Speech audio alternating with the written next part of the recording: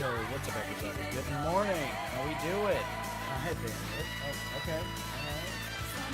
This is starting leaving the room. What's up, everybody? Good morning. Good morning.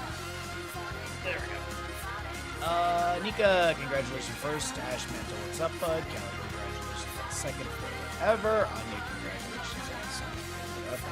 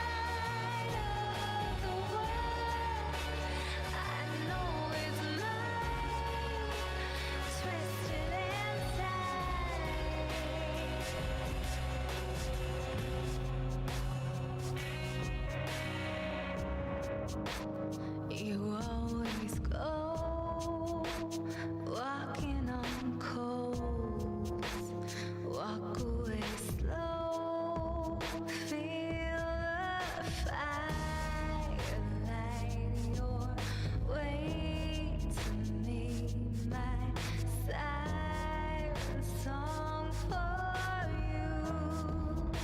I see the spine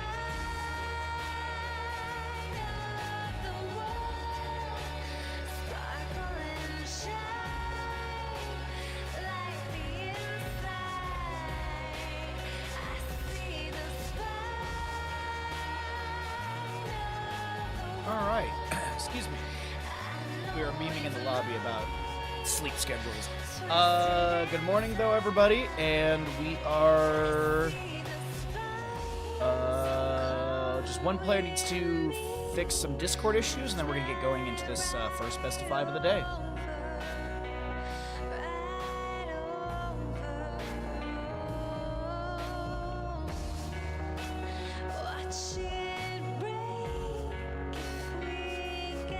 But happy Sunday, happy summer solstice and Father's Day. There's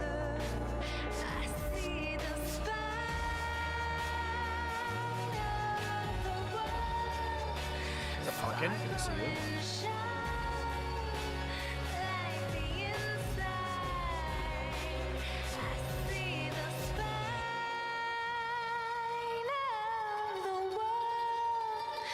You know it's mine, twisted and tied.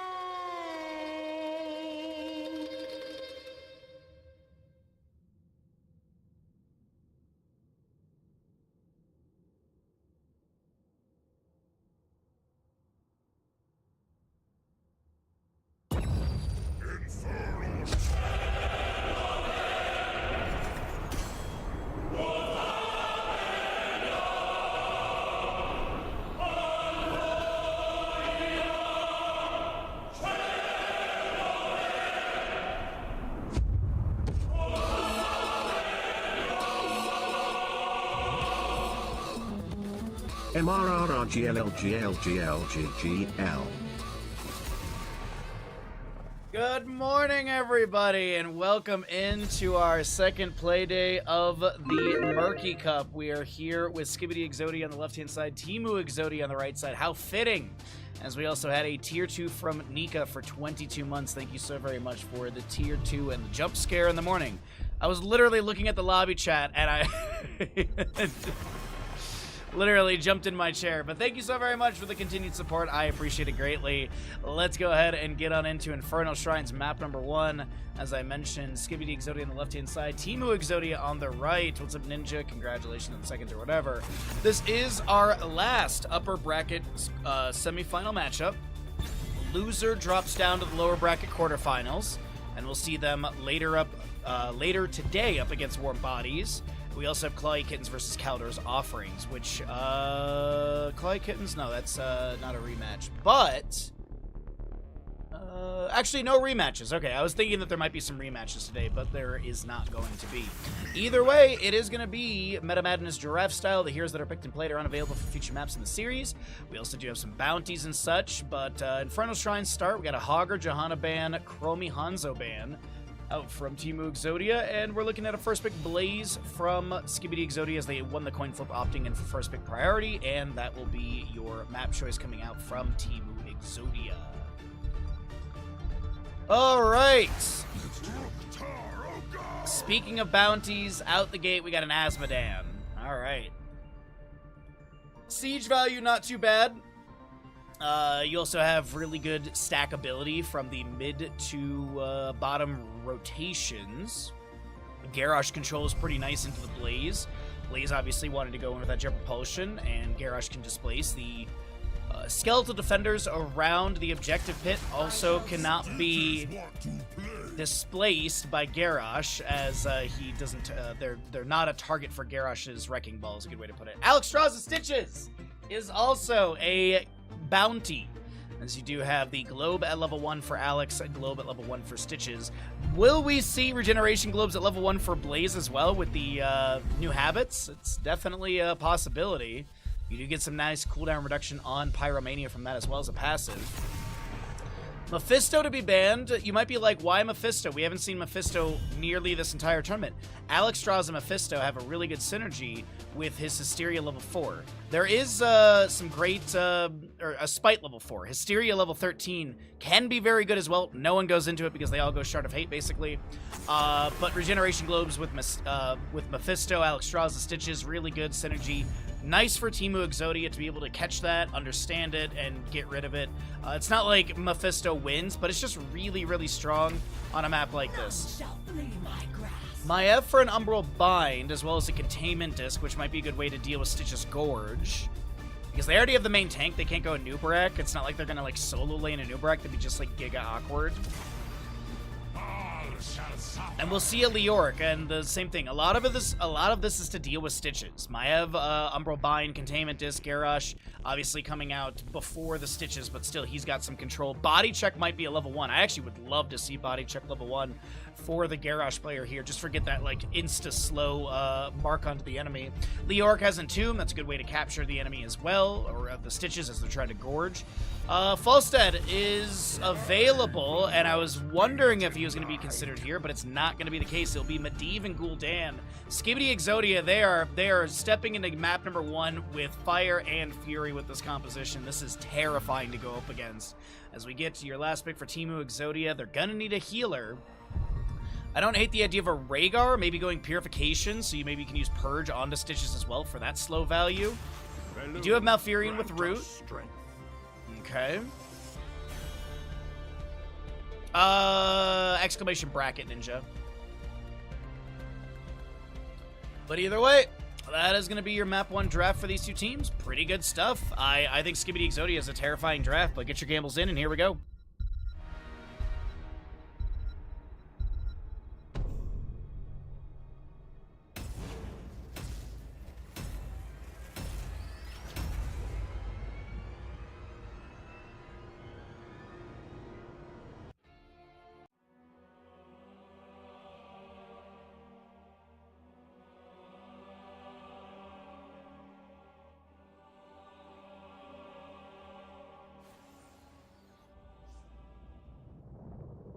Prepare yourselves for battle, heroes. Alrighty, here we go on the left-hand side. It is going to be Skibidi Exodia in the blue with Hazuob's Medivh, Dino Gul'dan, Alex Straza, played by Hunter Orc Skog on the Stitches, and Bloodcool Blaze. Right side of the map is going to be Teemu Exodia. As I keep saying, how fitting. Teemu Exodia up against Skibidi Exodia. It is going to be Sirni, Azmodan, Athletic Bird, Maev. Tailed is your Garrosh, Sniper Malfurion, and the Evil on Leoric. 4, 3, 2, 1. We cannot tarry. All right, got Portal Mastery Medivh looking at your Pursuit of Flame Gul'dan. There's going to be that Circle of Life for Alex Straza Abundance. We'll also be seeing your Hunger for More for Stitches, so that's going to be your level 1 bounty for Stitches Alex Straza, and then no new habits for Blaze, going to be going Adrenaline Step back. Gluttony for Azmodan for cooldown reduction when completed, as Bloodcool misses the Jet Propulsion connection. The dunk from Azmodan mostly hitting onto minions, getting no stacks, but that'll be Blaze taken down. First blood to Teemu Exodia. Nice memento, Wrecking Ball with the Unrivaled Strength upgrade. Gonna be your Emerald Dreams, and that's Fealty unto Death for Leoric. Gul'dan solo lane until Blaze is able to rotate in. Dino's going to be able to grab this experience. Back in bottom, though. Malfurion's going to put a circle down when Alex Straza puts a circle down. How fitting. Try and punish the abundance out from Alex Straza. Skog is setting up in this bush, but I don't know if they're going to step in for this. Hazuob's still working on the wave. Skog steps in. Displaced by the Wrecking Ball into a Groundbreaker, Force of Will, and Portal set up. Sirni will be able to get some stacks on the baseline in level 1 with a dunk onto Stitches. First objective, though, is going to be Arcane Punisher in the mid lane. As Wave is being pushed into the fort gate from Teemu Exodia. It looks like, actually, no, they're just going to go back into their double soak. Athletic Bird stepping up for a few Fan and Knife, multiple hits and resets. Garrosh just runs at Dino, who gets a Force of Will. The Overbind pulls Dino to the side, 350 HP, but Dino does not go down. You do see the Shambling Horror activated for a moment for Skog there, just to be able to get that slow onto the enemies. 13 stacks for the Gul'dan on his level 1 of the 30. The big thing for Alex Straza is going to be trying to get to that 15th Regeneration Globe so that she can spawn in a Regeneration Globe when she summons Abundance, as that's Umbral pull into the Root of Malfurion, and Teemu Exodia with the second kill. Pretty good pacing from our right side squad, who I think chat would probably vote as the underdog, so we'll see how it all works out. The shrine will be active soon.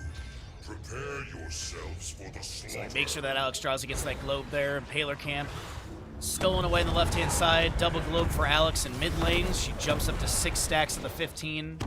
Just honestly, getting to that 15 as quickly as possible is really, really important for this composition to really kick off. Stitches we didn't really talk about as level 1, but every 20 regeneration globes he increases his movement speed by 5%. By taking the talent, he gets a passive 5% increase, so right now he's at 105 unmounted. At 20, he'll be at 110, so on and so forth.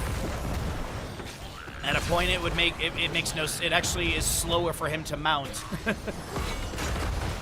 There's going to be some Twin Flames from Blaze coming out. The Root from Malfurion is the answer. Alex Straza pops Dragon Flames. We do have a big old circle coming down for a heal. Dunk from Azmodan to answer into that. The Jet Propulsion from Blaze does find a stun into a couple enemies. That's it. Hook from Stitches landing into Garrosh. She pops the Indomitable to back away. As Leork looks to Wraith walk out 22-10 in defenders, and it's looking pretty good for the members of Skibidi Exodi to grab this first objective. How much siege value can they get? That's the question we have to really answer. Making sure Alex Strauss gets that lane globe right there really quickly. And in 5 defenders, we can get 2 more globes for Hunter Orc, jumping them up to 10 of 15.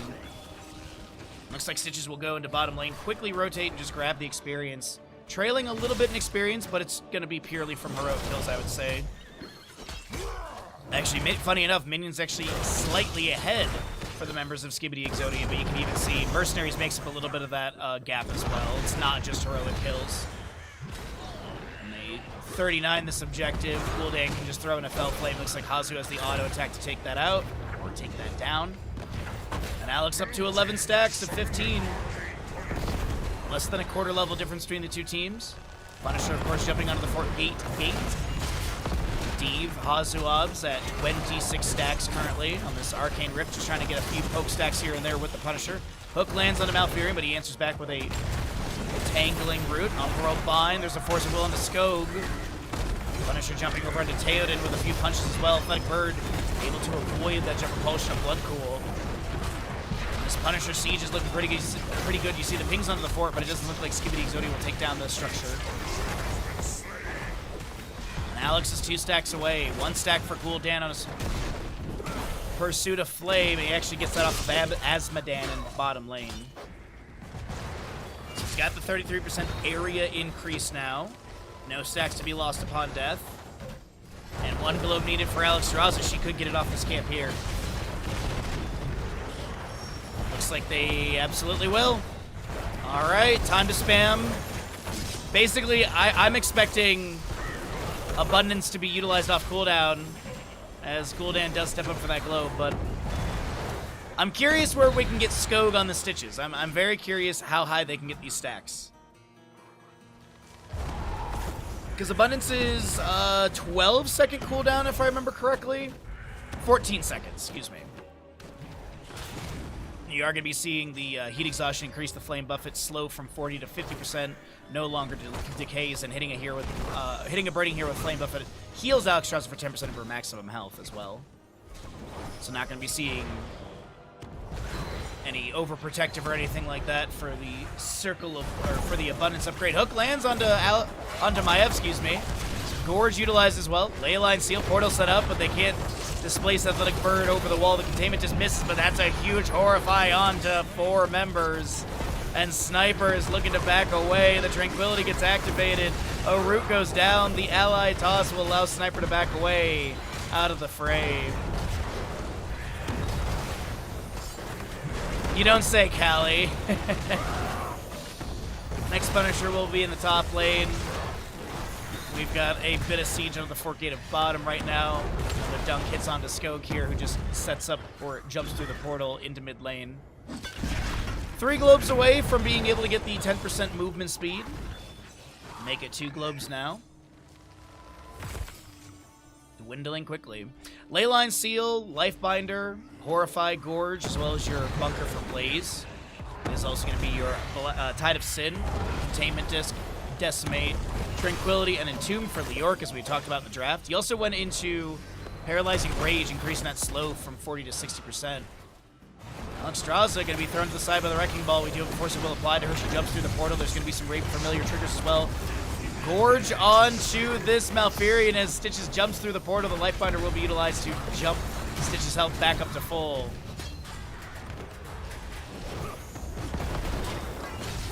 Oil Slick for the slow. And Malfurion answers. Man, I gotta say, if Malfurion had gone into Vengeful Roots, he'd have quite the stacks, but of course, without the utility of the sleep as well. Malfurion is going to be taken down. Leyline Seal goes out, just connecting onto Garrosh here. Horrify afterwards into the Maiev. Jump Propulsion lands onto Garrosh on the right-hand side. And Maiev is going to try and back away with a Spirit of Vengeance. Is the damage over time going to be enough to take down Athletic Bird? Indeed it is. Meanwhile, Garrosh in mid lane is trying to back away. Stitches has automatically gotten his level 13 Helping Hand or Extended Hook. So he's got that range increase as well. Well, Skibidi Exodia is starting to run away with it in this mid game. Blaze works on bottom. The rest of the team pivots into top lane. Dino working on the objective.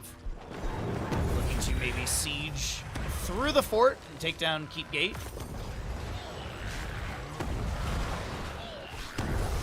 Asmodan, 210 stacks currently. Does have that Battleborn and Bombardment synergy together. You're also going to be seeing your British Vanguard at level 13 for the Demon Warriors Legends. Gain 25% increased health, and Demon Warriors slow attack to targets by 30%. Leyline Seal 5 seconds, Horrify up in 4, Bunker up in 2. Everything else is ready to go on both sides. Blaze continues to soak in bottom lane. Leoric and Asmodan in mid. They're going to slowly make their rotation up to this, but yeah, I think Fort is taken down. That's a hook onto Garrosh. Pops the Indomitable before the Punisher gets the jump stun. We do have 5-member defense out from Team Exodia in top lane.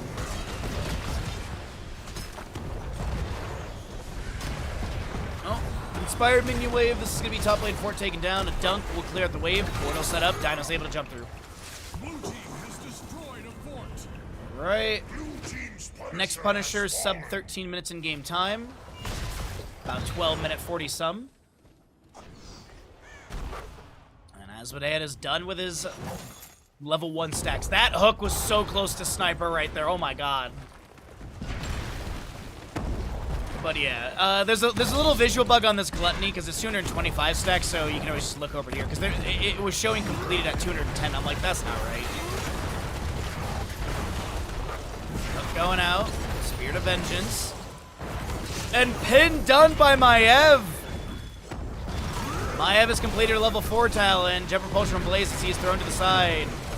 He gets a big stun. There's going to be a Leyline Seal onto 2, Containment Disc onto Stitches, who has the Malfurion inside the Entomb from Leoric. Does capture Stitches, but he jumps inside the bunker. Bottom lane Fort very low right now. There's going to be a Lifebinder applied to the Stitches as well. Such a good heroic, relatively low cooldown as well. At 50 seconds, as we do have the Stitches to be taken down. Uh-oh. Dino. Ground broken. Horrified from Gul'dan gets activated, and Dino is going to be able to jump through the portal, gets a Force of Will, and will not be taken down. What in the world? Wait, what? That Horrify was humongous.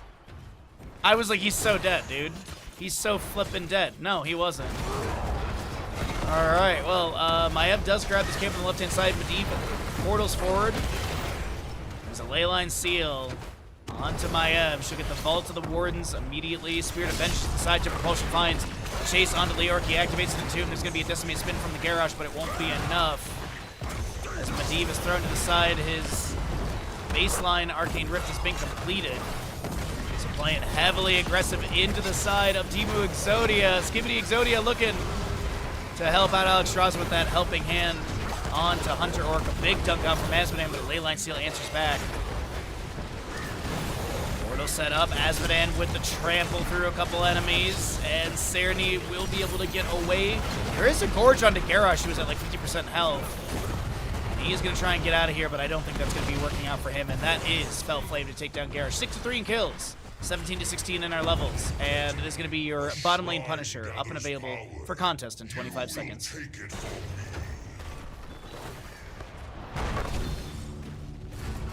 Blue team has destroyed a fort. All right. With that, all forts have been taken down. 38 regeneration glows, by the way, for Stitches right now. I had not been looking at it, and I'm actually surprised. I did not think it was going to be that high already. Nicely done. About to have 115% movement speed. Assuming they get this objective. I mean, there is 5 members of Team Exodia available. They can absolutely contest this, and I think they're going to grab a top lane camp. Maybe this Impaler, but this is a step up. Gul'dan currently pivoting and going for the Bruiser camp in top lane. No, I guess he's just checking it. Does he go and clear the wave? Looks like he will. But once Gul'dan shows in top lane, that is green light to step in, and absolutely they're going to. I mean, Dino's wave clear is good. Hook Gorge onto Stitches, but he's going to be Umbral bound. Entomb, there's a Wrecking Ball Leyline Seal onto 3. as Medivh is just rapidly reducing his 80-second cooldown. It's already at 50 seconds because Temporal Flux level 16 is a balanced talent. Horrify from Gul'dan once again, as Dino's a little bit low to propulsion in from Blazing Serenity on the right-hand side. As Alexstrasza will activate her Dragon Queen. Stitches up to 40 regeneration globes, has 150% movement speed. Jet propulsion from Blaze goes out, stunning Athletic Bird.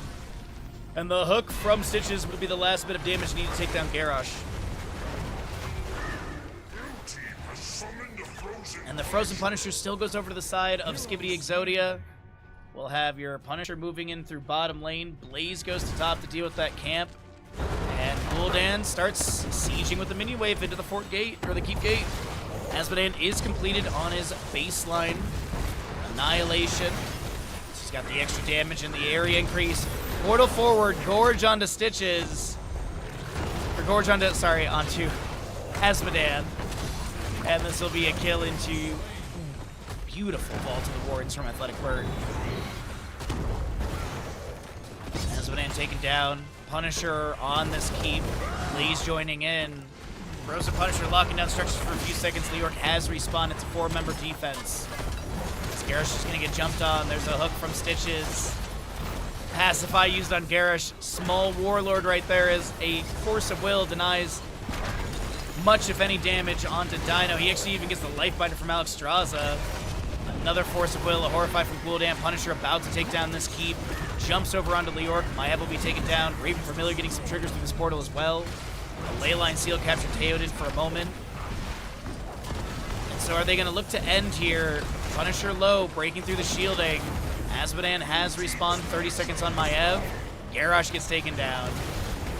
Leyline Seal finds the foot of Malfurion. Leorc is looking to Wraith walk out. Blaze jumping through portals. A hook, I thought that was going to connect onto Cypher, but it bonks off the edge of the core, which still has shielding up. Skibidi Exodia slowly working through the shielding. Dino's mounted. I was wondering if they were calling to maybe disengage completely from this core attempt. 5 seconds on Maiev, and Tomb from Leorc will be activated.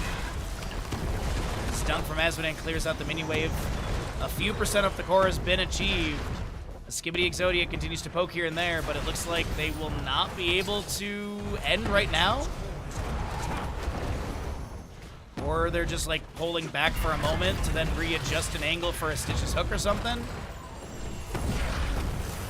72% on the core. Alexstrasza pops Dragon Queen. Wrecking Ball into Blood Pool answers back with a Jet Propulsion Leyline Seal with Medivh cheats level 20. It's going to find 2 targets. And Leorc will be taken down. Spins from Garrosh with a Decimate. This is Maiev to be taken down by the big bad Dragon Queen. We also have a Horrify to follow up the hook from Stitches. And it's Alexstrasza picking up the quadra kill literally here. I don't know if we're going to get a Finland in this one. But this is looking like, oh wait, unless they literally stop to let Alexstrasza, okay, well. It is going to be picked up 16-3 in kills, and it is your Skibidi Exodia, the better of the 2 Exodias, at least on map number 1. GG, well played. This fight keeps going. Yeah, I was thinking that to myself. I'm like, man, I'd love to take a sip of tea. I'd like to take a breath of fresh air. Whew, that was non-stop.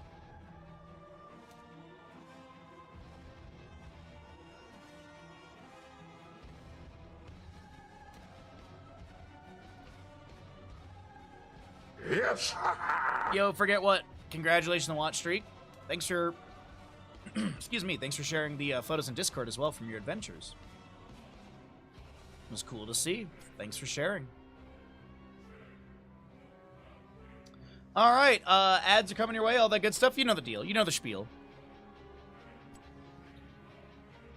Alrighty, so choose outcomes. Skibidi Exodia 1. Oh man, I am waking up today. It has been a struggle to wake up today. I know, right? The Blaze, they could have let Alexstrasza have the Penta. They could have. But no.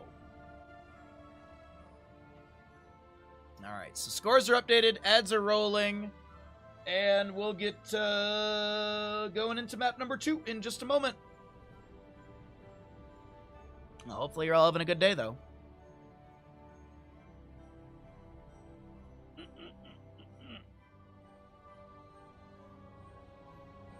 I ended up getting a California burrito yesterday after stream for lunch. Cause I was like, I don't get takeout often. Like maybe once a week is kind of like the most I'll do. So I'm just trying to make sure I'm not missing a lobby or anything like that. So this is the literal hole-in-the-wall Mexican restaurant that I went to. I go to this place all the time. It's amazing. It's so good. And so this is the restaurant. My buddy, I sent the photo to my buddy Lard, and he's like, you know it's authentic when there's a Jesus statue next to a Grogu statue. But when I got home, I weighed the burrito because I literally like picked up the burrito and I felt it and I was like, this is heavy. It was a pound. It was 1 pound, 9.4 ounces. This burrito, oh, dude, these burritos are so good. They're so freaking good. Yo, what's up, bartender? How you doing, bud? The benefit of being out of the tournament is being able to watch, casually watch. Yeah. How you doing today, bud? Good to see you. But oh my god, dude, that burrito was so good. I ate like a little bit more than a half of it for lunch yesterday, and then I have the other half for after stream today. Yo, what's up, Bear? Good to see you.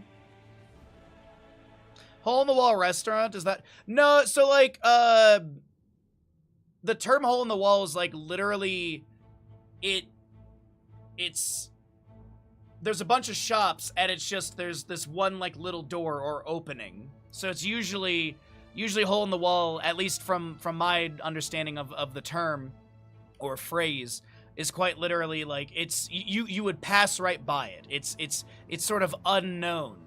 Because there's a lot of like bigger restaurants and stuff that, you know, people will go to. Like if you look up Mexican food, one of the most popular up here is Azul, which is like it's mostly Tex-Mex, but you know, like stuff like that will pop up. But this is kind of like, it's not like a secret, but it's definitely easy to pass by. Did you eat the whole burrito? No. I ate like 2/3 of it about. But that's what I would say, Freaky, is it's like in a good example is if you ever go to like Italy, where you literally like walk down alleyways and stuff like that. There's literally like a hole in the wall and there's a restaurant in there. So like it's stuff like that. There's no joke a pizzeria in a town in Crested Butte, Colorado. There's a pizza place called Secret Stash. You'd literally walk by that place a bunch and you'd never know it was a pizza place. So it's yeah, like kind of small, kind of unknown, yeah, but it's literally like my mom and dad use the phrase in Europe and stuff like that, and quite literally like it's very common in Italy because there's so many just like little alleyways you can go down, and when you go down it, there's quite a doorway. There's no sign or anything, and it's like, oh, there's just a restaurant here, a hole in the wall restaurant. So there you go. Zool question mark? What, did I say Zool? I'm sorry. Forget what? You're about to be very happy, my friend. Welcome in, everybody, into Alterac Pass, our map number 2 in this first best of 5 of the day.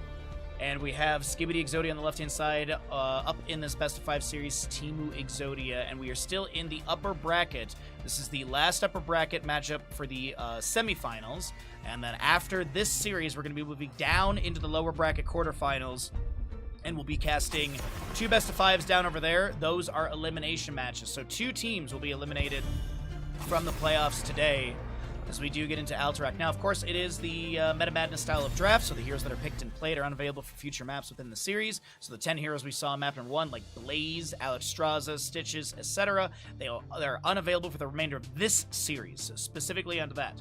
The one thing I did not mention at the beginning of the last series was that there's no baseline ban, so, you know, obviously, in previous tournaments, we've had like a Blaze, Anduin, Genji sort of ban. None of that is active for this. It's just going to be the Meta Madness draft style. Chromie and Sylvanas will be banned away by the members of Teemu Exodia. I do like that a lot. Chromie artillery is really strong. Sylvanas siege potential is nice. Things to think about on this map, though: Junkrat, Li Ming as well. Very good heroes to poke at enemies around the objective phase. Tyrande does see some play here as well. Mephisto does have really good poke as well if we're talking about mages that have multiple ways of just delaying out objectives. But as I've said, Mephisto's been really unpopular in this tournament. I could see some priority onto Thrall for this map as well. And we're going to be seeing your Hanzo. Redemption.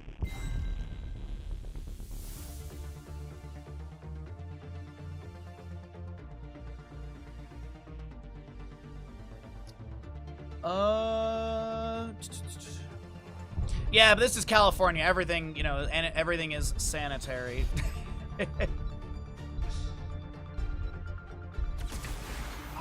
Yeah, that sounds like a hole-in-the-wall restaurant right there, Freaky. That sounds like a good example right there. Yeah, that sounds about right. The sanitary thing is not something I consider. It's typically size and how, like, well, how easy it is to find sort of thing. That's what I would consider it. The whole sanitation thing is just forget what being gross. Tyrael and Lucy are going to be picked up here on the left-hand side. Hanzo and Muradin with the Junkrat as well. So a lot of poke potential on the right. We could see a Hammer Draft being picked up by Skibidi Exodia as well.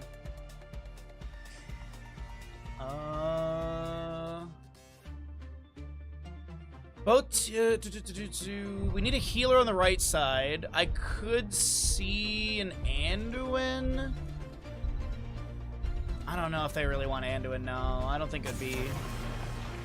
Because I was thinking, like, Light Bomb, you got Muradin. You could kind of do something with Junkrat and Concussion Mine, but it's not really popular. Leap of Faith is alright, but even then you have Dwarf Toss, Natural Agility, and Concussion Mine, so Leap of Faith I don't really think is super needed. It is a nice pull panic tool, but there's not really a lot of, like, dive lockdown. I mean, it is Tyrael, so maybe Judgment. You got to push off Lucio as well. You got some heavy caster value. Why the Johanna ban? Johanna has Zealous Glare, which is a really good delay tool for objective. Also, Johanna's just a solid tank in general, legitimately. Iron Skin is really, really strong, too.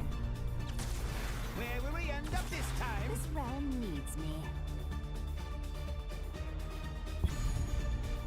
Vikings will be grabbed with a Li Ming as well. So there's that poke and delay around the objective.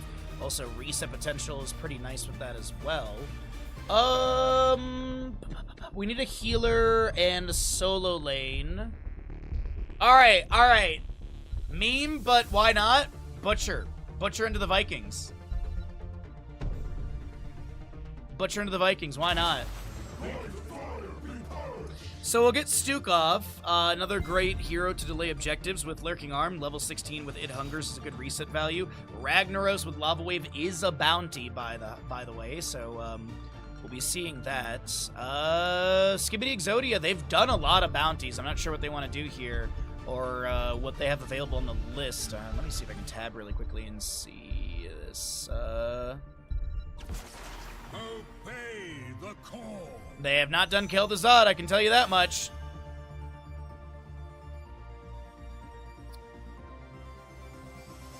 They have killed the Zod, okay. I mean, like, has Teemu Exodia done Butcher? Teemu Exodia has done Butcher, so that's why they're not doing it. I feel like if they hadn't, they would have done it here. I really do.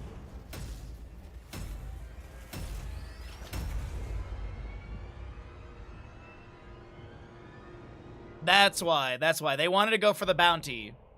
So they're going to pick up Ragnaros.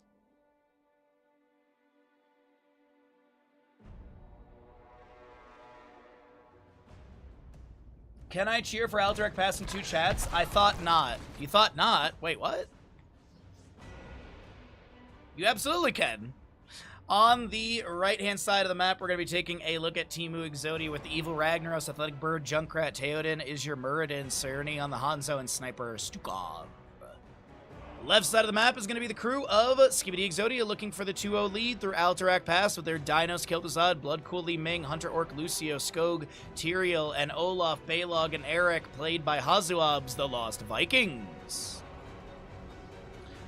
Death and Decay upgrade, the Plague Lands for Kil'Thuzad, Aetherwalker, it is double mage composition by the way, Celerando, Lucio, Olaf the Stout, and Justice for Tyrael.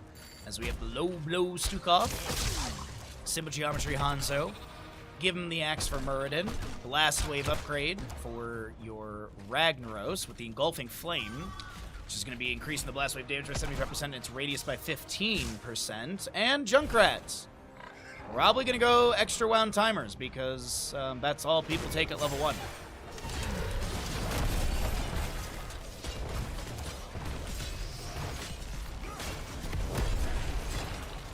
Left and right camps will be picked up. Athletic Bird and Sniper will finish out this right side a little bit slower.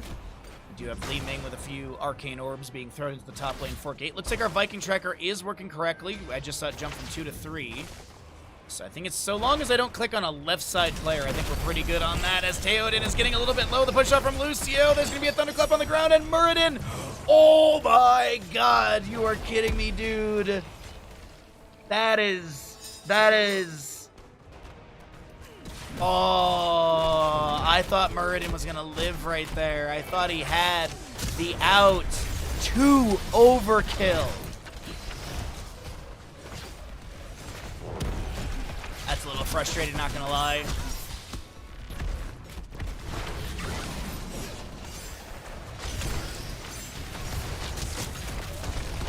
Dino is trying to avoid the Hanzo auto attacks and the Junkrat grenades and is going to be able to zigzag, wiggle, and wobble out of that damage. Hunter Orc trying to back away from Theoden as well, and will be able to do so. That was disrespectful. Oh, me typing 2 overkill? Players can't see this.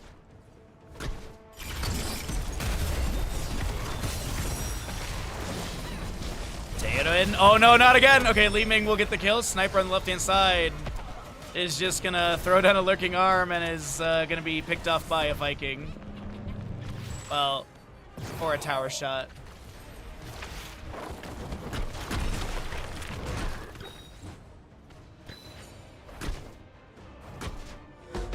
Our scouts report that the Horde's keeping some of our soldiers prisoners. Alright, Junkrat starts working on this right side siege camp. We do have left side being worked on by Dino as well.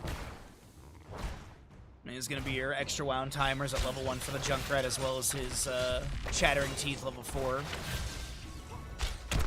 Oh, Harkin. Okay, got you, yeah. I was like, I don't want to come off as a dick. I'm not trying to flame players. All right, lads and lads. Grubby accidentally did that one time during CCL. He didn't realize that he had referee settings, so when he hit enter and he went to go type something that basically, like, only I would have seen in the broadcast, it literally went to all the players. He apologized in the next lobby. All the players were like, it's cool, Grubby, don't worry about it. But he was so, like, he was, like, bummed with himself. He's like, I didn't want to, like, flame the player or anything like that. Like, I'm not trying to troll. Oh man, you know, if Grubby's at BlizzCon and I'm at BlizzCon, we'd make a great casting duo at BlizzCon together for Heroes of the Storm Classic Cup, just saying. Anyways, 3-0 in kills. We do have Master of the Cold Dark currently on 15 stacks. It looks like 5 stacks. 15 stacks of the Vikings on their Viking Horde. 10 Simple Geometry of the 20, and Muradin with Give Him the Axe, or It's Hammer Time, up to 18 stacks. 45 needed for that cooldown reduction, and piercing on the first target. Hanzo takes down the Lucio. Nicely done. A Viking to be picked up by Junkrat in mid. Still have Ragnaros pushing into top lane. And let's take a peek over here and see what's going on as Hazu's trying to do his best with Olaf to zone. Little spray trade and a little voice line as well. Let's see, left camp, I was about to say, is just coming off cool, and I saw Dino rotating. Right side is available as well, and, Scope has the Eldruin's Might. I saw no mana available, and I was like, I don't know how you're gonna be able to get out of this one. What's up, Owl? Ragnaros is a bounty with Lava Wave. Killed the Zod as a bounty as well. Li Ming trying to get the counter channel. Blood Cool blinks to the side. Still getting hit by the Stormbow. Little healing pathogen spreads around. Hazu with a Viking trying to get the counter channel, but gets interrupted by a lurking arm of Stukov. Does have that growing infestation, level 7 as well, and it is going to be first objective picked up by the members of Team Exodia. Way to push it goes out. The lurking arm down on the ground as well. Hanzo with a few autos here and there. Hunter Orc pushes off into Hanzo. So very low, but it's actually going to be the Ragnaros picked off. And no trade into kills in any way, shape, or form. So we do have this mid lane Null Pack pushing in. Chains from Kel'Thuzad miss onto Athletic Bird. Nice wiggle there, as mid lane wave is not going to get too much siege value against Team Exodia, but right now with the kills where they sit, we have a level lead. Talontier advantage is about to come through, so let's cycle through the other members as 10 Talontiers about to be here.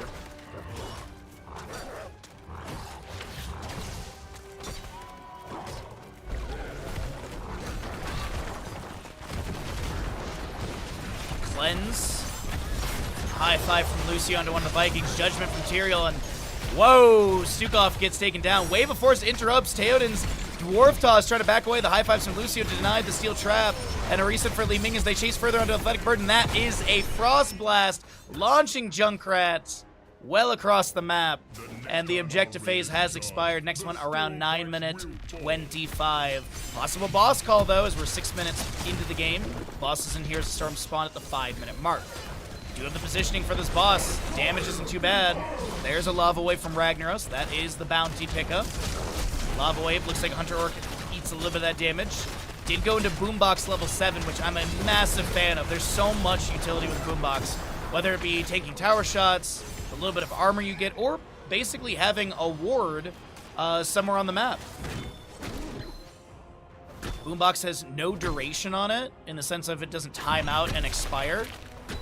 So unless it is cleared away or replaced by Lucio, it doesn't go away, which is, as I said, a nice little ward. Or even you can leave it in like a solo lane, and then your solo laner can get some healing here and there. Hanzo will be able to get a credit for that kill onto a Viking. 7-2 in kills overall. Burden's still working on that first milestone for that. It's hammer time. 32 globes for the Vikings, and 11 stacks to Kel'Thuzad. 4 to go for his Glacial Spike ability.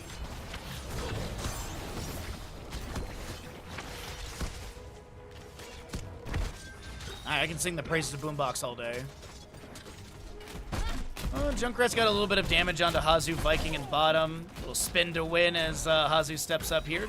Does have that Erica Swift, so as long as Erica's moving, he's healing, and that's going to be Tyrael taking down the top lane. Kel'Thuzad will be able to then take down this Hanzo. Wave of Force and an Avatar as well. This is going to be a lurking arm out from Stukov. Chains from Kel'Thuzad. The flailing swipes up against the wall. The high five from Lucio. He gets taken down. Chains from Kel'Thuzad connecting into Sniper. Theoden so very low. The chains almost pull onto this Muradin. Sniper will be taken down. Li Ming blinks forward, but she gets storm bolted and picked off by Ragnaros, the raid boss, with the hammer to the head. Move in, get him out of there. All right, so it is going to be your Frost Blast, Wave of Force, high five, play again in Judgment. Also looking at Flailing Swipes, Dragon's Arrow, Avatar, Riptire, and Lava Wave. As another Lava Wave will be rolling through bottom lane. Take a look over here as Muradin does have a Stormbolt into Tyrael. Chains from Kel'Thuzad jumping up to 24 stacks. Dragon's Arrow lands onto Kel'Thuzad left side, but Sirenny cannot find the fatal damage to the Dino. He's going to try to answer back with a quick combination into the Glacial Spike, but no pull, no displacement, no burst. Frost Blast onto this. Hanzo mid lane, he gets hit with a Magic Missile. An Arcane Orb combination, but Li Ming's going to reposition her priority onto Theoden, and that Stormbolt pierces through. And here's the thing, sneaky little Vikings. Hazu doing Hazu things with the Vikings, and we'll be able to get the objective started. This is the second objective. 2 jailers and 35 seconds of channel time needed. 23 seconds still remain. As we do have your mid lane camp being managed by Bloodcool, who did tap well. Ragnaros shifting Meteor for a little bit more pressure onto the wave. Whoa, Bloodcool, ooh, is going to be able to blink in. I thought Ragnaros would have some sort of trade damage, and it would have been a Ming Ragnaros trade, but not going to be the case. 10-5 in kills, 15.5 to just about 14.5, and things are looking really good for Skibidi Exodia. As a reminder, if they do win this, they head into the upper bracket final, which is going to be happening on Saturday of next weekend. Dragon's Arrow goes into a couple enemies. There's a scatter as well.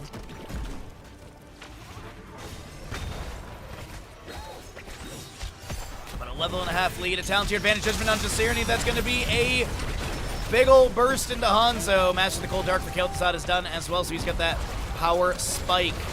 Theoden trying to back away. Riptide from Junkrat will be activated. This is going to be a route on to your Muradin, and he falls. Junkrat gets picked up by the Lucio above, and the objective phase looks like it will be channeled by Skibidi Exodia.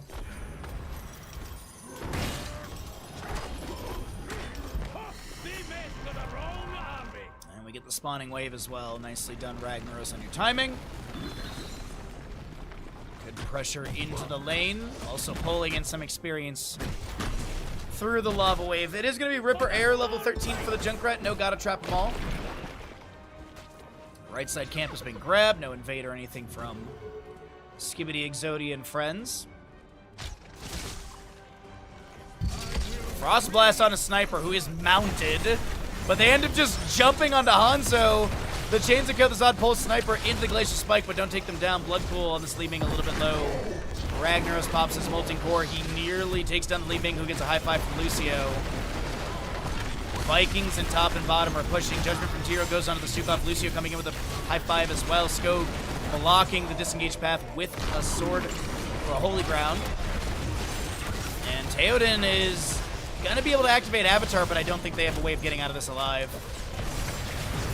Nicely played by Skibidi Exodia as the Chains go onto the Glacial Spike, looking for a pull onto Athletic Bird.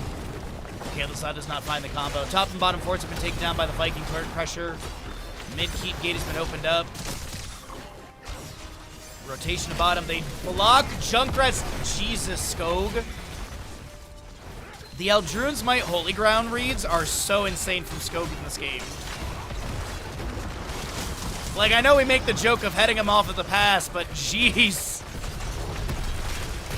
Wonderfully done. Objective in top lane is just now being cleared away, so our possible next objective is going to be nearly 16 minutes in game time, like 30 seconds, maybe earlier than that.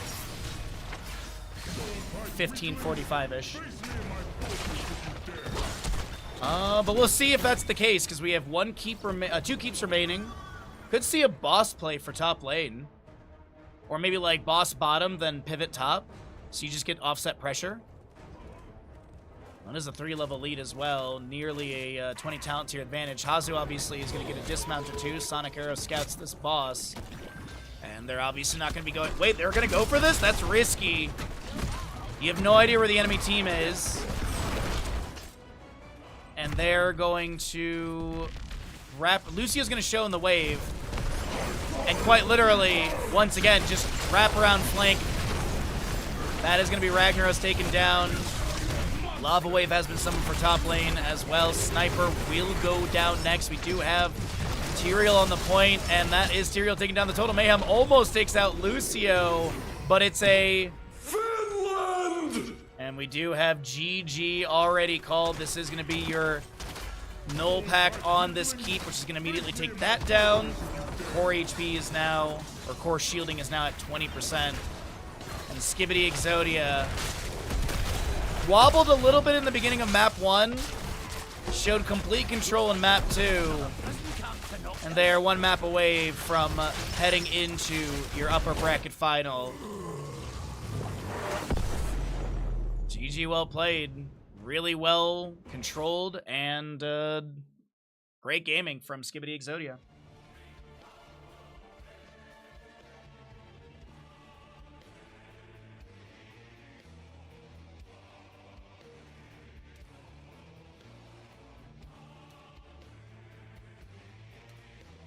All right, ads are coming your way, and then we'll get ready for the next map. We'll pay out the gamble and all that good stuff. Wow. I'm not gonna lie. I'm quite surprised. I honestly thought Teemu Exodia would be a little bit would be able to put up a bit more of a fight, but it does seem like Skibidi Exodia is just completely controlling all of this. I was thinking maybe they could macro it or something with, you know, the lava waves and such, but no.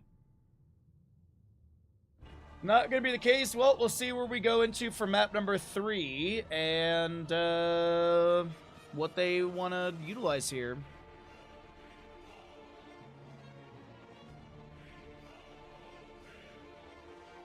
Good stuff.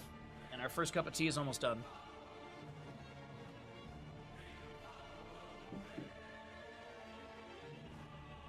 Alright. Nope, they still gotta push buttons. Still gotta do that.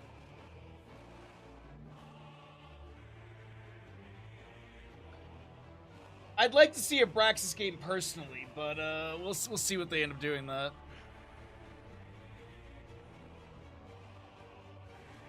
Yeah, they got the first objective. They did lose a member before that, but it wasn't like the end of the world. I really did think that they had some okay momentum at the start of that map too, but it just got shut down so quickly. Basically, after that first objective, it just got shut down heavily. But we still have Battlefield, Braxis, Cursed Hollow, Dragonshire, Guard of Terror, Haunted Mines, Sky Temple, Tomb, and Towers of Doom available. It just depends on what the losing side wants. If Teemu Exodia wants first pick or map pick priority, that's really kind of the thing that they need to consider here. Is there like a shenanigan, like a secret sauce they can pull out and maybe extend this series into a map 4? Like, is there like a crazy tomb composition they have, or like a sky temple? Like, I think that's one of the best ways to go about this, in my opinion. If you're down in a series, like maybe you and like it's not like this is tournament do or die, but I think it's a good time to maybe pull out like a secret comp or something that you think you can maybe cheese the enemy team with, is maybe a way to say it. But it's like I wouldn't like try like a Juice Pirates thing. Like maybe you can consider like a 2-map all-in, where you really just have like an extremely one-shotty core 4, and then you have a decent solo lane. Then solo lane just plays it super safe. So you have like something like a Varian, like Chromie or Jaina. So you just get that like charge taunt burst. Obviously Stukov not available as he was just played in the previous map. So I think like a single target all-in or a single target burst comp could be really, really strong. But it looks like it is going to be first pick chosen by Teemu Exodia, so we've got a map choice out from Skibidi Exodia. Will Skibidi Exodia just try and play it standard on like Battlefield, or will they go for some shenanigans like Braxis or Haunted Mines? I could see either of those directions. Especially when you're up in the series and you're kind of, I wouldn't say dominating, but you know, you're in control of the series. Maybe you do try and just go for that throat, the coup de grace as they say, and you just go for a small map and run it fast. That could be a way of going about it. That's definitely an option.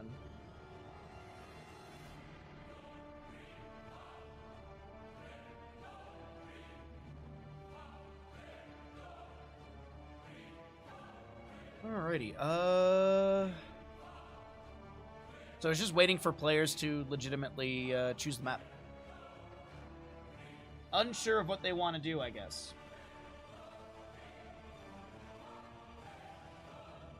Okay. Just the other lobby getting going on that.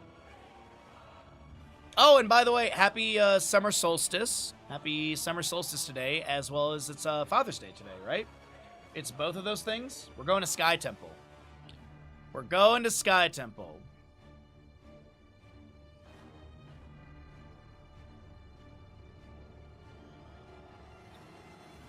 All right.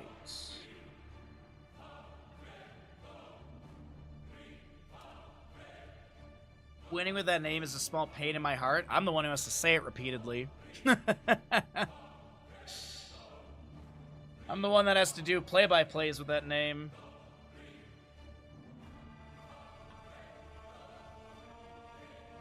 Alright. Sky Temple's ready to go. And we'll just get everyone loaded onto the lobby. We got a full lobby. organization just needs to happen. Yeah, isn't today summer solstice?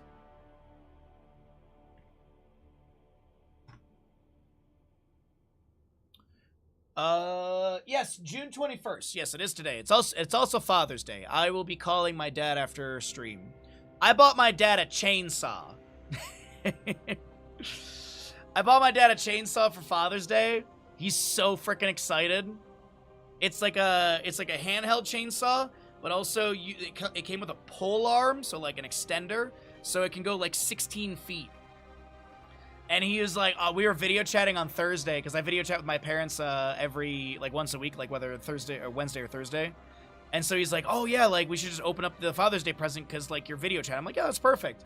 His face, oh my god, I'm so happy. Like when you can get your father like a good present, it's such a great moment. Yo, Lard. So Lard, I did not message you directly, but I did try the cookies. They're very good. I need to be careful. They're very good. It's like they're perfectly like soft and chewy, and they've got that like sweetness to them, and there's that little bit of like spice to it. Oh, dude, the cookies are so good. I haven't tried the bread yet, though.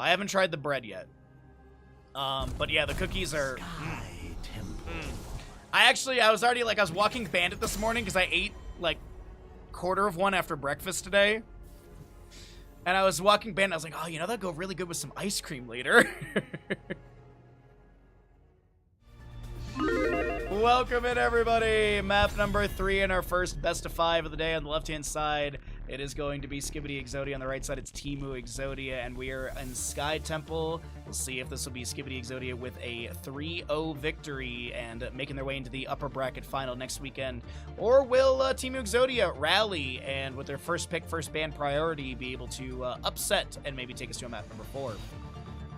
So you stay connected with your parents? Oh, I love my parents. I absolutely adore them. They come out and visit me like twice a year. They stay out here for like 12 days at a time, roughly, which is like the perfect window for us. And then I always go back to Michigan. I always see them and stuff. But yeah, no, I talk to my mom like every other day. I talk to my dad at least once a week. That neighbor tree is hanging over your dad's fences. Yeah. You know, Zig, I would not be surprised if that's part of it. Knowing my dad, he'll probably go over there with a beer and say, hey, can I give you this beer and then I can get like access to your yard so I can just chop down the branches I need to chop down? Knowing my dad, that's what he would do. He would bring over like a beer or like some Romanian dish. Like he'd be like, we just got these meats from the market. Would you like some? I assume the cookies would ship well. The bread is the one that I assume would dry. Honestly, like squeezing the bag of the bread, it still seems pretty soft. It doesn't seem like it's like solid or anything. But yeah, I'll definitely I'll take a knife to it after stream today as my snack. But let's get into it. We have Sky Temple. We've got your Genji Brightwing band away on the right side. Johanna continues to be removed. Just a solid tank. Both her heroics are great. Pretty much every level she's got some good utility other than, you know, Laws of Hope level 1. First pick Sylvanas, though, will make it over to the side of Team Exodia. A really good hero. Scaling on Sylvanas can be extremely impactful, especially the 250 mark, increasing her Black Arrow % damage from 15 to 50. And then you also have some healing return at the 400 mark as well. What are we going to start, though, for Skibidi Exodia? I'm assuming they're just going to play this standard. Falstad Hinterlands is a bounty. I don't know if Skibidi has tried it. They have. They have completed. They've done Rocket Ride Junkrat, Probius, Medevac Morales, Murky, Twin Blade Variant, Butcher, Hinterlands Blast Falstad, Asmodan, Nidus Sagara. They've attempted Triple Healer and not succeeded with it. And they've already done Kel'Thuzad, and then, We will forge I forget what they did in map number 1, but they did a bounty in map 1. Oh, Alex Straza and Stitches. Excuse me. Alex Straza and Stitches for the Globe talent, so... we'll probably see Skibidi Exodia attempt some bounty here. Whether it's Triple Healer, I don't know. I feel like they'll go for, like, a single character like Valera or something. Sylvanas Tracer Varian. That is a nice setup so far. I was talking about sort of that dive all in. Question is it going to be a Twin Blade Varian? Or, oh, hold on, let's tab here. Team Exodia. They have not done Twin Blade Varian, I believe. They have not. So they could. Uther to be banned. Uther could be a setup for triple healer as the main tank. Just tabbing into the list here really quickly. But yeah, like Valera could be an option. Nova, I think, is up as well. Actually, Nova would be doable as well. Bring the mega death. Yeah, honestly, this could be a last pick Nova. Because they've done Valera, I think, right? No, they haven't, so they could do Valera. Yeah. Anyways, Sylvanas Tracer Varian. You need a healer, you need a bruiser still. Unless you're going to do Twin Blade Varian.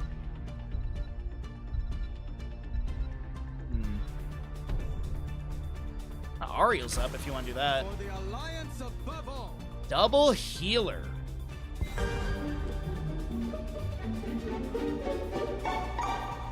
Bumberto, thank you for the raid. Toomey, what's up?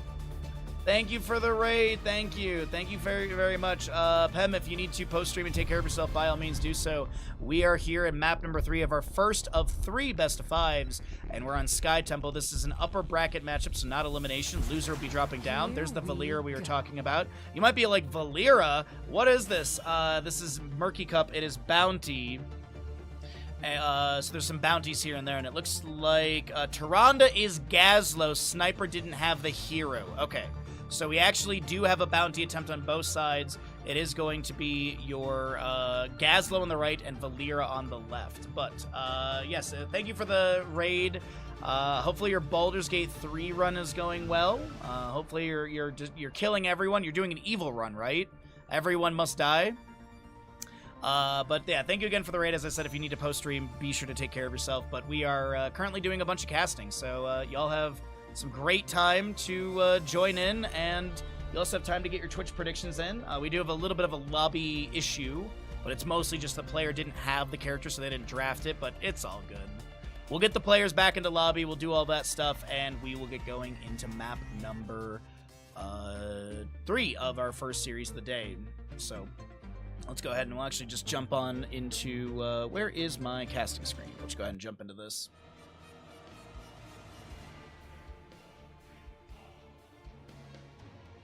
First time playing, Bran was telling me off for trying to fight everything. Well, that's dumb of them. Why would, what? There's no correct way to play Baldur's Gate, let's be honest. There's just the illusion of feeling like you're playing it correctly. Literally in the playthrough with my friends, we are killing everything. We get to an area, we talk to everyone, then we go, cool, you should probably die.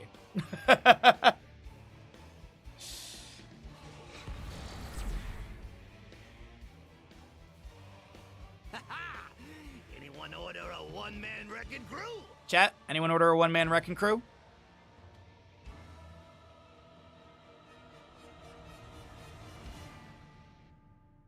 There's one wrong way to play it, stopping. You got a point. Diplomacy. Yeah, my diplomacy is crushing my enemies beneath my axe. That's how I do diplomacy.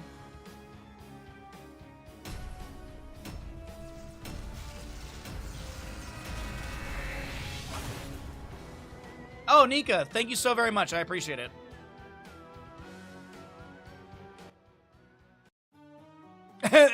Sorry. Forget what.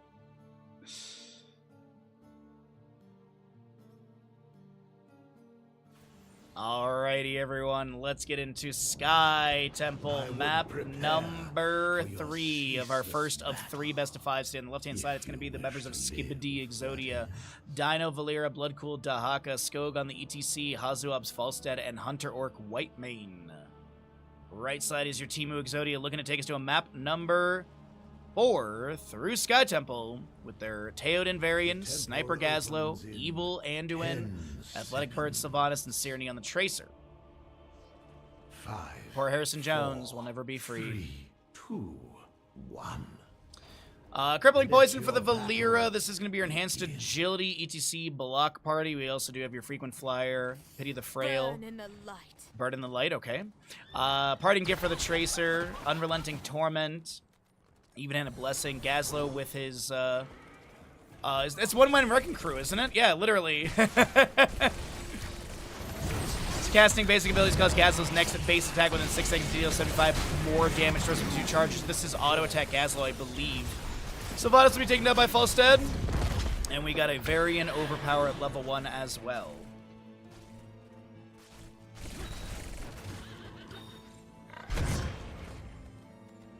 Oh yeah, there's a lot of mods for those games, forget what, for sure. Dino, Pulse Bomb.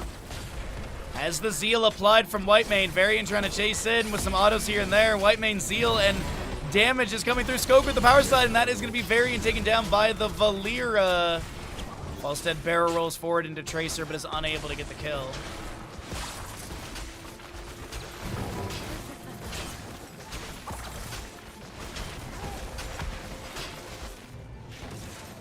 Gazlo up against this Dahaka on top lane. Bloodcool almost getting the kill into Sniper. Still chasing into them. Dark Swarm. Oh, that was such a beautiful turret. Bloodcool tried to use drag. And the turret was thrown down, so that way the drag hits the turret instead of... That was so big brain right there, as we do have the Anduin taking down Valera. ETC falls to the Tracer. Hunter Orc being pinged, and as we take a look in the bottom lane, it looks like Hazuabs flew into top lane, and was able to assist in Dahaka getting this Gazlo kill. 3-2 in kills at 2 minutes into this map number 3. And Variants up here in top lane. A few autos onto Teoden. Power shots into the minion wave. This is pressure onto the fort gate. Now, strategy-wise, for those that might not be super familiar with Here's the Storm or Sky Temple, the first 2 objectives on Sky Temple are scripted. First being, and you can see it on the minimap, top and middle locations, as you can see my cursor hovering over those 2. Second objective is singular in the bottom of the map, in the 3rd location at the lowest side. The tactic we see a lot of teams go for in the early game of this map is pressuring the enemy's fort gate of top lane. The reason being is that you have top temple shots are going to prioritize into top fort gate and such. So that way you can make sure that you maximize. You might be like, well, why not just go for mid lane? Oh yeah, you could do that. The reason we go for top lane is because there's that Bruiser Camp, this Bruiser Camp enhancement. It is coming out a little bit later. This isn't really the normal setup when it comes to this camp. It's typically gotten immediately when it does spawn, but I think with the back and forth of Gazlo and Dahaka in the early game, that did delay things a little bit for both teams to grab this. Also, there's some skirmishing on the south side of the map. So we are going to be seeing Skog in mid lane. Right now, Dahaka's going to try and avoid Sniper's lockdown damage, but right now, if Dahaka gets the full channel of this, he should be able to take down the entire fort gate and fort. I believe there is enough damage already there. The thing is, if enemy teams or if there are contested members on the point, no shots will be fired out. It does look like Gazlo is going to be taking control over this objective area. Dahaka currently brush-stalking out of top lane into this mid-engagement. Valera's currently in bottom. Dahaka looks for the dragon to Tracer. She blinks to the side, stepping into the evil, lands the dragon to Anduin. There's going to be a lot of damage to Hazuabs, but he barrel rolls to the side. Teoden trying to get away as Valera jumps in the power slide from ETC, and that is going to be Anduin taken down. Yeah, Gazlo's getting value in top lane for sure, but this is going to be a couple more kills. Or, sorry, another kill over to the side of Skibidi Exodius. Falstead flies into top lane. Sniper is going to have to back away. The hammering from Falstead coming out. This should not be a takedown, but it's going to chunk Sniper to either need to tap well or reset. Yo, Stark! Congratulations on second or whatever. Good to see you, my friend. And thanks again for a very fun session of hanging out and D&D last night. Much appreciated all the hard work you do. Level 7 for both sides just here, and Varian, of course, we didn't really talk about it. It's going to be Taunt. He's actually going to get that Taunt activation. Valera, she'll get Intercession cleansed by the Whitemane level 4. Sorry, level 7. And Dahaka, Falstead look to push into this fort of top lane. Sniper, a little low, does have some laser damage out. Wait, Varian rotating up. Lion's Fang misses. Dahaka taps Bush, and enhanced agility with 3 stacks is going to allow them to back away. Haunting arrows from Sylvanas are available at level 4. She's going to pop those immediately. Start trying to get also more baseline stacks into this structure. As Dahaka Lurker Strain, he has that invisibility, looks for the drag. I think it connected onto a minion. Dark Swarm into the minion wave clears that out, and the fort drops to about 50%. About a level lead. Talent to your advantage might be here soon, and Gazlo throws down. The Explodium charge, the Death Laser goes out. Valera takes out Sylvanas and Gazlo. Can Dino get the triple? Triple's our best! It will be ETC sealing the kill in the end, but it is going to be a triple kill over the side of Skibidi Exodia, who are then able to get into their 10 talent tier with Smoke Bomb, Mosh Pit, Isolation, Gust, and Scarlet Aegis. Pulse Bomb from Tracer reads onto, I believe, the invisible Valera. That was a really good read from Serenity, my god. And let's go ahead and cycle through the other numbers as the Divine Star helps out the Tracer health bar. Next objective, Singular in the bottom of the map. 20 seconds for that.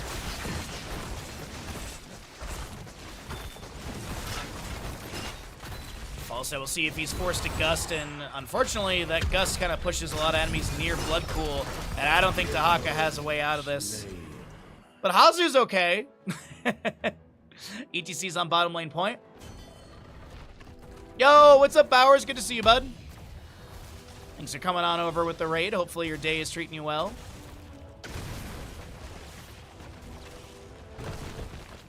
Appreciate you hanging out. Bottom shots will open up Fort Gate. Skog sees the enemy team and is going to be able to back away. A little spray inside disengage. Looks like Valera did find the Gazlo kill with the help of False Head top lane. I was watching this ETC in bottom. I was concerned that he might be getting caught in the rotation out, but Skog has the awareness to back away a little bit earlier. False Head continues to soak top lane. Tempo shots at bottom are getting close to expiring. You have the brush talk in from Dahaka. Does have an announcement for that. Players do know that he brush talked in somewhere.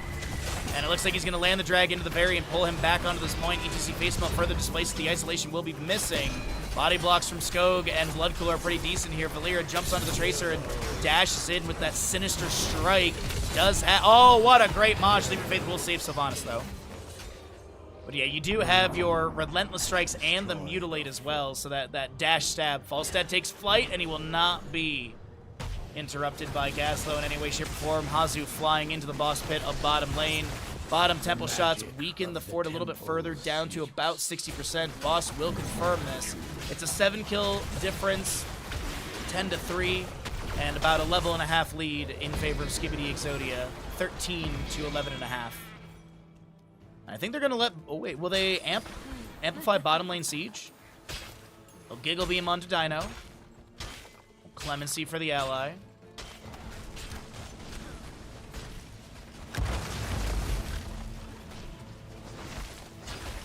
Love Hazu assist the boss a little bit. Also going to get some stacks on that level 1 frequent flyer, up to 108 currently.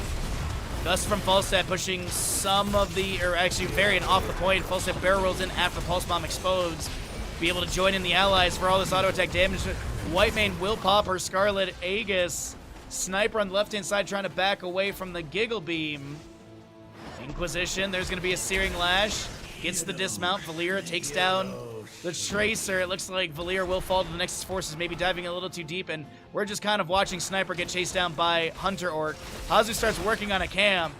Applies the Lightning Rod. Tower Shot will take down Sniper. And even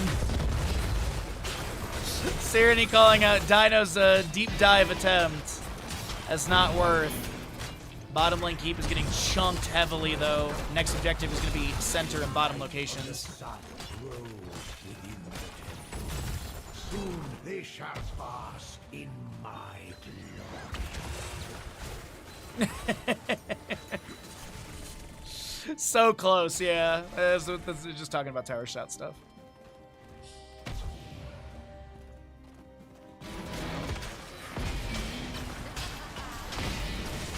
You have your Strangle, by the way, for the Valera level 13. Using Corrode on a hero reduces their spell power by 40% for 6 seconds. Magic flows through the 16 Talontiers almost here on the left-hand side. Theoden starts the channel for mid. Dahaka's already heading into top lane, but it is a 16 to 13 and a quarter. BTC will pick up that opposing presence great up against the Tracer. Speaking of, she gets chunked down to about 50%. Falstead gonna get taunted. Light Bomb, Sticky Bomb, but Scarlet Aegis from Whitemane is gonna be activated. The Leap of Faith is, as we call it, a Kaimo Cleanse, and she'll die mid-air. Power Slide, Mosh Pit, 3-member Mosh. No interrupt from Sylvanas available. Dahaka lands the drag on Anduin at the tail end of the Mosh Pit. And this is now going to be Valir jumping onto Sylvanas. Do we get the variant kill for Finland? It seems that we do have a mid lane fort to be taken down. Maybe a pivot into bottom for GG on map number 3 of our first best of 5 of the day. Death timers are pretty low. Dahaka's going for objective. It looks like Valir's maybe doing the same through mid. So this is objective play, not going to be going for core immediately.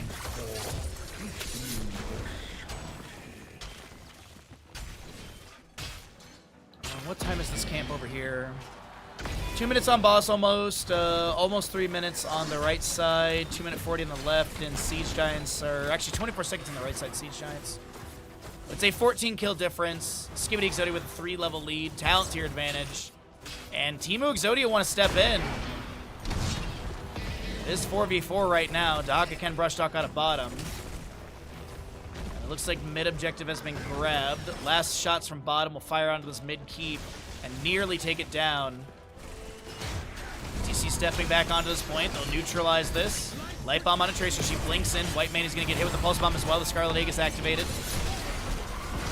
Wailing Arrow from Sylvanas going to the back line. Mosh Pit from ETC with 600 HP and no one's interrupting it. This is going to be a power slide afterwards. Whitemane with some good healing. Sylvanas was taken down. This is Anduin now to fall as well. Valir still chasing in to Theoden. Gazza will fall on the left-hand side of your screen. Varian falls as well. This is mid lane keep to be taken down by those shots. And now Falstead flies in. It is a lone Tracer to defend. Valira vanishes and looks for that jump onto Serenity, but won't be able to get it. And this is going to be core damage started out by Dahaka.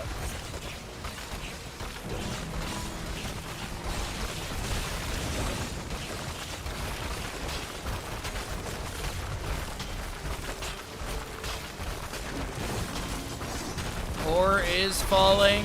Respawns are coming through, but I don't think the defense is going to be in play. Power slide from ETC. No Mosh Pit available for 55 for a tail end Mosh or anything, but that is going to be the members of Skibidi Exodia with a 3-0 in our first best of 5 of the day, and they will be punching their ticket into the upper bracket final. That is going to be happening next weekend on Saturday, and I believe that is our second best of 5 of the day.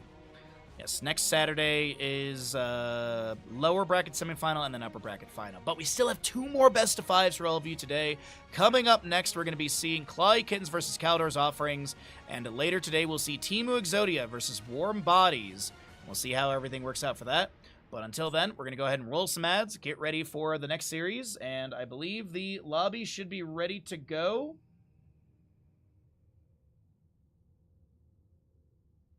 And it is absolutely chosen. All right, let's get into it.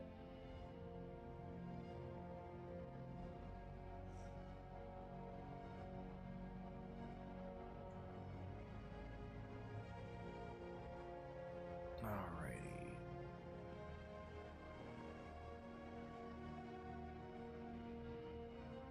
Clawy Kittens on the left side, and then we'll have Caldor's Offerings on the right side.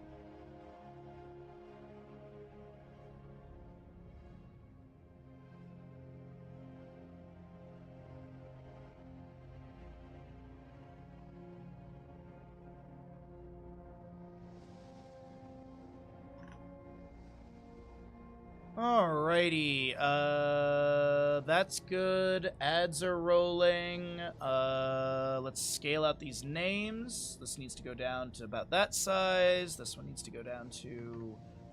Those look about equal to me, relative. Let's go ahead.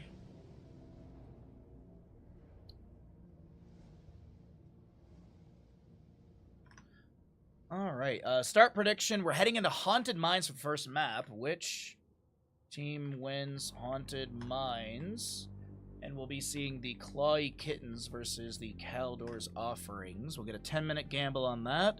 Make sure everything is all set up.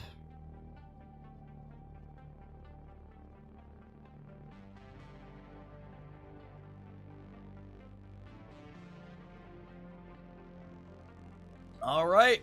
Man, we are rocking and rolling through games today. First best of 5 already in the books. And, all right, ads are going to be finishing out. Players are not requesting readies yet. Okay.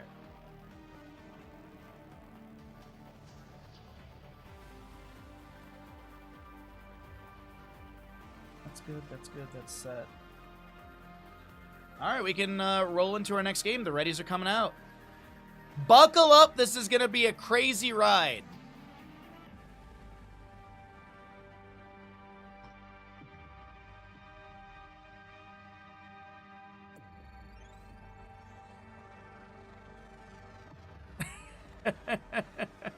All right, the readies are out. The let's goes are being said. Here we go, everyone. Next best of 5 series coming at you in just a few seconds here. We just got to hear the sound of Haunted Mines.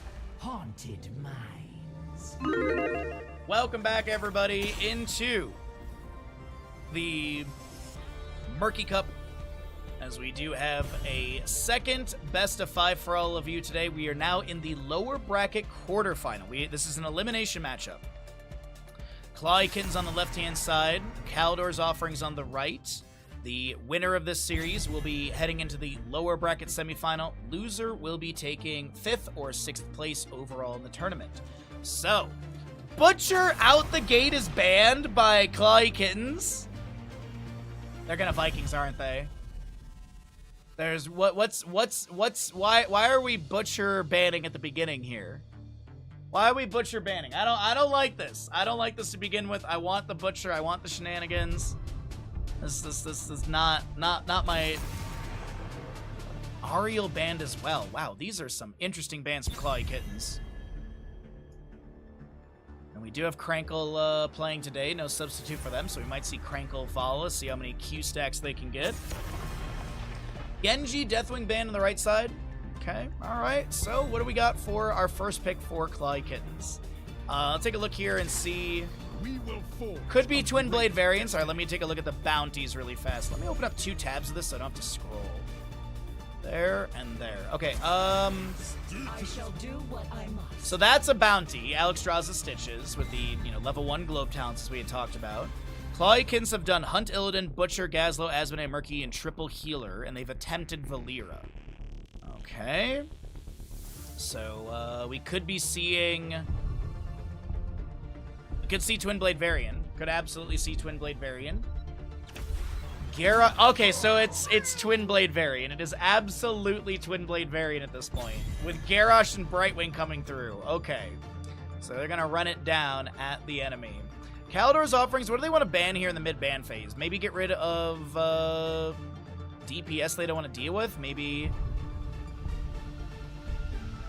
I could actually see a Zarya ban being pretty viable here. Like, Zarya Speed Barrier for Varian or Garrosh. I could actually see those being super viable. Because I think the Varian's going to be solo. I think the Varian will be by himself. Or actually, you know what you could do? You could run like a 2-3 setup, so you get some sort of range assassin, like a Vala for Clawy Kittens, with a Garrosh Brightwing, and then you go like Zarya with the Varian, and then you run like a, Zarya Varian in top lane, Garrosh Brightwing Vala bottom. That could actually be really sick for this map for Clawy Kittens. The siege value would be really good. I think as a composition that would work really well too. We'll see what they go into. But we get a Leoric, which is also going to be... Obey the call. Okay. Kel'Thuzad will be grabbed. That's a bounty, but you can only do 1 bounty per game. So we'll see which one they're actually attempting here. Victory. Sylvanas is grabbed. I still think you can go for that Zarya. So Sylvanas instead of Vala, and pick up this Zarya for the last pick. This realm needs me. Okay, this is terrifying. I'm not gonna lie, because it is. In theory, they just run at you. Clawy Kittens just literally run at you and you die. In theory, because it's just like Li Ming Burst, Polymorph, Sustained Damage Sylvanas, possibly Mind Control, Displacement Garrosh, Variant Charge, and Twin Blade Activation. I am scared for the side of Kaldor's offerings. With every death comes honor, redemption. I'm a little surprised they didn't go Falstad. The reason being is that I was thinking they would have that Hook Gorge and then gust away the enemies, so they have that isolated target. But either way, get your gambles in. Here we go, map number 1.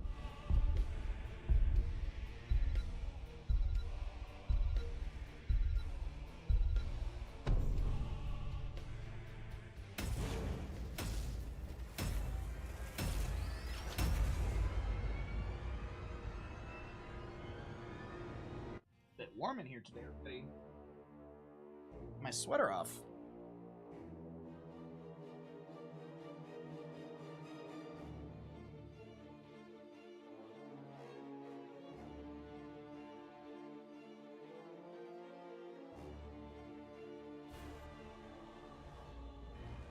Alrighty, on the left-hand side, we're going to be seeing Clawy Kittens. Heroes.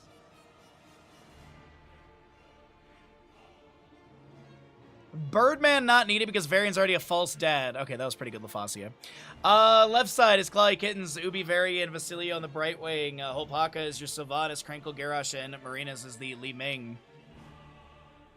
Battle commencing. Mixon, Alex Straza, Heiko Stitches, Kathy is your Kel'Thuzad, Kevin on the Hanzo, and a Smoky 4, Leoric. 3, 2, 1. Let the battle begin.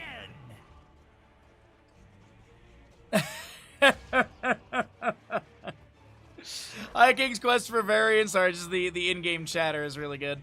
Greater Polymorph, you do have your Might of the Banshee Queen Sylvanas, Unrivaled Strength, as well as the Aetherwalker for Li Ming. Haunting Wave goes through. Hanzo a little bit low. Garrosh trying to chase down that kill. The natural agility allows the Hanzo to back off. Kel'Thuzad will be the first blood. That's going to be a Arcane Orb from Li Ming. Almost going out. The Groundbreaker from Garrosh finds the Leoric, and a double kill early on will be picked up by Clawy Kittens.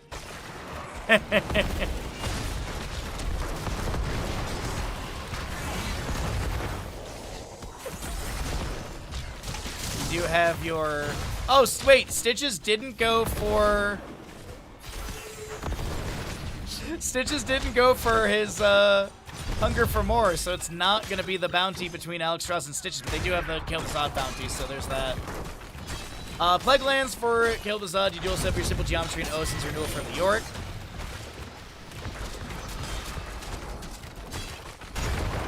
Oh my god, Krankle is so low! Krankle was so low right there, but not going to be taken down. Varian in top lane. Take a look and see what his stacks are looking like right now. 17 autos, 2 takedowns of 5, 5 of 15 regeneration globes.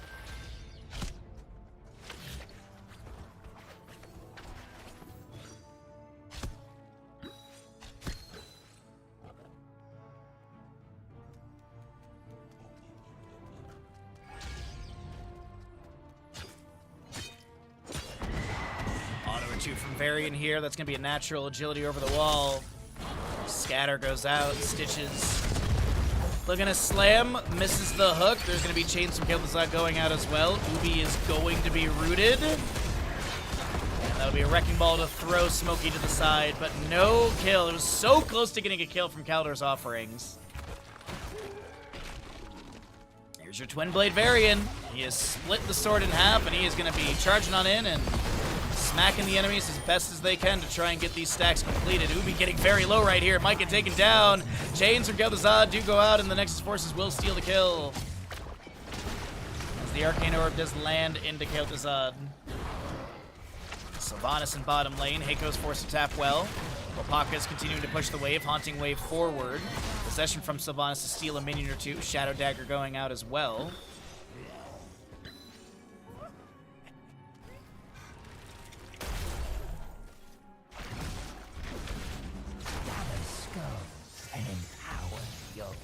Alright, so the golems will be spawning soon. 55 needed. That was changed in a patch about a couple months ago.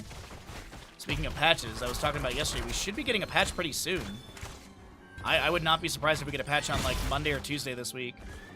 At least based off of like the previous cadence we've had, it feels like we'd be getting a patch very soon. Heiko, unfortunately, is going to be taken down. Auto attack from Brightwing finds the last bit of damage needed.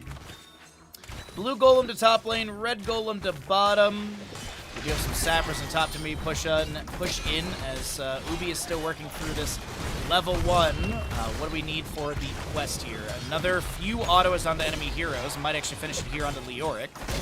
Another 6 globes and 3 takedowns for High King's quest to be completed, as we do have Hanzo being taken down by Sylvanas in the bottom lane. Mixon is looking to back away. This is going to be a very low Alexstrasza, not taken down.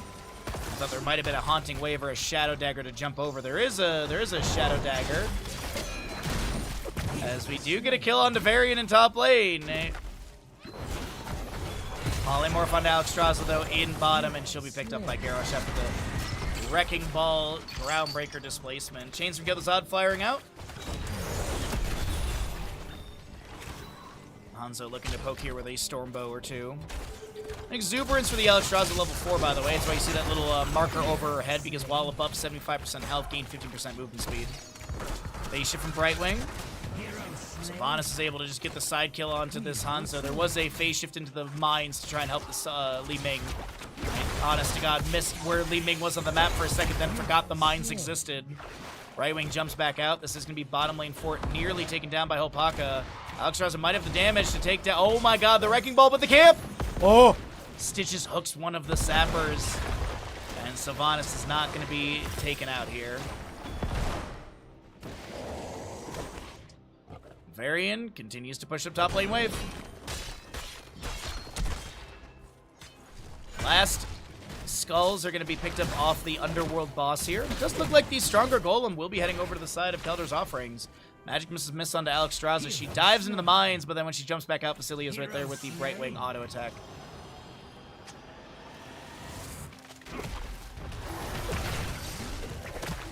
Garrosh looking to jump in here as well. Smokey has the remaining skulls needed. Li Ming is thrown in. There's going to be Magic Misses to take down Smokey. And I don't think Heiko will fall. Wait a minute. They're going to slam and... Where are we going? Varian charges in onto Mixin. Does have that Warbringer level 10. And it's going to be Blink Heal, Wailing Arrow, Wave of Force, as well as Garrosh, I'm assuming, is Decimate. Could see Warlord challenge. Whoa, the Wailing Arrow goes in, and Brightwing takes the kill. That is going to be Alexstrasza and Leoric to fall here. Is Decimate Garrosh. Wave of Force goes out. This is Heiko a little bit low. Chains from Gil'Thuzad fire out. Varian's done with High King's quest now. Stitches will be taken out. Gil'Thuzad falls as well. Li Ming getting resets. Haunting Arrow from Sylvanas is active from that level 4. The weaker of the Golems is heading in through this top lane. Varian body blocks the enemy from getting into the Hall of Storms. Hanzo, the last defender right now. As Heiko points out, theirs is bigger. And yes, theirs is bigger.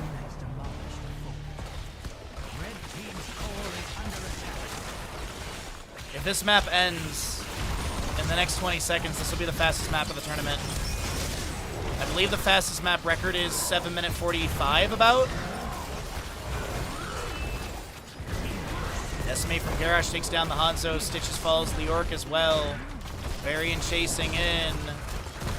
And I do believe we have a new speed run for the Murky Cup map length at 7:16.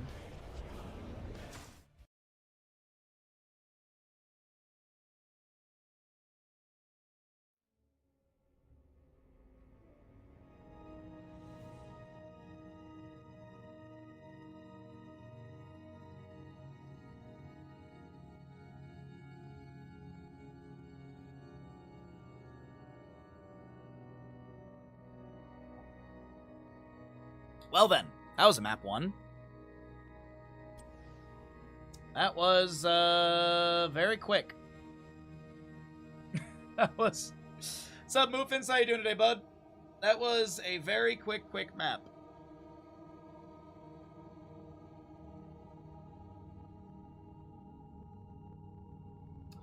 So there was apparently a lot of chatter during the actual draft that we didn't see.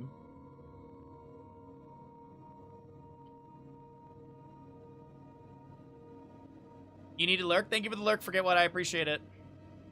What does Meta Madness draft rules means? It means that heroes that are picked and played cannot be played in future maps. So the 10 heroes we just saw in map number 1 cannot be played in map 2, 3, 4, or 5 of this series.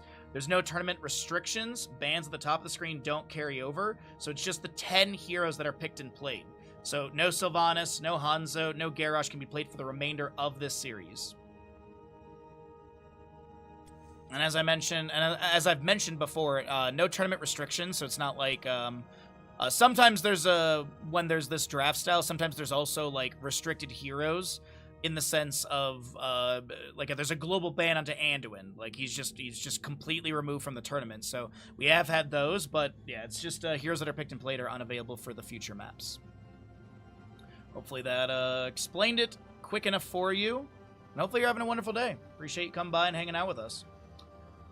Speedrun Sunday. It is Father's Day. I would like to call my dad and chat with him for a little bit. It is also the summer solstice today, too.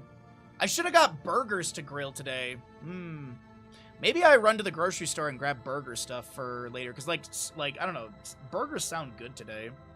I do have, like, half of a burrito left, but I'm going to eat that literally when the stream is done. Oh, dude, the burrito. Dude, like, I talked about it earlier. But, I got a big burrito after stream yesterday. Look at this. I literally, like, picked up the burrito, and I was like, I have to weigh this when I get home. So I did. And it's 1 pound, 9.4 ounces. It was... And there's my hand for scale. It is such... Oh. I've been thinking about this burrito since literally yesterday. Oh, looks like the lobby was incorrect or something.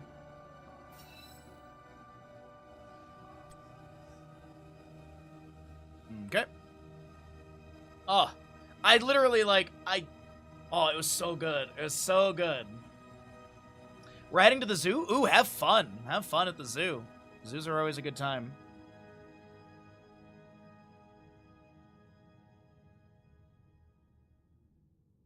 Okay. So we've got ads are out of the way. Prediction needs to start up as well for Sky Temple.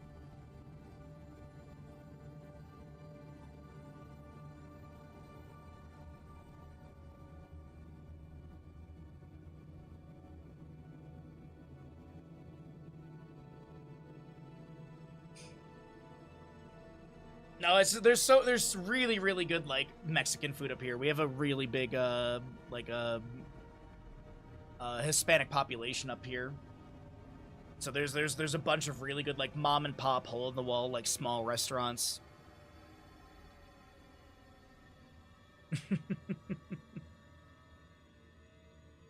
All right. Players. Yeah.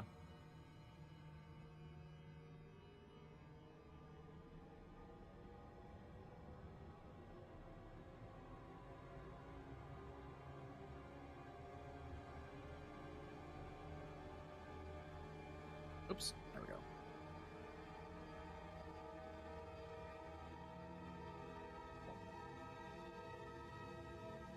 All right. Players said they needed like 2 minutes. I don't know why, but either way.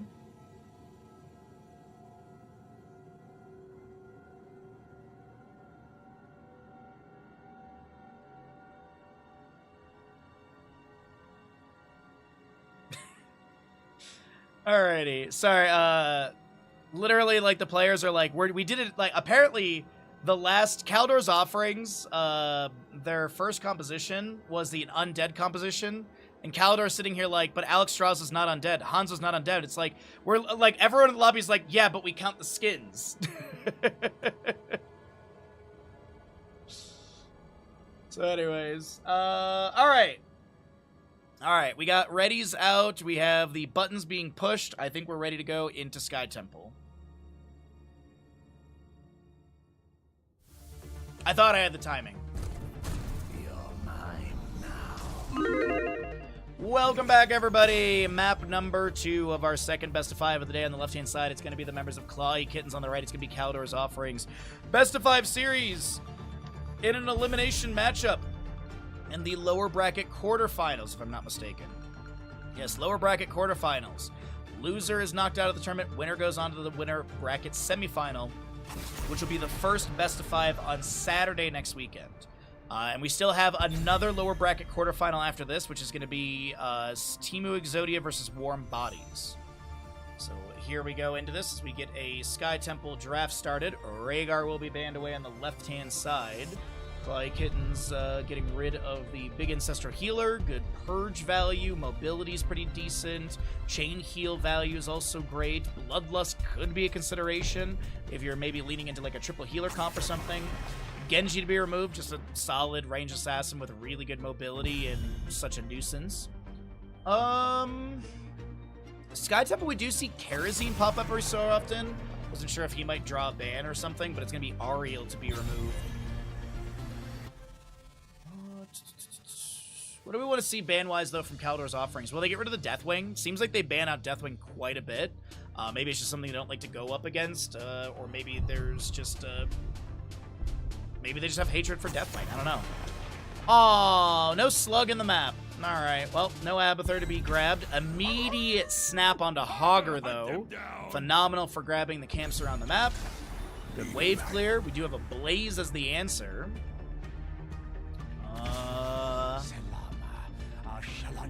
I'm assuming Kaldor's offerings are going into some sort of, like, fire composition. Arthas will be grabbed with the Dahaka. So this is looking like they're setting up for a hyper carry situation for Clawy Kittens. It might be the Crankle... It might be the Crankle Vala here.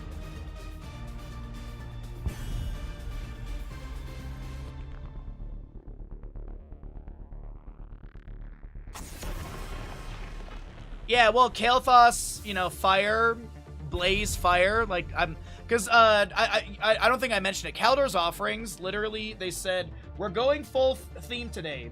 Play the game, try to figure it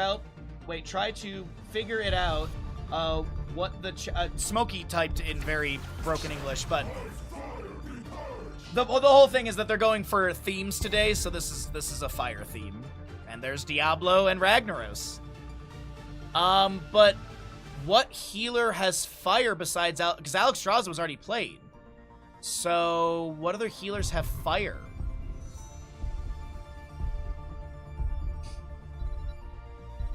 Last 2 picks on the left side. I do think it's gonna be a hyper carry composition. I think it's gonna be like the Vala here or something. Oh, no healer.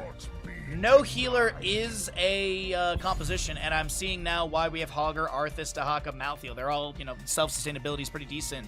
Gul'dan also has self-sustainability, so no healer comp on the left-hand side. Are we going to see no healer versus... Oh my god, we're getting no healer versus no healer. We're getting no healer versus no healer. This is actually wild. Harkin, yes, you are correct. Whitemane, you are correct, yeah. Because I believe, like, her Searing Lash and stuff is, like, fire, isn't it? Tyrande fires her bow. I would accept that personally. But we get healerless versus healerless. Let's go, dudes. Let's go, everybody. That's exciting.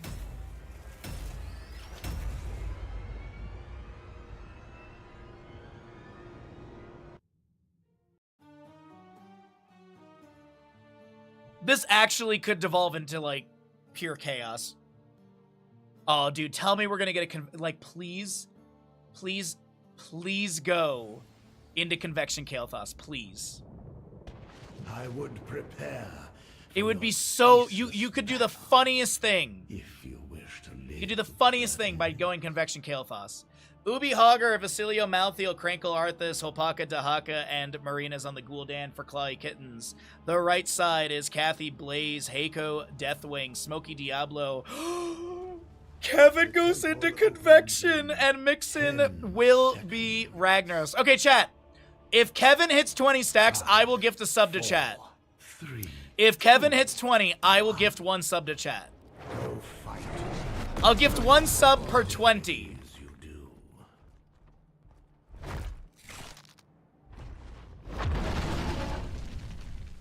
Oh my god, I can't believe it. We do have the Shifting Meteor for Ragnaros with this Living Meteor. We also have the Draconic with the Molten Blood Devil's Due, Diablo, Adrenaline, Stimpack. Arthas picks up the Frost Presence. On the Prowl, Fear the Reaper. You do have your rare Chaotic Energy, so 15 Regeneration Globes. Baseline or passively increase the cast range of Drain Life by 25% and Regen Globes heal 50% more after 15 Regeneration Globes are gathered. Basic ability mana costs are permanently reduced by 20 as First Blood will be picked up by the side of Kaldur's Offerings into Arthas. And 0 stacks on Convection. But as I said, for every 20 Kevin gets, I'll gift a sub.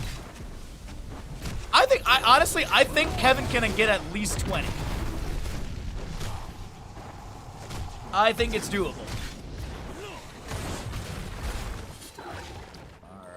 Well, this is honestly, this is actually really funny for this map. We do have the top lane wave being pushed into the fort gate over here. It looks like that camp was grabbed by the side of Kalai Kittens, and some early siege. Good drag from the onto the Ragnaros from Hopaka. Mixon trying to get through the gate to safety. The body block's coming through the... That was the easy throw dynamite, wasn't it? The easy throw dynamite did get... I thought Ragnaros was going to be able to step out of the radius or the circle and is unable to do so. Diablo didn't go down elsewhere on the map as we have a singular stack for your Kael'thas right now.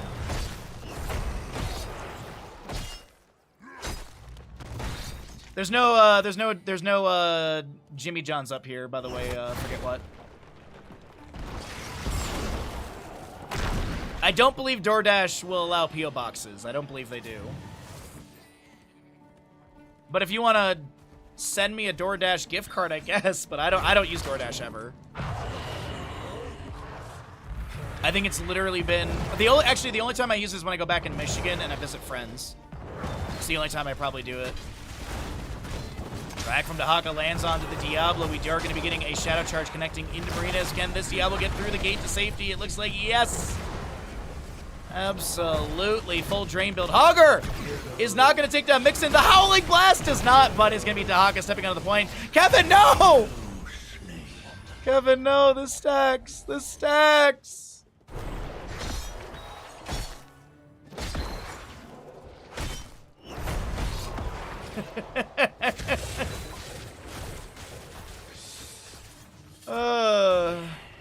Yeah, I know Noisy can see me. I know Noisy can see my messages, so I can at least meme with them.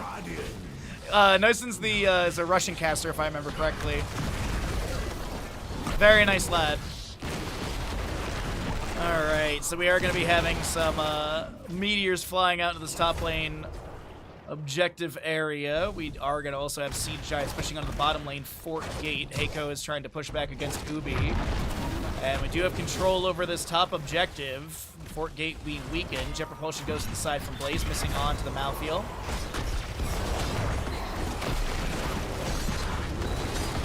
Oh, no, no, no, no, no! Convection! Set back down to 0. Kevin, I had so much belief! Okay, Malfield should be dead here. Should being the key word. Should being the big word in the sentence. As it looks like, no, Malfield will not die. It's Blaze and Diablo to fall as the top lane fort is going to be opened up. Deathwing drops down. And Earth Shatter lands onto Ubi.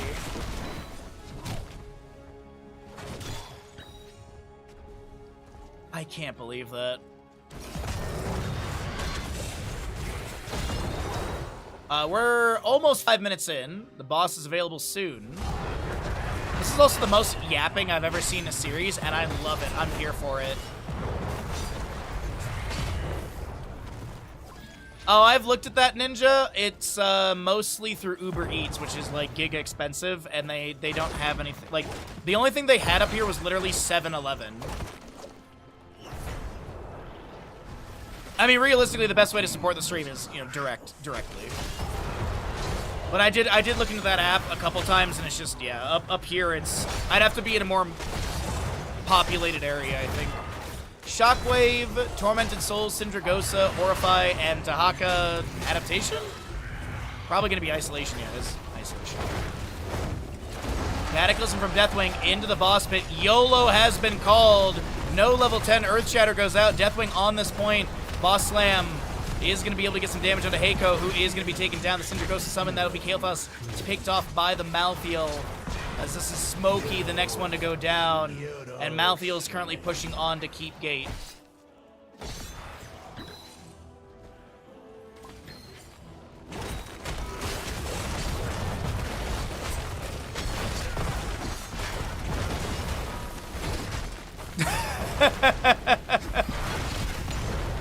Howling Blast into drag. No Finland on that one, as this is bottom lane keep being opened up. Ragnaros is going to try and go for Molten Core, interrupted by a staggering blow of Hogger.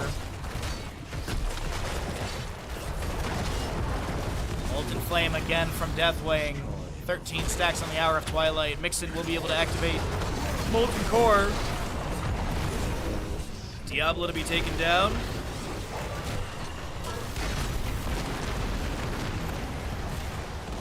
Rankle a little bit low on the bottom left of our screen. Boss is working through some of the shielding.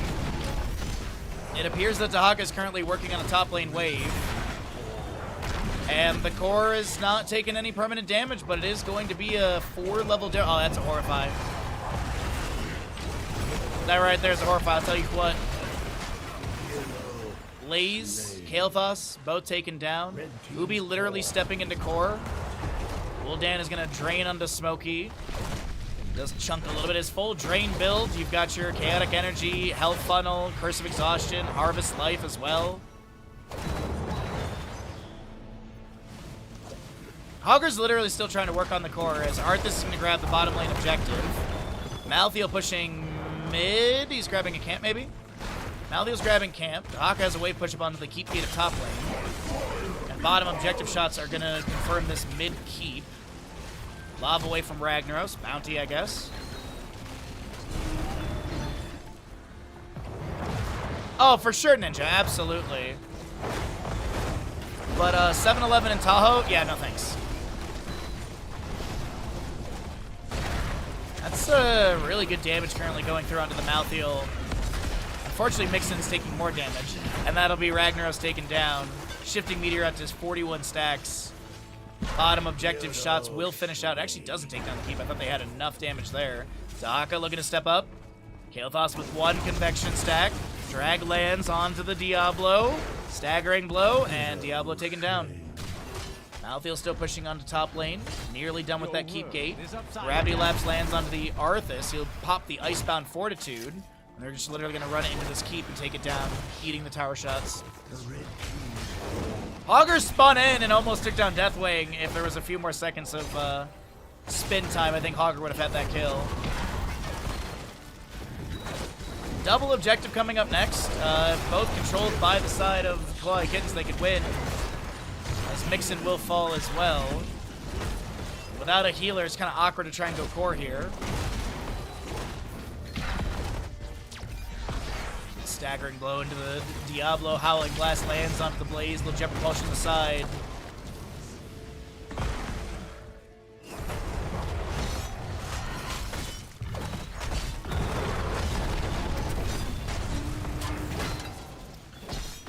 Objective announcement should be pretty soon. Augur bounces in, trying to play off that Howling Blast, and they will be able to get that kill with Arthas. Cataclysm in from Deathwing as well. Smoky Diablo pops the Apocalypse. The Bellowing Roar from Deathwing utilized. Molten Core from Ragnaros gets a big Sulphurous swing. It's Augur to be taken down by the Nexus Forces. Malthael also picked up by Deathwing.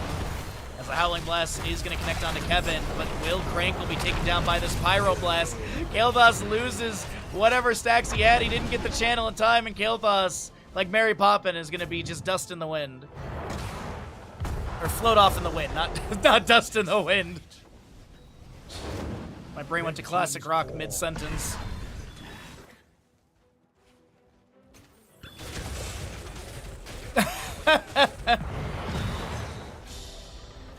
Alright, temple shots from bottom and top. We'll be focusing onto this keep.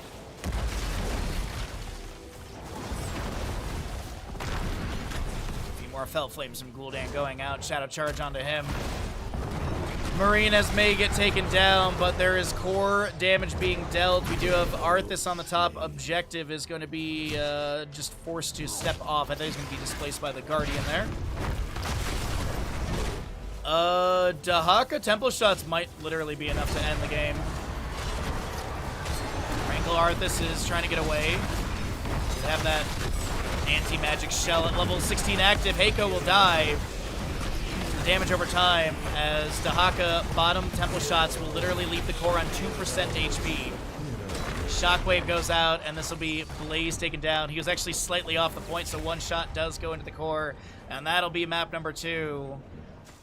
Over to the side of Clawy Kittens in this best of 5 series as they're looking like they will close things out in a 3-0, but we still have one more map to go. Hey, you know what? Maybe there's...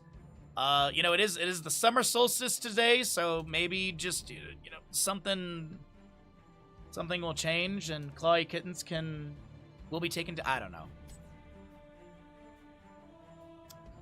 No convection 20 stacks for Kevin, so no sub from me. Sorry, chat. But ads are coming your way, and we'll pay out the gamble and get ready for map 3.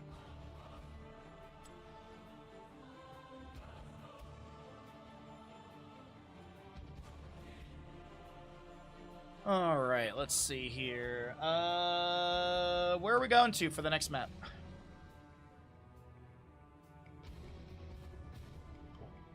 I think Kelder's Offerings are playing this the most smart way, in my opinion. Let's show up and have a good time and meme around. Like, seriously. I think honestly the smartest thing to do is, we know we're going up against a team that is way better than us. Let's just have some fun and meme around. I really do think that they are approaching this the best way. Like, let's enjoy the games. Let's have some silly times and create some great clips or something on it, you know? All right. Let's see here. Let's open up. Let's do this on a browser that I've done it before. I just want to take a look here. So it's like streamer food. Treat stream. Let's take a look here and see what's in my area.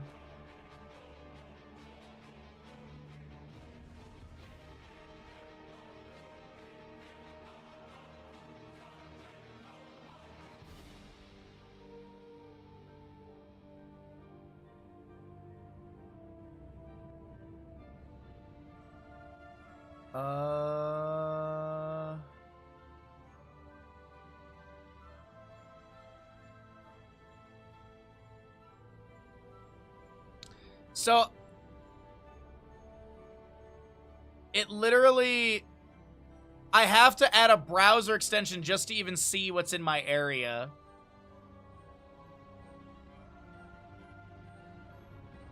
Okay, I'm not. Nope, I already give up. I'm not adding an entire browser extension just to see what's available in my area for that. That's so dumb. All right.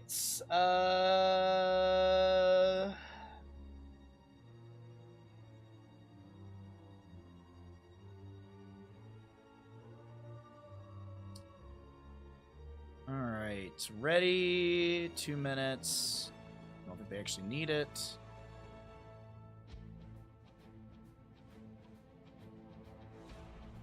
All right. Braxis Holdout is going to be the next map. So we'll see what we get for Braxis game.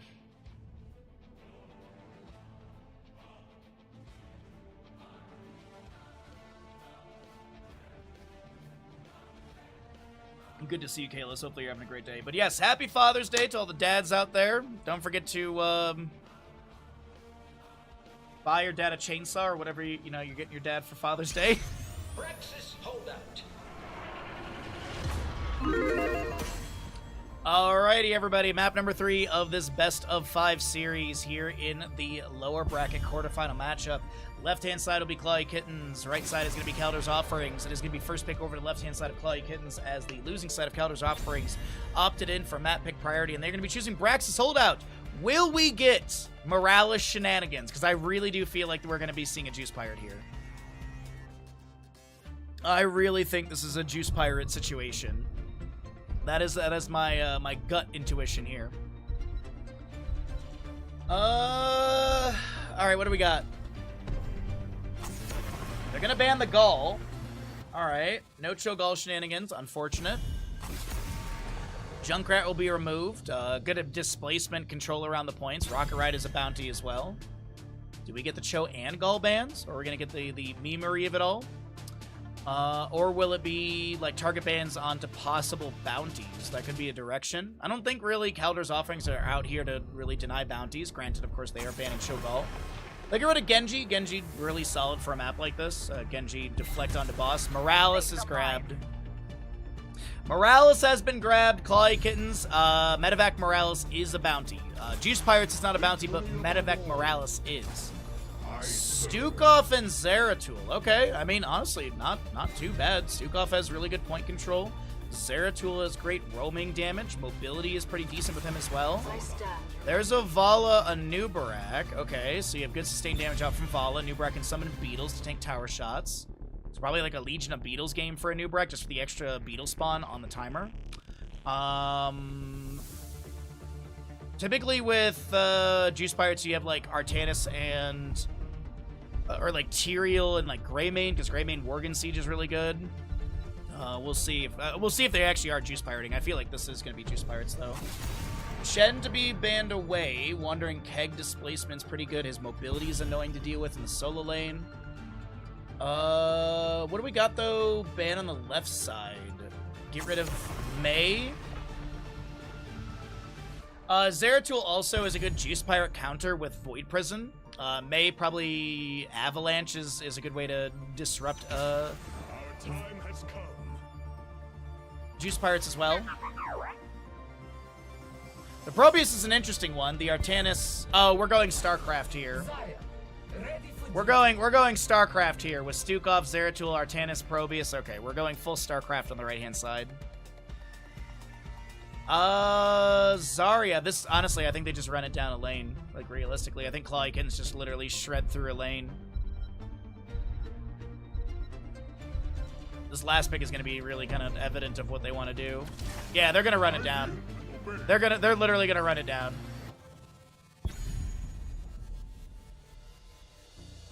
You want, Tyrael for Juice for Sanct damage? Well, Sanctification doesn't amplify damage until, the Holy Arena level 20.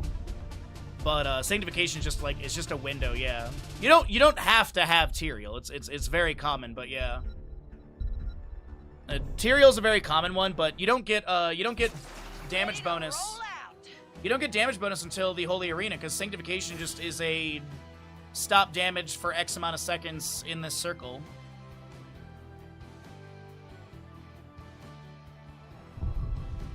Sergeant Hammer last pick. So full StarCraft comp on the right-hand side.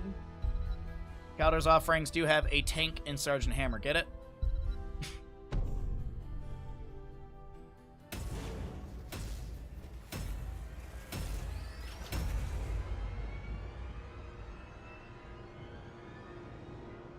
But this is they're running it down.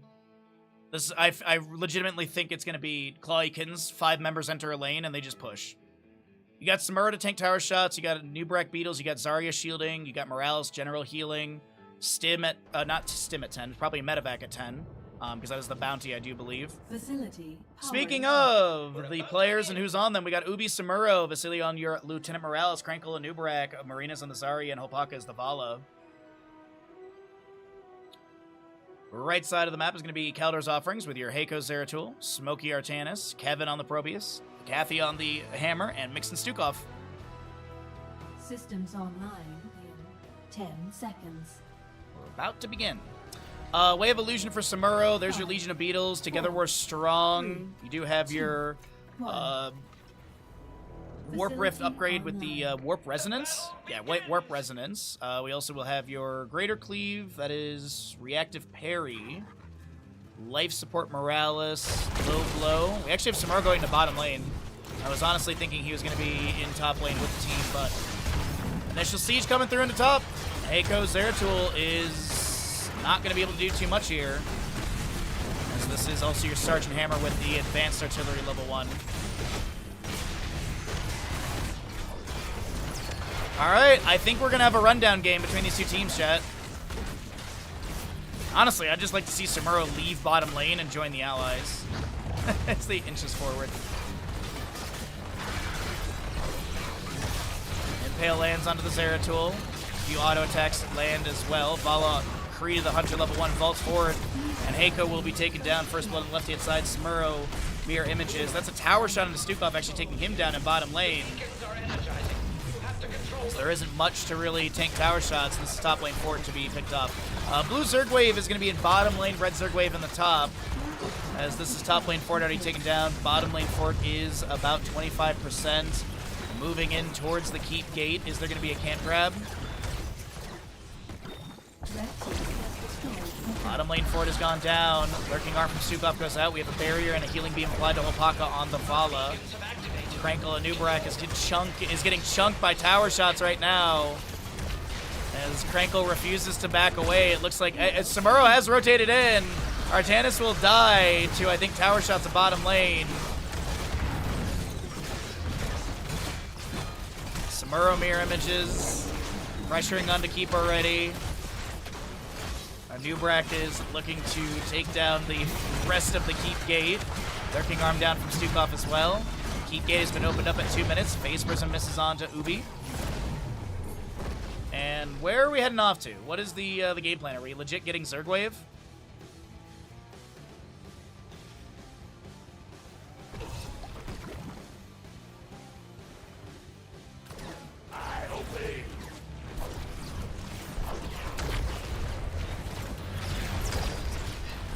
We're level 4. Samuro's going to be able to get off this point, delaying or harassing a little bit, excuse me. Zeratul scouts out the enemies on this camp. Speed barrier on the Morales. Zarya has a big old beam activated. This is going to be a Nubrak rotating into the allies. Camp is being invaded. Sergeant Hammer set up with the blast. That is going to be Zarya taken down. Nubrak burrows in for a big hit onto 2 with the Impale to follow that up. Artanis will try and blade dash to the side, but he will be the next to go down. Vala vaulting forward. Mixin, chunked. Kevin, 16 King is so very low. Displacement grenade. Vala vaults forward. Another vault with that Death Dealer. And Mixin is just getting chunked. Vala with another vault forward. The auto attack, the Death Dealer. And this is minion wave. Getting some of this fort gate over here on the left-hand side. Nubrak has channel of the objective in bottom. Zeratul getting control of top. Has to be careful with the enemies around. Multi-shot just to try and get the reveal onto Zeratul. He'll head into bottom lane. Phase Prism swapping. Ubi to the side. Will Wind walked out of that. Zeratul gets counter channel in bottom lane as Krankle is rotated in. That'll be a kill onto Probius. Smokey trying to find some sort of counter kill into the Nubrak, but Artanis will be the next one to fall. And Zarya still pushing up the bottom lane wave. Heiko is trying to get a cleave out onto that as well. As Samuro pushes the wave up into the keep gate once again.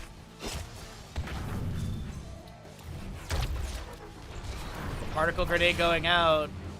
Heiko might have missed a blink over the wall or something. Cleave into the minion wave. Particle grenade. It's going to be Zeratul taken down. And Zerg Wave is building up once again in favor of the side of Clawy Kittens. They might honestly push with the Zerg Wave through bottom. There's a lot of siege, though, to be achieved.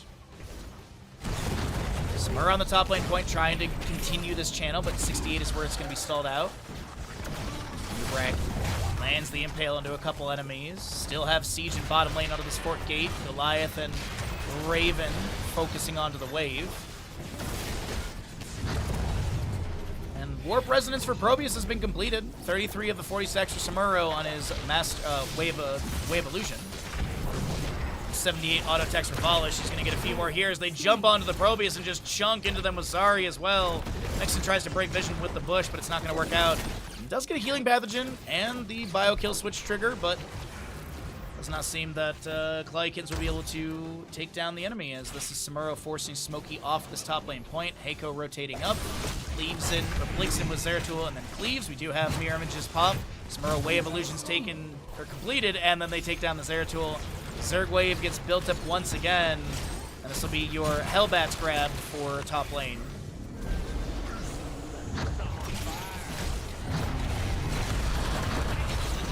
Phase Prism Blade Dash from Smokey swaps the Zarya underneath tower shots, so she'll pop a barrier and build up some free energy that way as the Zerg Wave in bottom is going to be built up and pushing on in. Vala's already sieging with the help of a new Brack.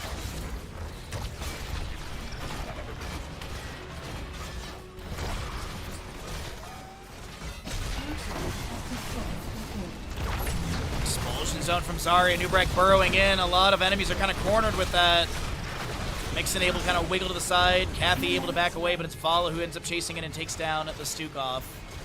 14-1 in kills as we enter into 6.5 minutes. Morales, medevac has been chosen as they all pile into the medevac and go straight to the core, which literally they can't deal damage to yet.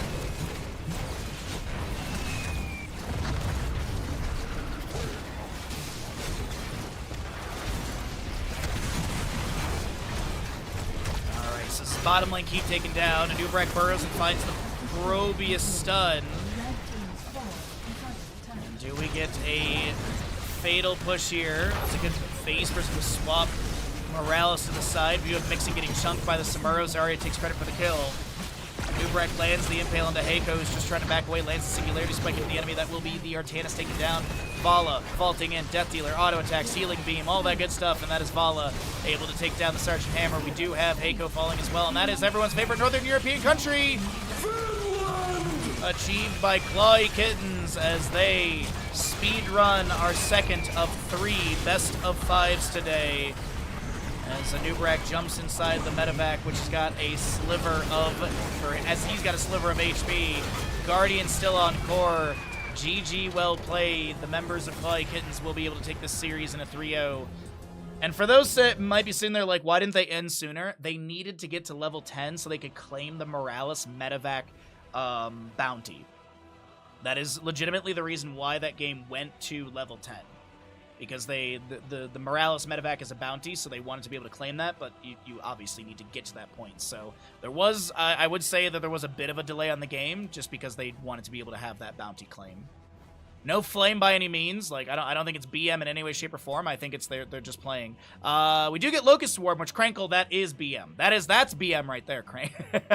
I'm completely kidding. All right, let's get ready for our final best of 5 of the day. We are going to be getting into Teemu Exodia versus Warm Bodies, which on paper, I believe this should be a pretty close matchup.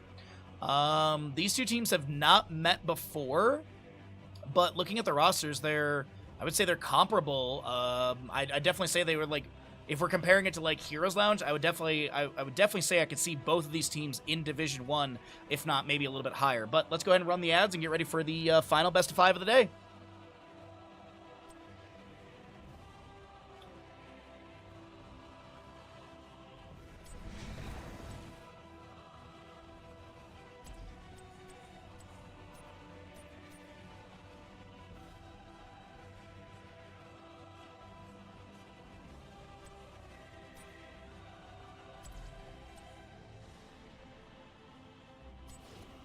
All right.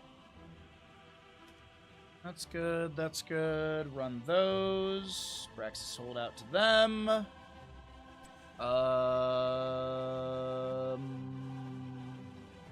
Bird and Cascon, I believe, are in the next series. Just trying to get whispers out to players so I can easily join off of them. Let's see. So, team names. We gotta update the team names. So we got Warm Bodies will be on the right side. And this will be left side of Teemu Exodia, I do believe. F5 this and see if we have any updated bracket stuff. Okay, we do. The bracket is updated. Cool. Alright. It's a little bit behind, but that's alright. So then let's scale out the names. Let's also update the scores so they are correct. So Teemu Exodia. These names like barely scale.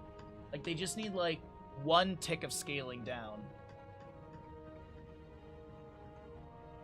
That's it. Alright, BRB Soaking says they're going to make the lobby 1 minute. They're probably logging in because I don't actually see them online.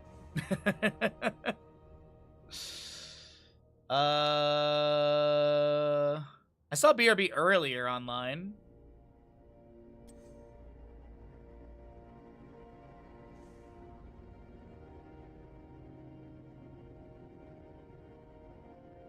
And then once we get into the lobby, we'll I'm gonna run and grab a cup of tea really quickly because I need to do that and run to the bathroom as well. I've finished my 2 cups of tea so far. There is the lobby. Let's get a link out for those that may need it as we are going back to Sky Temple. I like to see it.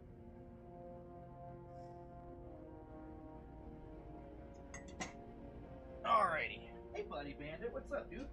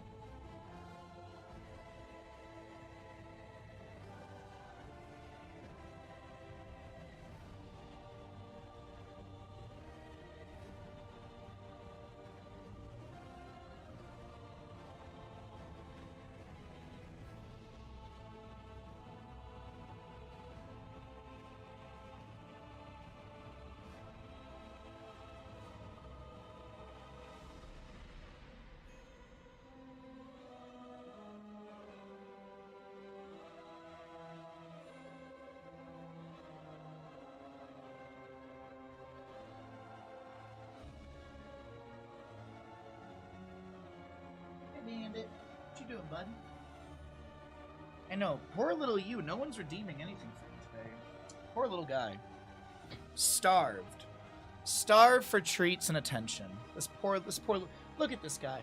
Look at that face. Look at him. Look at that sad little face right there. All right, start predictions. Sky Temple for our final best of 5 of the day. Teemu Exodia versus the Warm Bodies. All right, 10-minute gamble. That's all good. First pick is set correctly. Alrighty, everybody. Let's get ready for the final series of the day. As I said, I think this is going to be a closer matchup. I think this is going to be a very close matchup between these two teams. I'm excited to see this one.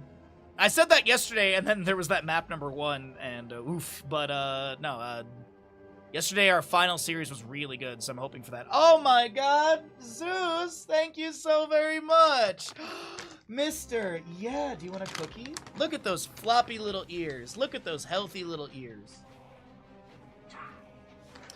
Around this time of the year, he always gets like black gunk and like gunk in his ears. It just happens every year. He might be allergic to something. It might be a lab thing. It might be his flopped over ears. I don't know. I'm no doctorologist or dogologist. But I have a solution for it. It's a very generic solution. Then I have like a medication I put in there as well. So we've been going through that regiment, and he's doing a lot better. So I need to put the medication in today because we did 2 rounds of cleaning, and then I usually let it dry like completely out for a day or 2, and then I put the medication in, and then we go back to the cleaning solution, which tomorrow I have to run out to the vet and grab his heartworm, the 3 months for the summer of the flea and tick, because I like to try and give him flea and tick in the summer just because we're in the meadows and stuff like that more. I don't really think it's an issue. Knock on wood, in almost 10 years of being up here, I haven't had flea or tick issues, so... but it doesn't hurt to be safe, and it's not super expensive. It's worth the money, in my opinion. And then I'm going to get more of that ear cleaning solution and medication as well. So just a casual, probably $200 at the vet tomorrow, but it's worth it for Bandit. That way his ears don't bother him, and as you can see, he's still digging in his ears as always. I think he's actually trying to clear the crusties off his eyes, I think is what he's trying to do there. But either way, thank you again for the redemption. Appreciate it greatly. We're just waiting for the last player to get into lobby, and we'll get going into our final best of 5 of the day. Next week we do have... next week we have casting on Tuesday. We're going to finish Kingdom Hearts on Wednesday. Thursday is hopefully we'll be doing Star Fox that day, but I have a gut feeling my copy of Star Fox for the Switch is not going to arrive until Thursday afternoon. So I have a gut feeling Star Fox will be on Friday. So then Thursday would be like, I don't know. I'm kind of tempted to do the painting stream on Thursday this week. It's either Thursday this week or Tuesday of next week, the 30th. Because we're going to be doing a knife-only Diablo-inspired painting. Yo, what's up, Death Knight? How old is Bandit? He just turned 12 recently. He turned 12 late May. Yeah, I got him, he was born in 2004? No, 2014, excuse me. Math is hard. And I got him, so he was born in May of 2014, and I adopted him in September of 2014.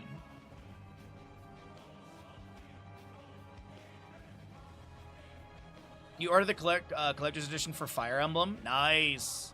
I'm looking forward to Star Fox. I'm really looking forward to the Star Fox game. We have a cosplay for it and everything. All of that stuff is shipped, and it's here sitting in the kitchen. So yeah. But I think, like, the Diablo painting is going to be on, I think it's going to be Tuesday the 30th. I really do think. And if you're wondering, our base painting that I found inspiration for was this one here. This is the base inspiration. And I was looking at it recently. It's pretty decent to do. So like we'd basically start out with the sky, and then we would do like if you break it into quarters, is kind of the easiest way to go about it. So like the sky would be like phase 1, and then you basically have this quarter, then you have this quarter, this one, and this one. So if you break it into those 3 different like sections, or I guess technically 5, it's kind of doable. But we're gonna try and do this, not exactly this, but we're inspired by this, and we're gonna try and do this on the 30th. But we're gonna do our best to do knife only. I might actually grab the brush for a couple things here and there for like some of the smoke maybe. That feels like it'd be easier to do with the brush. But I feel like most of this we can just do with the knife. So I think that'll be a fun challenge. Still a baby? Oh, absolutely. I still call him a puppy. I also call, like, most dogs are puppies. Like, there was someone who, like, had a senior dog, and I said puppy to that, like, I called it a puppy, and he's like, oh, that dog's, like, 14. I'm like, all dogs are puppies. So, yeah, so Bandit got his walk in this morning at 5:20 in the morning. We walked. We got our mile walk in, and we'll go for another walk after stream. But after stream, I am going to be devouring the latter half of that gigantic burrito I got. For those wondering, we are waiting on a 5th player to get in for Team Exodia. I don't know if they're searching for a sub or what. I'm not really reading much of the... Oh, they said ETA 4 minutes. Okay, so they'll probably be here in a second. But yeah. And then we have on Saturday and Sunday the conclusion of this tournament, so... Maybe we do the painting stream on Thursday. I don't know. I'm not sure what I want to do yet. Because Heroes Lounge starts up on Monday, and we have the voice mod thing. So I said I was going to cast like 1, maybe 2 best of 3s with the voice mod thing on Tuesday. The voice mod, basically, you can redeem bits, and you can change the filter on my microphone, and you can make it into a bunch of other silly things, like the narrator, which is, you know, looks and sounds a lot like Morgan Freeman. Legally distinct Morgan Freeman. You're going to go to the next town over with your dad. Hey, have a good time with your dad, Kalis. We'll see you next time. Happy Father's Day. Enjoy whatever beers you guys enjoy. Schnitzel, pizza, burgers, whatever you guys get up to. Have fun. Have fun, and thanks for hanging out with us. Enjoy the day. And if you're leaving the lurk, thank you for leaving the lurk. I appreciate it. All right, we got all 10 people in here. Good luck, everyone. Spooky Worm. Alright, readies are being requested, and we'll get going into our map number 1, Sky Temple. But yeah, thanks for hanging out. Happy Sunday, happy Summer Solstice, Father's Day, or just, you know, another day of the week, if you will. Alright, both teams are ready. I think we can rip into Sky Temple. Should be a good series. I really do think this series should be... This series should I'd like it for it to go the distance. I think we can get at least a map number 4. I definitely can see a map number 4 between these two teams. Sky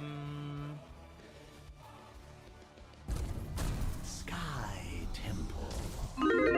Welcome in, everybody. Our final best of 5 of the day here in the Murky Cup. We've got the Meta Madness style of draft. The heroes that are picked and played are unavailable for future maps within the series. And Teemu Exodia will be on the left side, Warm Bodies on the right. Bans don't carry over, no tournament restricted heroes, and we do have some bounties as well. If you want to check out the bounties, exclamation bracket, and check out the bounty. You have to expand the bounty list. It's at the top of the Liquipedia. You'll see it in the first paragraph. This is an elimination matchup. Loser of the series will be knocked out of the tournament. Winner goes on into next Saturday's first best of 5, the lower bracket semifinal. So this is lower bracket quarterfinal right now. And as I mentioned, Teemu Exodia versus Warm Bodies. Sorry you're late. Your tardiness has been marked. You will not be invited to the pizza party. I'm sorry, Kaimo Tripson. You're gonna have to make penance somehow. It is gonna be your Sonya Abathur on the left-hand side to be banned, and what will we see with the Johanna ban as well? Could see a Tyrael ban. Tyrael's been really, really popular. Chen is not a bad ban for a map like this either. There's so many things that you can be leaning into right now because everything is available. I don't know what really the major priority is going to be for Teemu Exodia or Warm Bodies. It's going to be a Hogger removal, which makes sense. Solid solo lane, good mobility. This is a map where we do see Kerosene picked up. Like, Kerosene and ETC, they've got a lot of good mobility and control in this map, and I do see them paired well together. But a first pick Sylvanas is not bad whatsoever. I think her wave clear, her siege, her possible shutdown of structures, and once again, mobility with Haunting Wave is great. Speaking of, mobility is the word of the day, apparently, because we do have Dahaka and Brightwing for a double global on the right-hand side. Good wave clear from Dahaka. You've got Brightwing able to get that Pixie Dust application for a speed boost. You also have that spell power as well, or spell armor on top of that. Ready for action! Lava Wave Ragnaros is a bounty, so that probably is what we're going to be seeing from them. Murd and Sylvanas Ragnaros, not a bad draft start, honestly. Good wave clear from all of them. The team fight's decent. Ragnaros, he's okay. He's not bad by any means. I wouldn't be upset about having him on my team. Ban-wise, probably a healer ban. I could see an Anduin ban, but I don't think it's going to be. I don't think Anduin's really the case here. Tyrande works out pretty well. Lunar Flare to follow up a Stormbolt or even set up the Stormbolt. You do have that Huntress mark as well. Starfall for the objective team fight. Typically, later objectives are singular, like the second objective that we always have is at the bottom of the map, and then get into the RNG of things. I don't think they're going to ban a Falstad. I don't think it's going to be like triple global situation. I think maybe get rid of a tank that you don't deal with, like the Tyrael. Garrosh displacement's pretty decent as well. I was thinking Tyrael because you have the boss control. Sanctification is really good for extended team fights. And Sanctification giving you that 3-second unstoppable. You can go into Heroic Arena at level 20 for the 1-second increase, and I think it's 25% damage increase to allies within the circle. And Chen, there's that Chen priority. It is going to be Falstad, so they are going to go triple global. Chen Wandering Keg is really strong. BRB Soaking does like their Chen. They also like the Dahaka. But we'll see the Hypercarry Falstad. Last two picks on the left-hand side. Gonna need a healer. So Anduin Genji. I was gonna say. I see Genji and Anduin's available. I wouldn't be surprised. Pretty good dive composition. Bounty being attempted with the Ragnaros. With Lava Wave. Falstad Hinterland's Blessed is a bounty as well. We'll see what we have for this last pick on the right side. Do they go into like a main tank Uther for a second healer? I don't think so. I think they need like a... Yeah, I think the Tyrael's really strong here. Swift Retribution for Falstad for the auto attack speed buff could be nice, because I'm assuming it's auto attack Falstad. Pretty good draft from both sides. I really don't know who I'd lean into. I think there's good aggression. I think there's good siege. Great mobility. Scaling is fantastic for both. I think this is going to be a close one. Let's get into it and find out. Get your gambles in.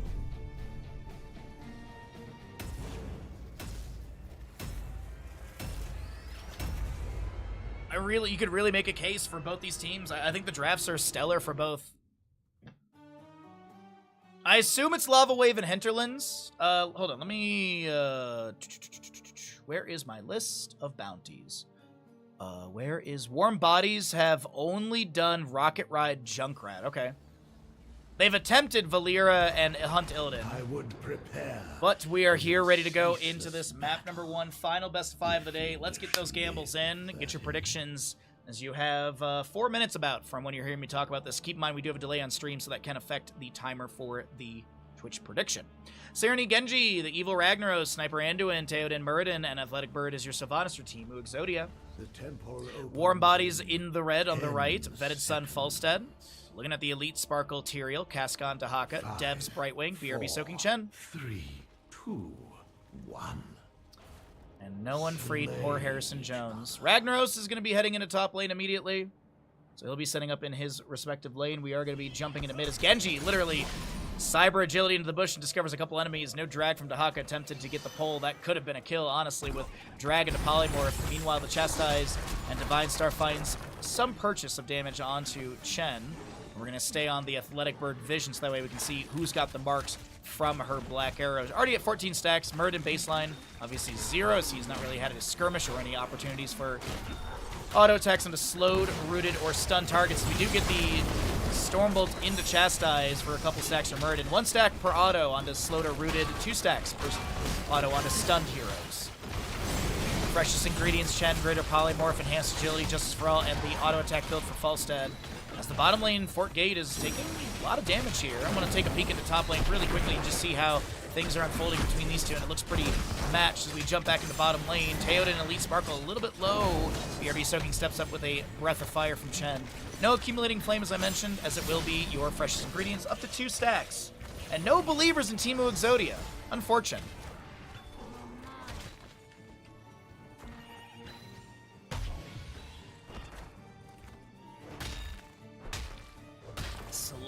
Very slight experience advantage on the side of Warm Bodies here, as they do grab the right side siege camp a little bit faster.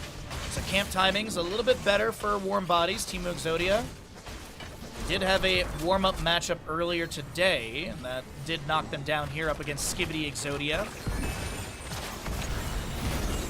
Ironically, Teemu Exodia living up to their name against Skibidi Exodia.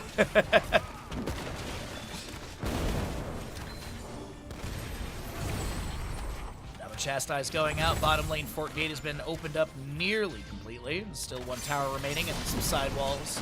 Siege Giant on the top left of your screen, finished up by Theoden on that Murder. It actually looks like, yeah, he just finishes it out. Dahaka unable to invade, as you saw him on the mini-map start to walk towards that camp, but unable to then pressure Muradin as he was just a few seconds too late. Sleepy chat? Oh, I understand that some people are busy today. You know, it's Father's Day.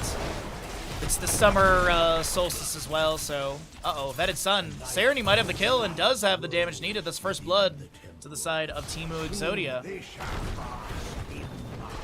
a shifting meteor will be dropped into the wave. We do have... Let's take a look here in bottom and see what we got going on. Drag from Dahaka onto Siege Giant. Chen drinks up some brews. Chastise landing onto the Dahaka. Polymorph into your Sylvanas as a short distance haunting wave to back away. There's going to be a Stormbolt from Muradin. Cascon looking to get out of here, and Essence activated will not fall. First objective is spawned and ready for contest. Falstead flying into the top lane. The Evil and the Ragnaros is trying to back away. Maybe able to trade into the Devs. The Brightwing. But it's a 3v1, and that'll be a takedown onto Ragnaros. Good job, Bandit. Sniper Hearts out for full. Genji holds mid lane for a moment.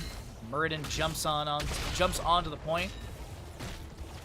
And this will be traded shots. These temple shots in top lane onto the Fort Gate still. And same thing in mid lane up against the enemy of Warm Bodies.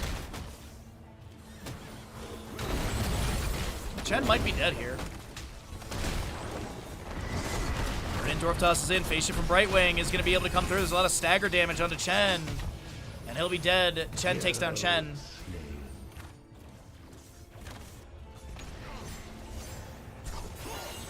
Swift Strike. Hold on, Elite Sparkle. Now Druins might dive to the side. And the final tempo shots of top lane will go onto the fort. Now we'll drop it down to about 60% or so. Still have literally one shot in mid lane. That'll be triggered by Athletic Bird, and those will also be shots into mid lane fort. So pretty decent objective phase for the members of Team Exodia. A little bit of value for Warm Bodies as well as Tahaka lands the Dragon to Murd, and he's looking to back away. Polymorph by the Brightwing, unable to get that Dwarf Toss.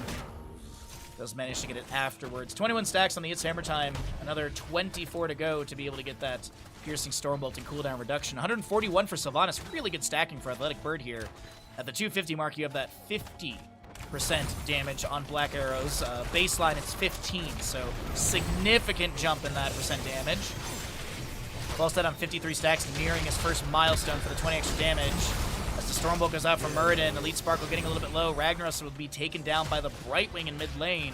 Falstad continues to soak top as we cycle through the other numbers. It's 2-2 in kills, and experience is relatively close. So Sylvanas is going to get a ton of stacks off this bottom lane fort with the minion wave inspired, as well as your Haunting Arrows active. Drops the fort down to about 50%, and the second objective is always going to be in bottom lane, singular. Those bottom lane shots will fire into bottom lane structure. Could be the first major fort taken down. Athletic Bird's going to get a flash heal after the leap of faith. That might have been Desperate Prayer, actually. And BRB Soaking doesn't fall. Nearly gets taken down as it's Wandering Keg, Blink Heal, Isolation, Sanctification, and Gust for the Falstad. So we are not going to be seeing Hinterlands. The members of Warm Bodies not playing for the bounty, just literally going for this victory. Lava Wave from Ragnaros will be summoned. Mind Control goes out from Sylvanas as well, as it is going to be Avatar, Lava Wave, Light Bomb, and X-Strike for the Genji. Next objective up in 15 seconds on the bottom of the map. Invade onto the camp. Doesn't look like it's going to be attempted. Sylvanas with a few autos on the sidewall. Vine Star's coming out from Anduin as well. Chastise lands onto the Tyrael. They're getting a little bit low. The Soothing Mist from Brightwing will be activated. Chen coming in. Wandering Keg down for 25 seconds. Still going to get the flying kick onto the Sniper. Keg Smash goes down. And Breath of Fire activated as well. Guardian. Chen starts the channel on the objective. By the way, Murden is 5 stacks away from his Piercing Stormbolt, which is a big pickup for him. Another Divine Star going out. The Mind Control finds the Brightwing at max range, and Genji jumps in with the... That's going to be a beautiful Sanctification to answer, though. Genji's not done with Shuriken Mastery for that Cyber Agility reset. There's going to be a Light Bomb. Chen with the Wandering Keg pushing Serenity into the corner, but this is going to be Chen with the flying kick over the wall. Genji with the Swift Strike, the drag from Dahaka, the Facial from Brightwing. X-Strike from Genji onto BRB Soaking, and that is going to be your Genji taken down.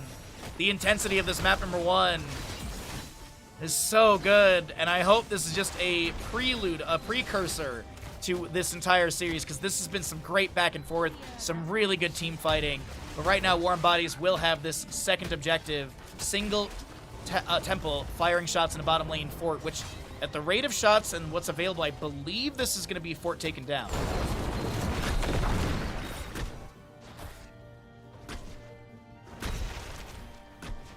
All right. 7 stacks for Sylvanas needed. 3 for the Muradin. He's going to try and get those off of BRB Soaking here. Misses the Stormbolt. Remaining temple shots do take down the fort, and last couple shots do land in the mid lane fort gate. Ragnaros, I apologize, will be taken down in the top lane as the triple global composition has rotated up here for that kill. Sylvanas, though, while the enemies are up there, they're going to try and make this play into the mid lane fort and try and get her last stacks, but that's Mind Control applied to the Chen. After the Haunting Wave to safety with the allies, the Gust from Falstad pushes a couple enemies into the sidewall, and Anduin's isolated to be taken down by Falstad. Sylvanas the next to be taken out of this engagement, and the follow-up, our third objective, is going to be top and bottom of the map. Serenity, Genji heads to top lane. Not the best wave clear, but, you know, wave clear is wave clear. Something's good. Lost to be grabbed in bottom lane by Warm Bodies. Ragnaros Lava Wave is available. We'll see if he pops that when the boss starts entering the lane or something. Bottom lane wave is starting to stack up a bit too. There's a Lava Wave coming in through bottom lane. It's not going to hit the boss in time, because it hasn't entered into lane yet. They're going to be getting the incoming wave, but do we get the spawning wave at the core? That's the real question here. Do we get Ragnaros spawning wave? Nah, what, like 4 seconds off or something? Literally, like 4 seconds off. Bottom left. Okay, that's a Wandering Keg onto Athletic Bird, who's mashed into the corner. Chen literally tried to hold Athletic Bird here for the allies to maybe rotate and find some assistance, but as I look at the minimap, we still have Dahaka and Falstad in the top lane. BRB soaking, will steal the camp, and will be taken down. But a top lane fort will be grabbed during this time from the macro value of Warm Bodies, and they can play for top objective, which will fire into mid lane fort, and that might take it down. But it's 3 to 6 in kills. 14 to 15 in levels, favoring Warm Bodies. Dahaka brush talking into bottom, by the way. Guardian. And Genji is going to try and get some shurikens in. The drag misses from Dahaka. He'll break vision. Might just go tap well. Sylvanas in top lane, though, gusted to the side. As bottom temple, actually, Genji's shots with Ragnaros zoning. That's going to confirm the mid lane fort. The top lane fort will go down. This is massive for Teemu Exodia in map number 1 of this best of 5 series. So we got bottom shots into bottom keep, top shots into top keep. Mid fort still available. Dahaka looking to step in into Ragnaros, but there's still Genji down here. The drag lands. The patient from Brightwing will be coming through. Chen will have a flying kick up. Take down the Ragnaros, and this is now going to be Vetted Sun chasing on a Serenity, unable to confirm any extra damage. But these bottom shots will fire into mid lane fort. Is it going to be enough to take down this? No, I think it's going to be still on like 25% after the barrage ending. The magic. Less than 25. 2 minute 50 on the boss. Siege Giant left side 1 minute 23. Left side and right side Bruiser camps are up, and right side Siege Giants as well. 16 talents here on the right side. The big thing to mention for Dahaka is going to be that elongated tongue, Barrage Reforging, Critter Eyes from right wing.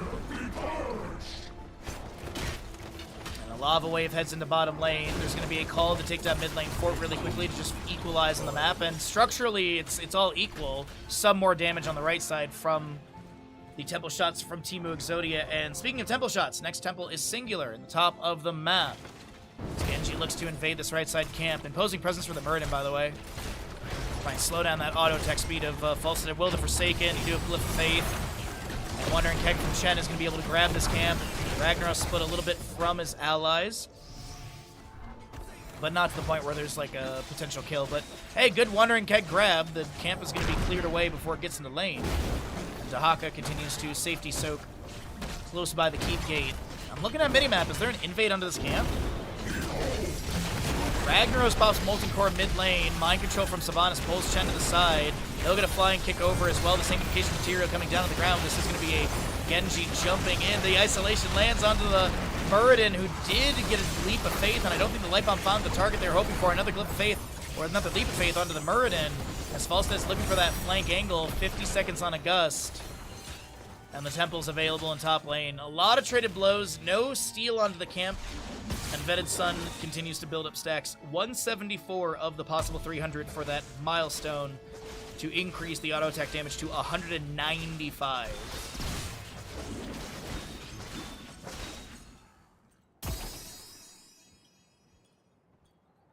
Temple shots of top lane will focus on the keep gate of top lane. Boss up in 59 seconds. And we got a 5-man play in top lane from Teemu Exodia. We have Dahaka showing in mid. Chen is going to get storm bolted, looking to back away. 63 stacks for the Muradin, and Wandering Keg does need to get popped. He's going to crash into a couple of the minions, and this is also going to be 50 seconds on that Wandering Keg. Genji jumps in, deflect active. Chastise misses. Falstad goes to push up mid lane onto this keep gate. Dahaka still soaking bottom. And it looks like they're giving objective, but that might be a lost keep because of that. So from Channa, Keg goes down on the ground. A few auto attacks from Falstad onto this Genji as he swift strikes to safety really quickly. And phase shift from Brightwing into a drag. Ragnaros will be taken down. The top lane keep will be safe for now. Mind control finds its way into the Brightwing, and that'll be a trade. Ragnaros for Brightwing. Athletic Bird and Teoden want to finish out this objective, and let's see where the barrage gets them. I think it's going to be like right around there on health. Oh, it was just about there. My temple's power. It's like I know this game, and Blizzard should hire me for BlizzCon, you know?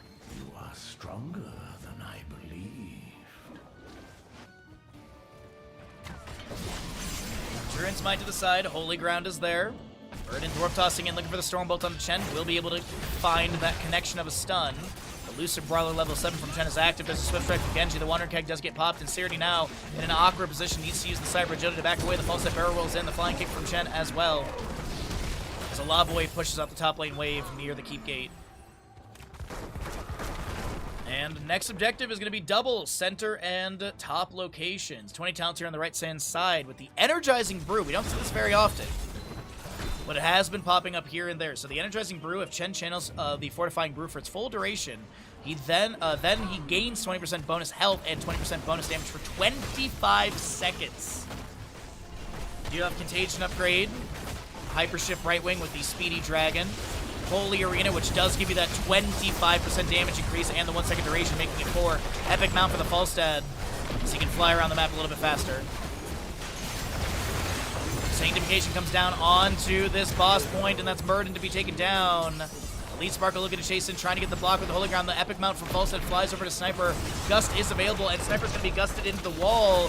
Vetted Sun will be taken down by Sylvanas. Sniper a little bit low is going to be pushed by the Wandering Keg. Ragnaros picked off by the Dahaka in mid lane as the Flying Kick takes down Anduin. Sylvanas with the Haunting Wave trying to back away. The boss is still pushing in through this lane, and it does look like objective may be here, but boss plus push could be a GG moment in favor of Warm Bodies. And keep in mind, this is a lower bracket quarterfinal matchup. Loser is knocked out of this tournament. Winner goes on to the semifinal matchup next Saturday as our first best of 5 of the day.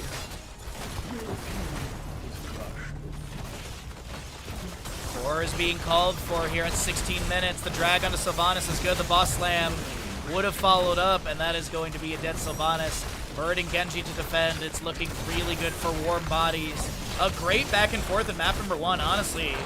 As I said, I really hope this one goes the distance, and I think with the skill level here, I think it definitely can. But this is absolutely map number 1 over to the side of Warm Bodies. GG, well played.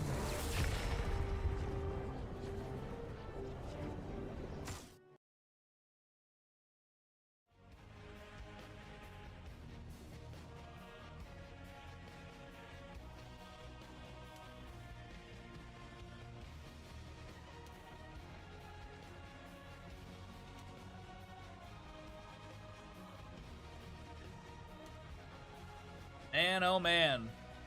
What a game 1. That was really fun back and forth. I enjoyed this quite a bit. GG's to Warm Bodies. We got the map lobby stuff already going, so I'm going to go ahead and jump over to my camera and get the ads out of the way. Just really quickly, I want to say thank you all for hanging out. If you'd like to support the stream, be sure to follow all that good stuff. If you want to subscribe, use your Prime Gaming. Please do consider, if you have a Prime Gaming available, if you'd like to start a reoccurring Tier 1 sub, that helps us out, helps us sustain Partner Plus and all that good stuff. But thank you for being here. Thanks for being awesome. And, yo, Bag, what's up, bud? Good to see you. Happy Sunday. Happy Summer Solstice, Father's Day, Heroes of the Storm Day, Warm Bodies, wins, map number 1. Right side score. Wait for the ads to catch up.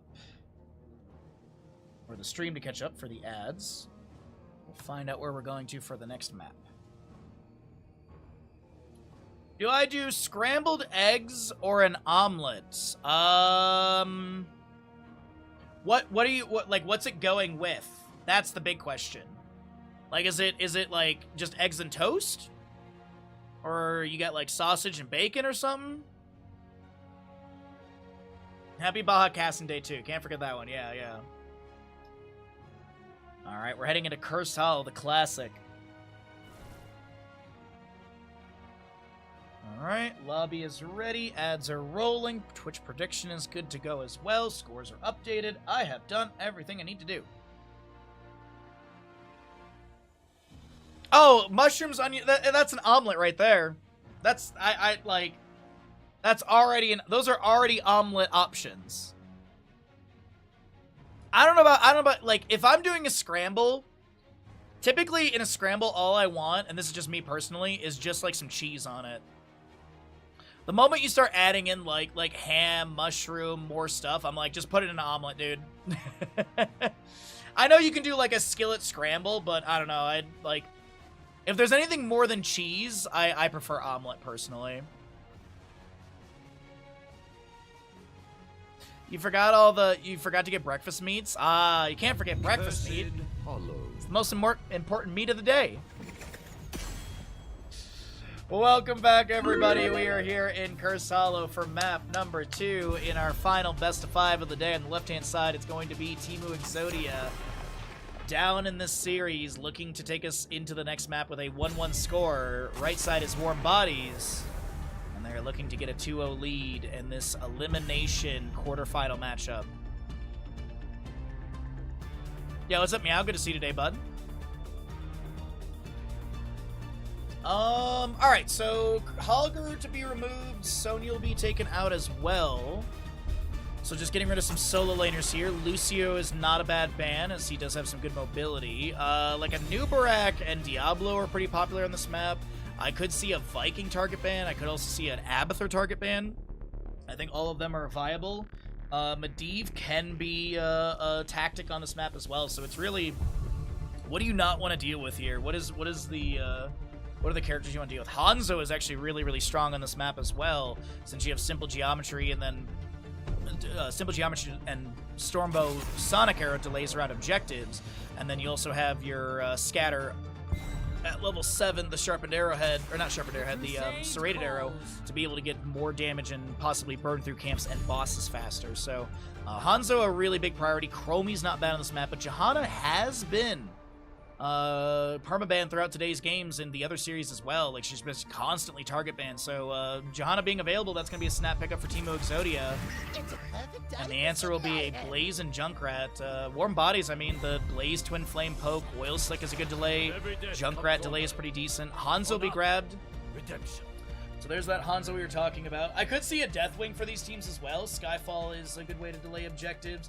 We haven't really, like, Deathwing kind of fell out of flavor a little bit. I feel like he's just not, like, the priority hero he was in the last tournament. He didn't really have any major, like, nerfs to him and everything like that, but I think just been the shift in playstyle. Because you go back to the last tournament, Deathwing was, like, very popular in that entire tournament. And he did have a little bit of change on his kit, but it's not so drastic to the point where he's, like, shifted down from... like A meta to like a D or something. Glad to be here. Yeah, we appreciate having you. Yeah, it's a great Sunday for casting. And thank you everyone for watching the games. It really means a lot to me. A lot of places you can be watching content on Twitch. A lot of places you can be watching Heroes of Storm content on Twitch. So thanks for choosing our lovely little corner of the internet. Deckard is going to be banned away by Warm Bodies. Okay. I could see Lornado. Stay a while is pretty good as well.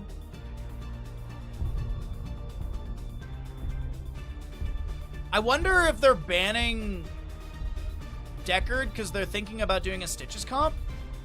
Because, like, Stitches with Junkrat and Blaze is not bad. Deckard has Stay a While, which is a good way to shut down the enemies. A Nubarak being banned. I mean, a Nubarak, Burrow, and Impale are just really strong. I think this could be a Stitches composition. Like, Stitches Tyrande here is not bad at all. Tyrande has good delay around the objective. Lunar Flare is pretty easy to scale up on this map for that 30% range increase.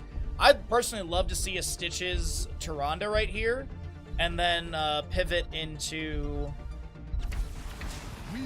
Well, to my last breath. You have Wraithwalk and Iron Skin and Natural Agility, so maybe not. Maybe not. There's a few defensive tools. Yeah. Either way, it's going to be Varian and Rhaegar. Varian could be Twin Blades. Could be Twin Blades. That is a bounty direction. Last two picks on the left-hand side for Teemu Exodia. What are they looking for? They'll grab the Tyrande, and they'll pick up Gazlo, which is a bounty. Gazlo is the bounty, and what is the last pick on the right side? If we get another Bruiser, it's probably going to be Twin Blades Varian. So I think Warm Bodies are just going to play standard. I don't think they're going to be going Twin Blades. I could maybe see a case for Colossal Smash, but I think it's just going to be Taunt game. I think Warm Bodies are just going to play standard and safe, and we'll see if they're able to shut down the Gazlo. See if they can deny the clamps. Get your gambles in.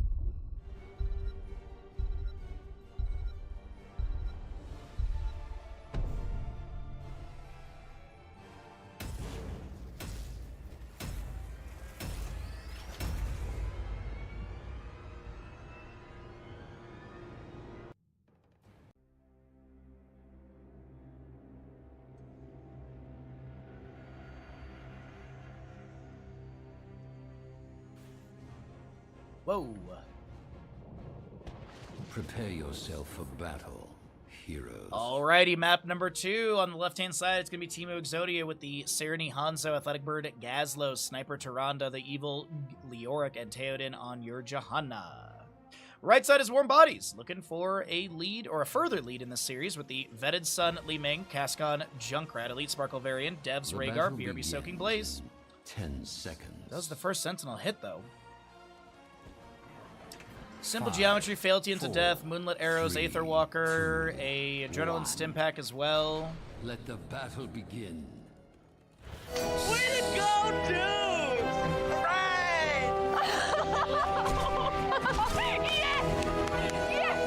E-Bag, thank you for 5 Tier 1 gifted subs at the start of this map number 2. Thank you so much for the generosity. I appreciate that greatly.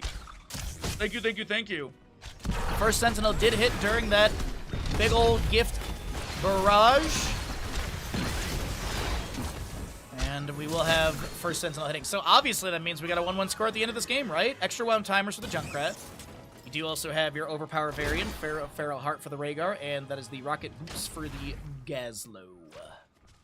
Thank you again, eBag. Thank you so very much for the continued support, and thank you for helping us push up for sub goals and such. Very much appreciate that. Owl hit bet big. Oh, really? Dang. All right. Well, some pretty good odds. Let's take a deep dive into this map, though, as we do have some camps to be started. We do have that right side bruiser camp already picked up on. The Warm Bodies side is Iron Skin from Johanna's active. Concussion Mine will go out, but it's not going to be triggered. And Johanna's trying to step up and force the trigger from Cascon here, but Cascon's like, I've got a legit block, and you can't step out. Another Condemn from Johanna, just grouping up the minion wave. Concussion Mine is still just chilling there underneath this gate. Siege is being poked in by BRB Soaking and friends. Another Condemn from Johanna. Concussion Mine activated this time for displacement onto mostly the minion wave. Lunar Flare going out for no stack, but it is going to be 7 stacks on Simple Geometry. Another Sentinel hitting onto BRB Soaking this time. Minion wave of Team Exodia pushing onto this fort gate. Healing Totem from the Rhaegar, cleared away by a Lunar Flare. Not sure if it was intended for that. Lead Sparkle's going to rotate in. There's going to be the taunt from Variant. Concussion Mine underneath Serenity, who will get the natural agility into that corridor, trying to back away. Purge from Rhaegar used on Serenity, and that is first blood to the members of Warm Bodies. Yorick in top lane, landing a Drain onto Vetted Sun. Won't be able to get the kill with the Drain, but does force Vetted Sun back behind the gate, and does manage to get some... Yeah, it forces the recall as well. Gather tribute and earn my favor. First tribute, bottom center location of the map. And BRB Soaking looks to just back off after getting their wave. Gazlo with Death Laser manages to clear out their own. Hanzo is working on the Bruiser camp, Hanzo's working on the Siege Giant camp for top lane. Siege Giants are bottom lane just now entering down here, but they just could be poked at by Gazlo and such. Death Laser to check the bush. Cascon with the proper mount. Won't be dismounted or scouted, I believe, but of course will be seen as they start to launch some grenades into the wave. Explodium charge underneath for a little bit of damage as well. Just trying to clear out these Siege Giants. Cascon going for the channel. Shield Glare from Theoden will be enough to interrupt. Debs with another channel. Sentinel from Tyrande thrown from above will connect the Huntress Mark applied to Elite Sparkle.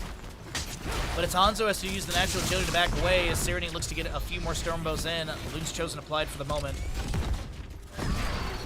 Paralyzing Rage upgrade for the Leoric on his slow.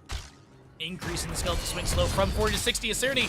I don't think they have a way to get out of this one unless the Tyrande heals and the Lunar Flare. Oh my god, I can't believe it. That was such a good defense. 5 stacks on the Lunar Blaze, which 5 more stacks for the 30% range increase on that base line.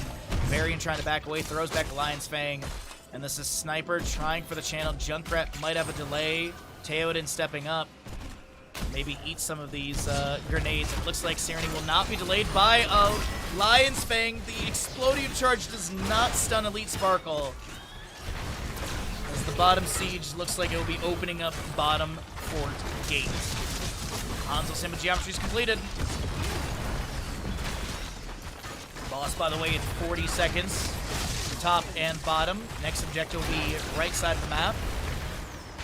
Favorable to Warm Bodies positioning. What's up, Control? How you doing today, bud? Welcome in. Enjoy your ad-free viewing and all that good stuff. Some amazing emotes we got here. Bottom siege continues, though. Gazlo holding mid. Leorc is still pushing top lane. It looks like Leorc is nearly through the entire fort gate. Blaze will come up here and defend.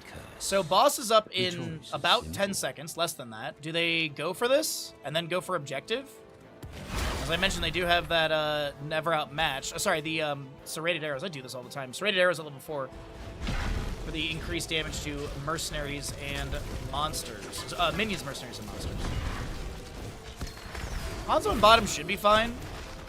Threatened a little bit, but has got the ability to get behind the gate, tap well. Top lane boss. Cascon might get taken down here. A nice different potion from Blaze comes through. There's going to be Wraithwalk from Leorc and Iron Skin from Johanna activated. Boss is going to be leashed, and we're getting into the 10 talent tiers. Let's go ahead and cycle through the other numbers and see what we got going on for damage, healing, experience, and map number 2 of our final best of 5 of the day. Arcane Orb finds its way onto the Hanzo. That'll be a Triumvirate cooldown value for Vetted Sun. Starfall, Gravel Bomb, Blessed Shield, Entomb, and Dragon Strike or Dragon's Arrow? Dragon's Arrow it is. Obviously, Varian's already got his taunt at level 10. We'll see what he goes into, if he's going to be charging every 4 seconds or if he'll have a protected status when he parries. Bunker, Ancestral, Riptire, and Wave of Force. Junkrat does have a bounty with Rocket Ride, but obviously not being attempted here, so it is the Riptire. So Warm Body's purely going for just playing the game. Neither boss has been grabbed. Next objective will be left side of the map, bottom of the map, favoring Team Exodia positioning. 1 out of 3 tributes for both teams. And we should have that tribute announcement very soon. Boss to be started here. Johanna Shield Glare onto Varian. And they have to. Yeah, Junkrat's going to throw a grenade. They'll see the Tyrande auto-attacking something. And Boss is down to about 25% health. Leorc and Blaze are still 1v1 over here, but let's take a look at the objective, or the boss pit near the objective area. Starfall from the Tyrande. Johanna's on this point. Wave of Force coming out from Li Ming. The Ancestral applied to the Varian as the Gravel Bomb sets up the kill into Varian, as well as Li Ming. Dragon's Arrow will go wide of the enemies. Sentinel gets vision of Devs backing away, but that is a double kill. That's huge for the side of Team Exodia as Gazlo gets channel of Objective 2. Wow! Blaze will be taken down by Leorc, it seems. Blue team has destroyed Urge from Rhaegar onto the Hanzo. We do have Purification level 7. The Lunar Flare connects the Hanzo Natural Agility. And that'll be a 4-1 in kills. A level lead, almost a talent tier advantage. Scatter going out. Cascon looks to back away.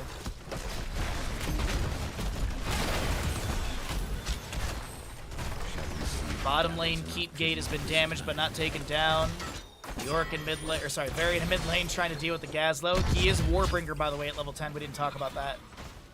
But it is a significant lead. It's actually a level and a half lead. As Leorc has been still pushing top lane, and he's getting tons of value. He's going to go Spectral Leech level 13, so Mithril Mace 16 is expected for him. But will this be a curse? I mean, it is level or talent to your advantage. Will Warm Bodies step up and try and contest this? Or they just eat the curse and defend? Looks like they're going to try and contest. All right. Rhaegar lunging in. Athletic Bird going for the channel. Interrupted by the Blaze. Junkrat grenades are missing.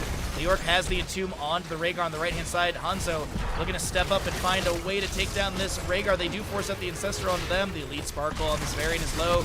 Tries to taunt in. There's a lot of damage under Elite Sparkle. Athletic Bird also low. And this is going to be Varian charging to an ally not taken down. BRB Soaking Blaze, though, will be pulled in, and that's going to be a 5th kill to the enemies. Arcane Orb, Magic Missile fired out by Vetted Sun, but will not be able to delay Athletic Bird. And this is going to be Elite Sparkle, interrupted by the Hanzo. Did you see that scatter arrow? My god. Lunar Flare will confirm the kill into Varian. They're going to let the minion wave deal with the fort. They could continue pushing here. Gazlo's currently on mid lane, and yeah, I'd like to see that. Whoa, big wave of force from Li Ming onto Sniper. Arcane Orb misses from the Li Ming. Magic Missiles firing out, but no poke onto the enemy health bars. The mid lane fort is about to go down to Gazelle. The top lane fort already picked off. Leoric Wraith walking forward, and Tomb tries to capture Debs, but Rhaegar will be fine. Condemned from Johanna into a Blessed Shield, and that is Li Ming to be taken down. Minion wave is going to be inspired by the auto attack onto the keep gate from Hanzo. Still working on the keep as well with the Tyrande. Double minion wave crashing onto this keep of top lane. Bottom lane is pushing up a little bit as well. Junkrat going to go deal with that, but this is top lane keep definitely taken down. Boss is available in top lane. Bottom lane boss a minute 59. So literally they could back off at the end of this curse and go get boss. Maybe push that into core for victory. I think they're going to grab Bruiser Camp and steal it away from mid lane, and that will push it for 16.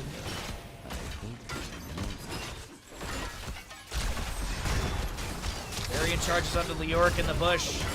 Leoric has the Wraith Walk active. Concussion Mind blasts the Gazlo over the wall, and Dragon's Arrow goes right by the enemies. Does Gazlo have a Gravel Bomb activation? He does.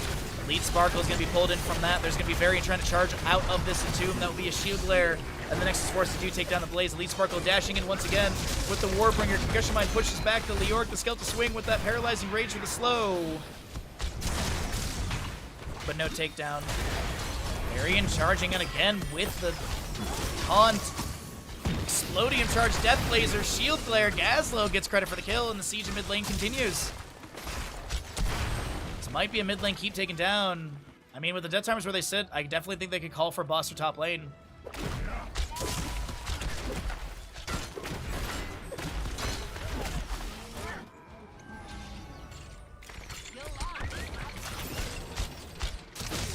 Stormbow into Scatter. Hanzo getting a little bit of damage there. Giant Slayer level 16 was picked up. Siege Giants stepping in. Wave of Force was used to push the Siege Giant into tower shot range. Unfortunately, there's minions here. There's also Inspiration onto those minions from the auto attacks onto this keep from Teemu Exodia as they look to take down a second keep. And here's the thing. It is still 3 forts available for Teemu Exodia, so they've got constant catapult pressure in top and bottom. No periodic or anything to deal with that, so these waves are going to be pushing up faster, and there's periodic catapult pressure coming in through mid lane, still from Teemu Exodia. They are looking very comfortable in this map number 2. Best of 5 series, and BRB Soaking trying to back away on this left side of the engagement. Jet Propulsion does not get the stun, and that's what he's hoping for with the Blessed Shield from Johanna. Comes out the Scatter, misses into Blaze. He's forced to summon Bunker, going to try and back away through the lower side of this engagement. Devs has some chain heals, and that'll be a clean disengage from Blaze. Forced to use Bunker. Riptide from Junkrat was summoned. Elite Sparkle getting stunned. Condemned from Johanna as well. And Elite Sparkle will get the Ancestral Lunar Flare missing. Red team's Junkrat using Ripper Air level 13 to get around the map a little bit faster. The Dragon's Arrow lands on a Blaze, and he will be taken down. Elite Sparkle and Velvet Sun looking for an angle for the disengage. Li Ming is going to be able to blink in and get the kill of the Tyrande, but Varian next to go down. Hanzo chasing in, the auto attack will be enough, and is this now a boss call for top lane?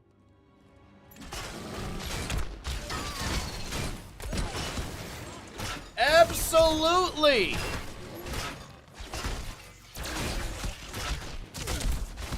$13-minute boss.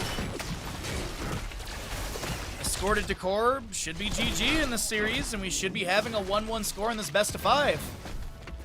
Unless they're just going to double boss it and then push with bottom, so they get some weakening onto the core, maybe from that top. Yeah, it's double boss play, I think. Let's give Tyrande time to respawn to join in, or are they going just for the tribute? Sereni's starting boss, right? Yes, okay. Gonna need someone to tank this, though. John has the channel. Let's take a look into top lane. We don't have to watch the grab boss. Let's take a look and see what this gets in top lane for us.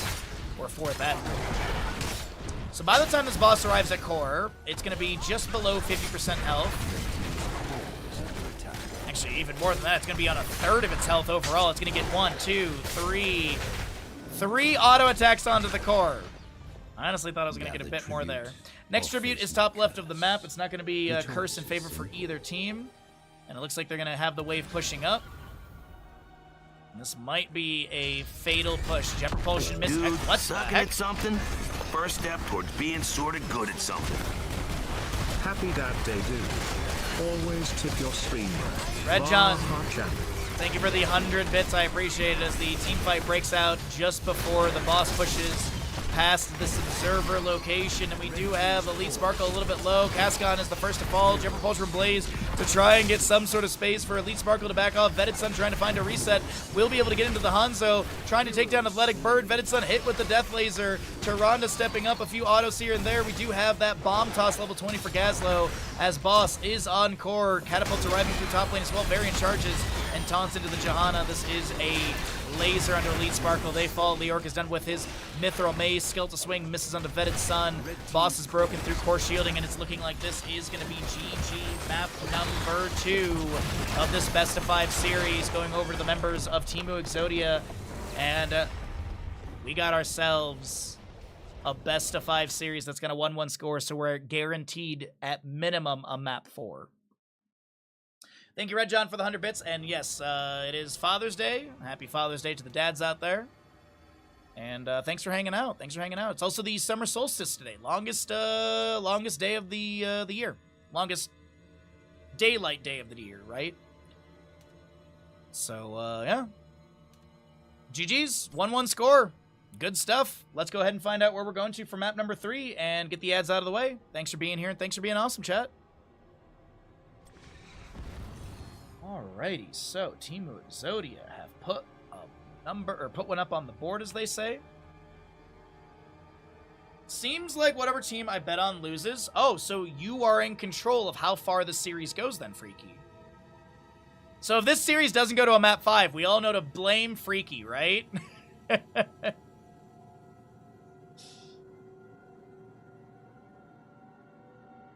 Thank you for the clip. Always appreciate the clips. All right. Once we get this lobby, I am going to run and grab some water and run to the bathroom, as we're almost done with our 3rd cup of tea already in 3 hours. All right, where do we want to go to? Alterax's available, Battlefield's available, Braxis, Dragonshire, Garden, Haunted Mines, Shrines, Tomb, or Towers. A lot of stuff available still.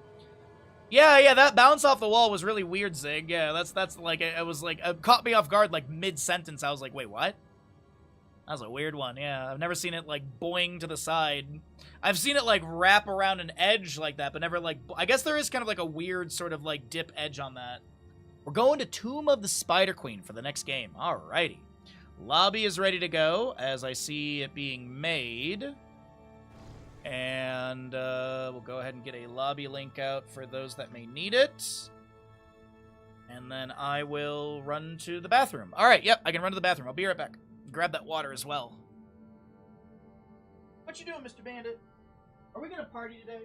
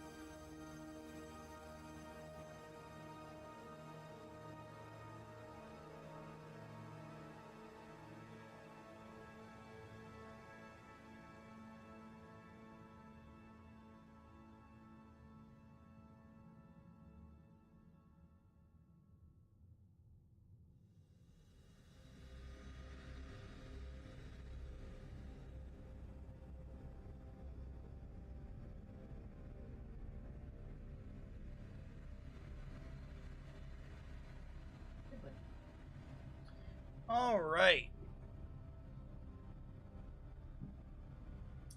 I got distracted doing dishes and ended up making less of an omelet and more of an egg sandwich. Hey, food is food. Quintessential ADHD right there. I was doing something, and then I started something else, and then I forgot about the other thing, so then I messed up the first thing. I have done that before. I have literally ruined eggs. I have literally ruined eggs because I, like, cracked the egg. I'm like, oh, I can wash a quick dish. And then it, like, turns into, like, oh, well, I'll take out the dishwasher now. And then,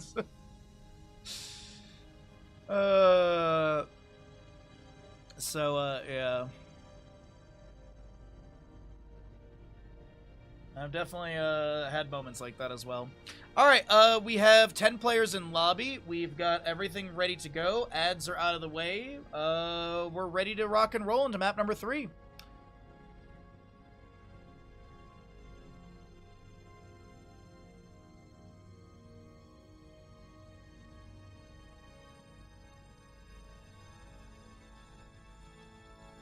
Alrighty. Map 3 is going to be underway in just a moment. We're heading into Tomb of the Spider Queen. Let's see what the draft could be. It's going to be like right about now. Tomb of the Spider Queen. I know this game so well. Blizzard. My email address is like right about there-ish, Blizzard, if you want to contact me for professional casting and stuff.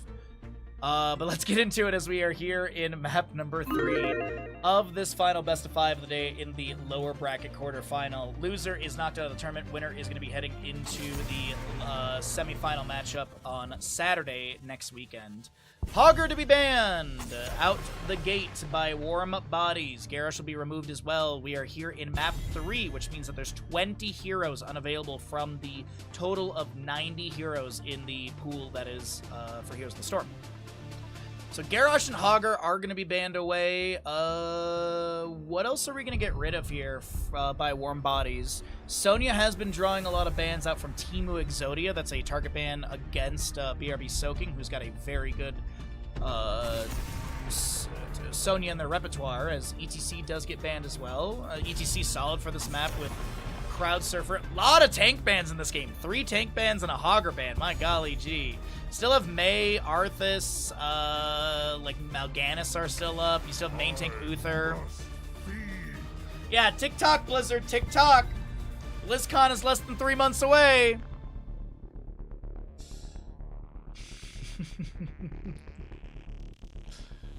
Mal'Ganis first pick, though, on the right-hand side for Warm Bodies, so we'll probably see a Will of Chakandras. We'll probably see a Blind as a Bat, so maybe looking for more, like, CC or slow potential to play off of that. Like a Jaina wouldn't be too bad. Gul'dan Ariel immediately, though, for Timu Exodia. I'm a big fan of Gul'dan for this map. Ariel with the Gul'dan is always solid as well. There was a clip yesterday, I believe Nika got it, where there was an Ariel, because she went into Righteous Assault level 1, which is cooldown reduction, when you hit enemies with the Center of Sacred Sweep. The Ariel got like 4 or 5 Sacred Sweeps off within like seconds. There's a clip somewhere floating around. It's really funny. But either way, Mal'Ganis, Chromie, Yrel, that is a scary start. Warm Bodies, the Chromie is like honestly really scary. Yrel control is pretty decent. Gonna need a healer and possibly a sustained damage, so maybe like an Ana ban? Like nano boosted Mal'Ganis with Blind as a Bat would be really scary, actually. Nano boosted Chromie is really good too. Looks like they're going to get rid of the Imperious, which also could have been a nice setup into this, but I really would like to see an Ana for Warm Bodies. I think Ana would be stellar for their composition. There it is. Thank you, Nika. Nika, there it is. Oh, you clipped it as well? I apologize. Sorry. I highlighted or I featured a couple of them, so... You know, for someone who loves Cho'Gall as much as I do, I see an Ariel in the beginning and I don't even mention Cho'Gall. That's exciting. Alright, honestly, Ana's still great. Anti-healing value is humongous. Sleep Dart is nice. Debilitating Dart could be good. I'd like to see a Tychus. Honestly, Ana Tychus here would be pretty good. Wave Clear's alright. Siege is decent. Percent damage into Cho'Gall. Not what I was expecting, but you do have healing debuff with Emerald level 7. It's a 75% healing debuff for 4 seconds when applied to the Herodric Cube. So there is that. You also have Stay a While and Listen. Maybe Lornado for control, but I don't think so. Last pick though, you need like Greymane here wouldn't be too bad. They're gonna go Malthael. I was thinking Greymane because he can solo lane, and he can also team fight pretty well, so he kind of blends a little bit. Yeah, you don't have like the bruisery aspect, but I think the Malthael works out pretty good here into the Sonya. I was just thinking Greymane because he could just literally like range poke and stuff and has disengaged mobility against the Sonya Yrel. But either way, let's get into it. Map number 3. This is a wild draft from both teams.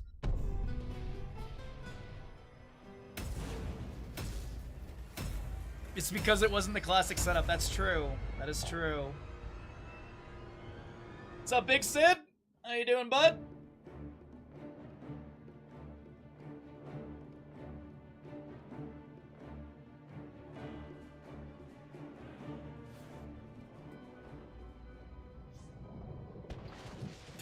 Map number 3 of this best of 5. Left-hand side is going to be Timu Exodia, Sirni Malthiel, Teoden Cho, Athletic Bird Gul'dan, The Evil Azariel, and Sniper Gall. Warm Bodies on the right side, Cascon Urel, Devs Deckard, Elite Sparkle Mal'Ganis, BRB Soaking Sonya, and Vetted Sun Chromie. Battle begins in 10 seconds. The IF Kilrog, We See You, Searing Light, Calloused Hide, Death's Reach. 3. You also have your Pursuit of Flames, Sapphire Deckard, Urel going Dauntless, Time Walker's Pursuit, Mal'Ganis' Will of Trachondros as expected, and Sonya. What are we looking at here? Toughest Nails? Warpaint? No, it's going to be Furious Blow, as always. Seismic Slam upgrade, Furious Blow. Not too surprising, realistically. Chat, tell Freaky who to bet on.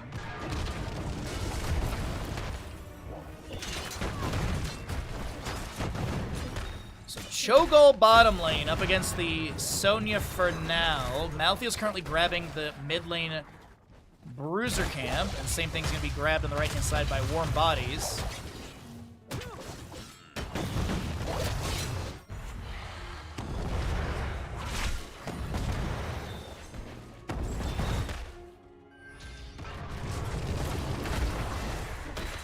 Bit of siege onto the gate from some of the Gall and Cho abilities at range. Dread Orbs and Runic Bombs.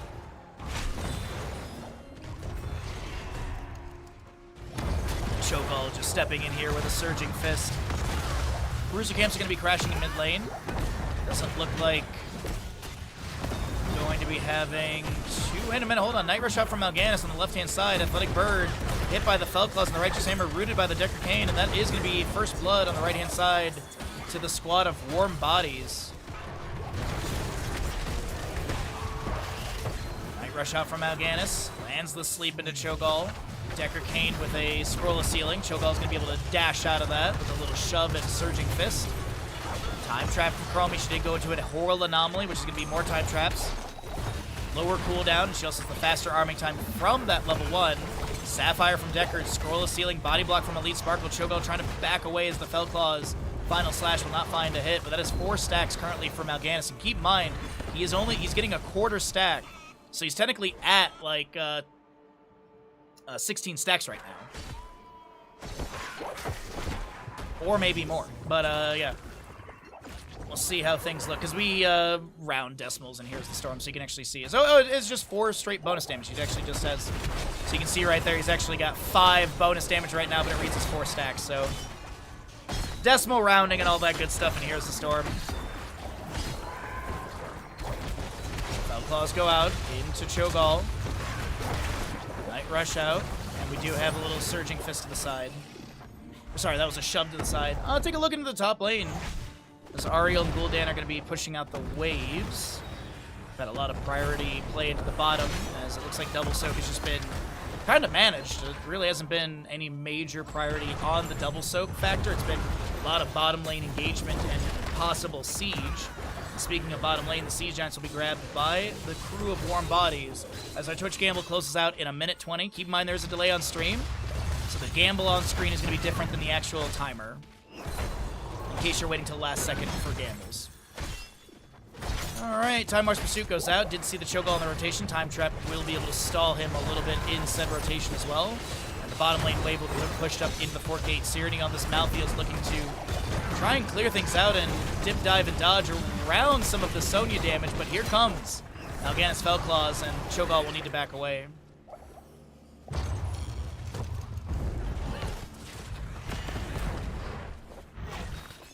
Teopier? Who doesn't love a good Teopier? Or I'd be a Teopier. Sounds like a fish.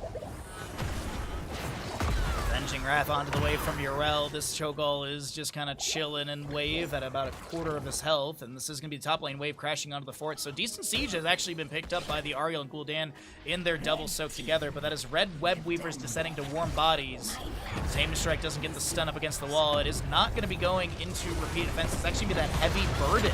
Tamer Strike slows enemy heroes by 20% for 2.5 seconds, a slow amount and duration double on enemies it stuns, passively increase the Tamer Strike stun duration by 0.25 seconds. Sonya in bottom lane looking to push back against Malthael. Looks like some gems were also denied by Sonya's aggressive positioning. And this will be your bottom lane Web Weaver pushing in. Yrel actually has decent siege in top lane as well. And the defense through mid is cleared out the Web Weaver quite quickly. Malthael focusing onto the Web Weaver through bottom lane. Sonya slamming, but she's going to respect the enemy and back away.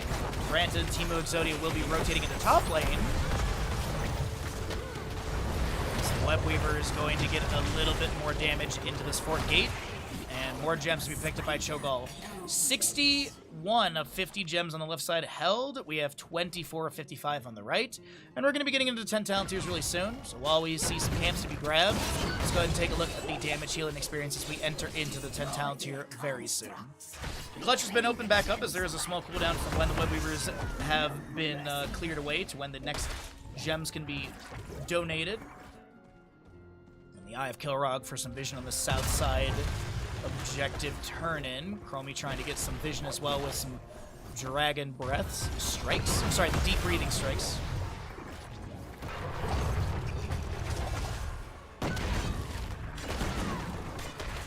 Slowing sands will be heroic for her, though. Getting her talents 2 levels early. Tamer Strike up against the wall. Lead Sparkle did have some stun damage onto the evil Ariel. Just traded blows between the two. Big thing to mention for Mal'Ganis is getting that 20th stack, or getting the milestone. You can overstack on the level 1 for extra damage, but getting that milestone or quest completed will give you a 0.5 second increase on the final slash stun, making 1.5 seconds and a 4% lifesteal. Really good synergy with Blind as a bat. Upheaval for the Cho'Gall, no Twilight Hammer, okay. Upheaval, Twisting Nether, Crystal Aegis. We do have the Horrify and Twisting Nether for the Malthael. Sorry, the Tormented Souls for the Malthael, as Carried Swarm from Mal'Ganis to be activated. Also looking at a Stay Wellness in a Ardent Defender for Yrel, as well as your Wrath Berserker. Gul'dan actually was not done with his Pursuit of Flame stacks, and he will be taken down. Sonya spears in, the slam over the wall is not enough, but Cho'Gall would have been there to pick up those gems that would have been potentially dropped. But huge multi-kill for the side of Warm Bodies there. They don't deny any gems, but they do have just enough for a turn-in after all of that. Mal'Ganis up to 11 stacks, Chromie with a timeout. Night Rush finds the Cho'Gall. Chromie's going to try and get some Dragon Breaths hits and some Sand Blast as well. But it's 1 to 3 in kills. 11 and a half, or 11 and 3/4 to 11 and a quarter about. Wrath Berserker pop by Sonya as you hear her, and she'll be working on the Siege Giant camp below. I don't think it's going to be invaded by Malthael. Yrel is showing.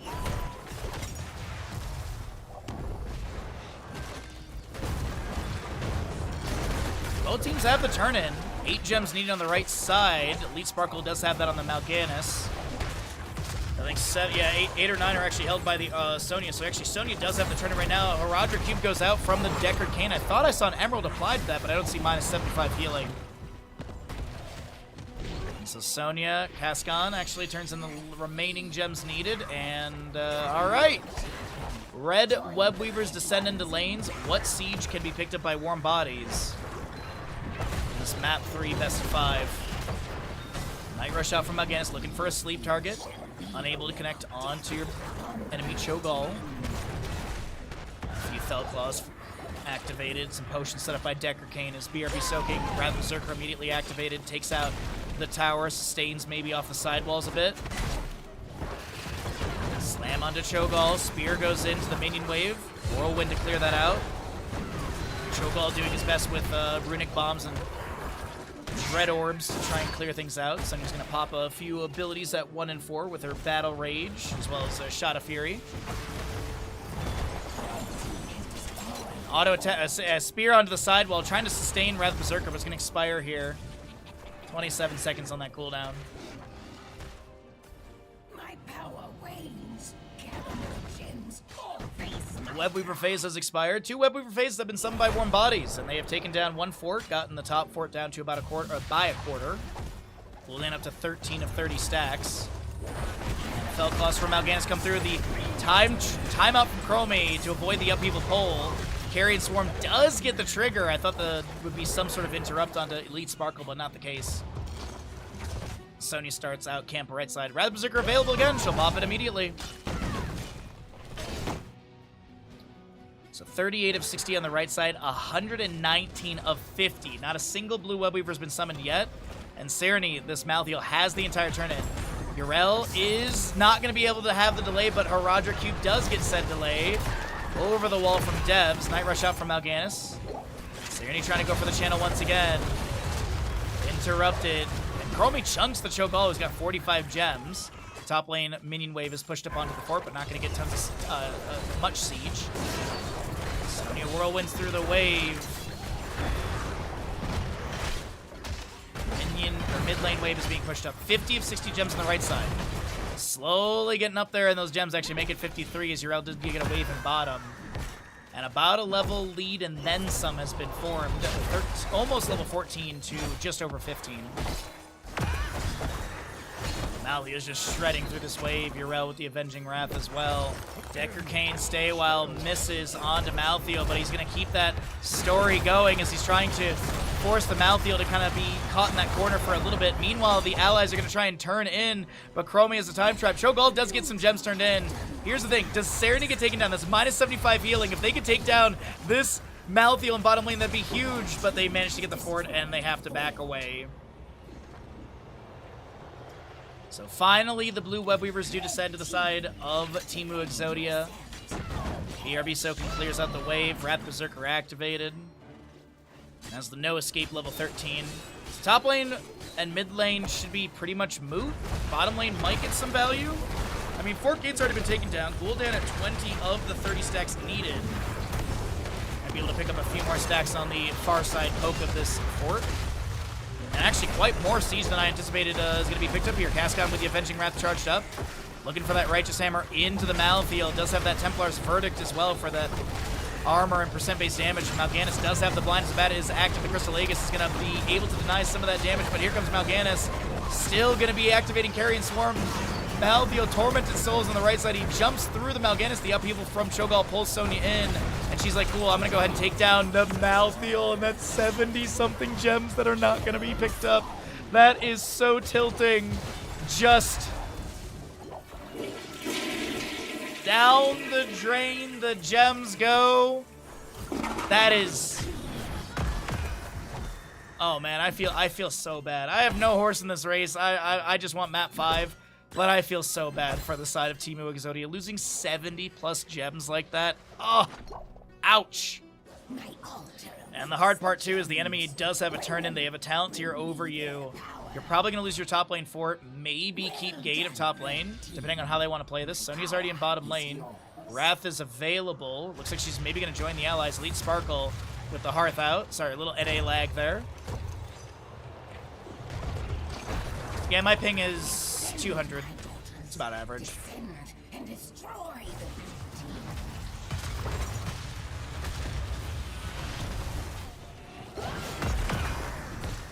So top lane Web Weaver. Actually, it might not be... Nah, look at the rotation on the minimap. Us Web Weaver's actually getting decimated. Never mind. But they still have mid and bottom pushing, so do they try and play for top while the enemies are clearing bottom? Or mid and bottom or something? Or do you just pressure top lane and try and hold them here so mid and bottom do what they just want to do? Malthael diving out. Chromie has some potions from Decker Kane, some Sandblast going out. Mal'Ganis coming through, some Felclaws. Night Rush as Chromie is... Oh, wait, Blind as Bat is going to be activated, but Elite Sparkle does not have the targeting. Not as much as I anticipated from this weapon face. I really thought Warm Bodies were going to be able to play this a bit more aggressive. Nika, thank you for the clip. Appreciate it. Roger Cube with that healing debuff as the top lane fort does go down. Red Web Weavers have expired. 30 of 55 on the left, 39 of 65 on the right. And the clutch is open. Sonya's starting boss. Return the gems to me. And she's going to go ahead and leash that. Doesn't look like there's going to be any ally assistance.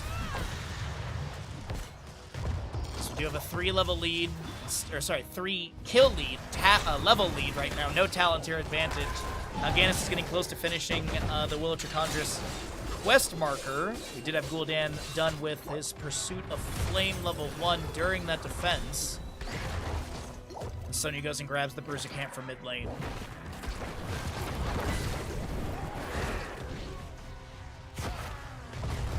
Upheaval. Chromie's going to time out. Avoid that pull. We do have Leaden Orb level 16 from the Cho'Gall. There's going to be a Crystal Aegis onto the Gul'dan. Horrify from him was utilized as well. The Mal'Ganis is going to be taken down. Blind as a bat, not getting the value they're hoping for, but that Malthael is the next to be taken down by the Sonya, and that's going to be gems once again. Not picked up. A lot of gems going down the drain right there, as that's over 20 gems on the ground from the kill and from the minion wave. Sonya with a whirlwind through the enemies. This 4v4 here, but no Mal'Ganis main tank. Getting up there in gems, though. Cascon tries to get the turn in. Interrupted. Wrath Berserker from Sonya activated. Upheaval will pull Sonya in. She's looking to back away. There's a potion in top lane. Wave to be able to grab.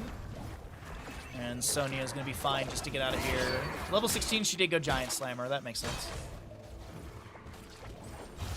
Chromie soaks up bottom lane, grabs quite a few of the gems. This is going to be a time trap set up above her as well, just in case there's a flank.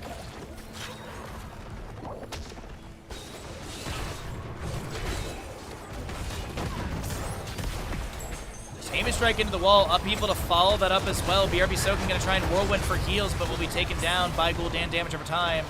And Mal'Ganis picks up 2 of the potions as they disengage with Blind as a Bat to the right side of the map. Can the members of Team Exodia turn it around? I mean, they're down by a level, but the pretty much post-16 team fights have really not gone well for Warm Bodies. Yo, what's up, Umber? How you doing today, bud? Happy Sunday.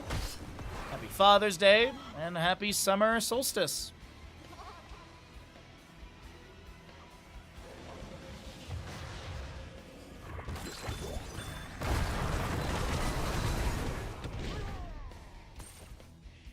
The enemy has enough for a Webweaver summoning, but it seems like it will be a boss call for that trade. Mal'Ganis, they're going for it. Detainment strike into the wall, but Yrel can't get here in time. Carrion Swarm will be activated.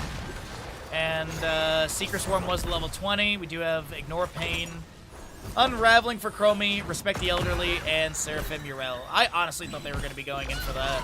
I thought they were going to try and contest it with the Talenteer advantage. But that'll not be the case. They'll lose their top lane fort. And as I mentioned, both teams have the available turn-in. Cascon has enough for the red Webweavers. But how much siege value is going to be picked up here? Because it really does feel like the lanes are kind of pushed out. Top lane is... Actually, mid lane is their best option, but mid lane is pretty far back as well. Whoa! Upheaval upgrade with the favor of the old gods. Upheaval roots enemy heroes for 2 seconds. You also do have your Twilight Frenzy as well. Activate to reduce the cooldown of Shadow Flame and Dread Orb about 2 seconds for the next 6 seconds. Diamond Resolve, you have the Fear the Reaper, or Reaper of Souls for the Tormented Souls. So it's 2 enemy heroes are within the radius of Tormented Souls that it does not decay in time. Kind of like Pop and Lock for D.Va when she stands still. And you do have the Haunt for Gul'dan, which is going to be a 1 second duration increase on the Horrify, but also a minus 20 armor to the enemies afflicted. That 1 second literally feels... It feels like 4 or 5 additional seconds. It's wild how much a 1 second duration increase in Heroes of Storm can feel like forever. Upheaval pulls the Sonya. She pops Wrath of Berserker. Webweaver phase has been cleared away. It pushes up the waves. We do have the Twisted Nether from Cho'Gall activated. Big damage to Horrify from Gul'dan. Stay while listening is the answer. Malthael, Tormented Souls in the back line, and he will be taking down the Ancient Blessings from Decker Kane. Does get utilized, and once again, 5, 10, 7, 12 gems will be lost over here as the Diamond Resolve is going to be activated. Mal'Ganis has got his Fellclaws. He's almost done with Will of Chikandris for that extra stun duration. Cascon gets taken down. Mal'Ganis falls as well as he does finish out that level 1. Upheaval pulls Decker Kane into his inevitable death from Gul'dan. And this is now Chromie, the next to fall. And this is huge for the side of Teemu Exodia. Sonya's the last defender. There is enough for a Webweaver turn-in. What is the game plan right now? Gul'dan, Athletic Bird turns in. 29, 25, that's enough? No, they're one shy. Math is hard, chat. Stay in school.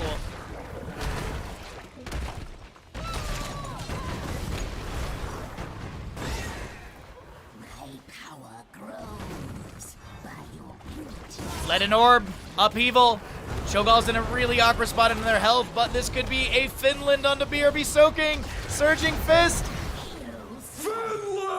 is gonna be achieved as Teemu Exodia gets the pentakill. They've got Webweaver summoned. Malthael clearing out bottom lane. I'd like to see him literally mount and sprint up to top lane with the allies and try and make this a 2-1 score in their favor. It's been a hard road in this map number 2, or map number 3 for Teemu Exodia, but I feel like there's a possibility where they can take keep and win. They've got to get a couple kills though. Mal'Ganis is gonna be activating his blind as a bat after that upheaval. Webweaver's nearly taking down the keep.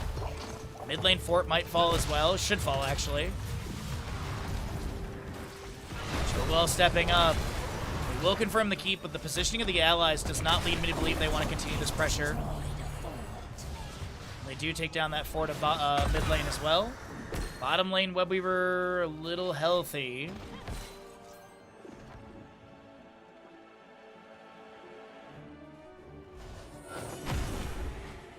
Cascon's gonna Avenging Wrath in.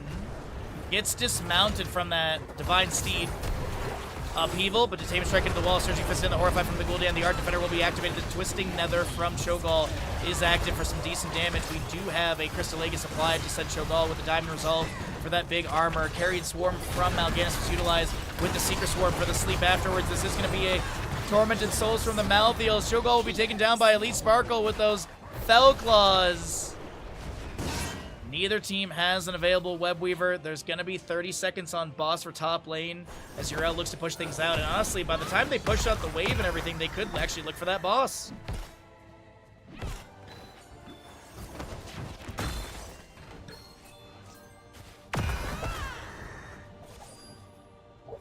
They're going to check this camp over here, this Bruiser camp for mid lane. After Chromie finishes bottom lane Siege Giants, Yrel continues to push top. Looks like the camp will be ignored because I think absolutely they're going to get mid-wave, then pivot to top lane for boss, I think. 25 seconds for Cho'Gall, respectively. So, yeah, absolutely. This is a solid call. What's the keep health at? Full. Full health on that keep gate and everything, and there's, as I mentioned, no Webweaver summoning. 37 of 70 on the right side, 21 of 60 on the left. So a mid lane camp will be grabbed. This will be bottom lane wave cleared out safely. Yrel does show in mid, but I don't think Teemu Exodia would be surprised if this boss is grabbed. And absolutely, here it comes. 22 minutes. Oh, this actually might be the longest game today, Chad. This actually might have been. This might actually be the longest map we've had so far today.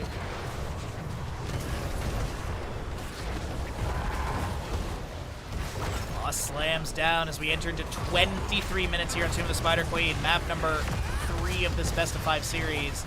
Boss has made quick work of the keep gate. Slowing stance from Chromie trying to zone. Yrel Avenging Wrath is charged up. Grab Berserker from Sonya's activate. She spears onto the Cho'Gall. Upheaval will be activated, does pull the Yrel in. She gets a quick potion. Stay a while and listen, respect the elderly, level 20 as well. That's a lot of damage onto Yrel. She gets the Ardent Defender activation at the last second. Malthael on the backline, but Yrel is so very low. Can she get the potion in time? No. The Shadow Flare from the Gaul will be enough to take them down. Mal'Ganis with some Fellclaws out into the enemy with the blind as a bat. Sonya trying to whirlwind to heal up a little bit. Mal'Ganis is going to be taken down.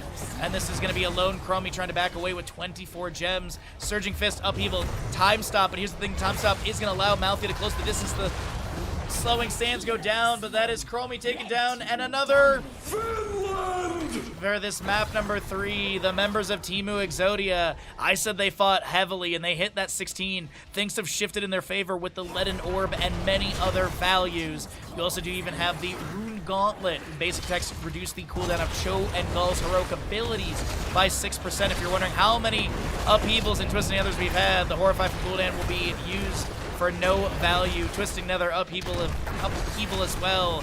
But the Cho'Gall composition will be victorious, and Teemu Exodia will be one map away from continuing into the lower bracket semifinal and knocking Warm Bodies out of this Murky Cup tournament.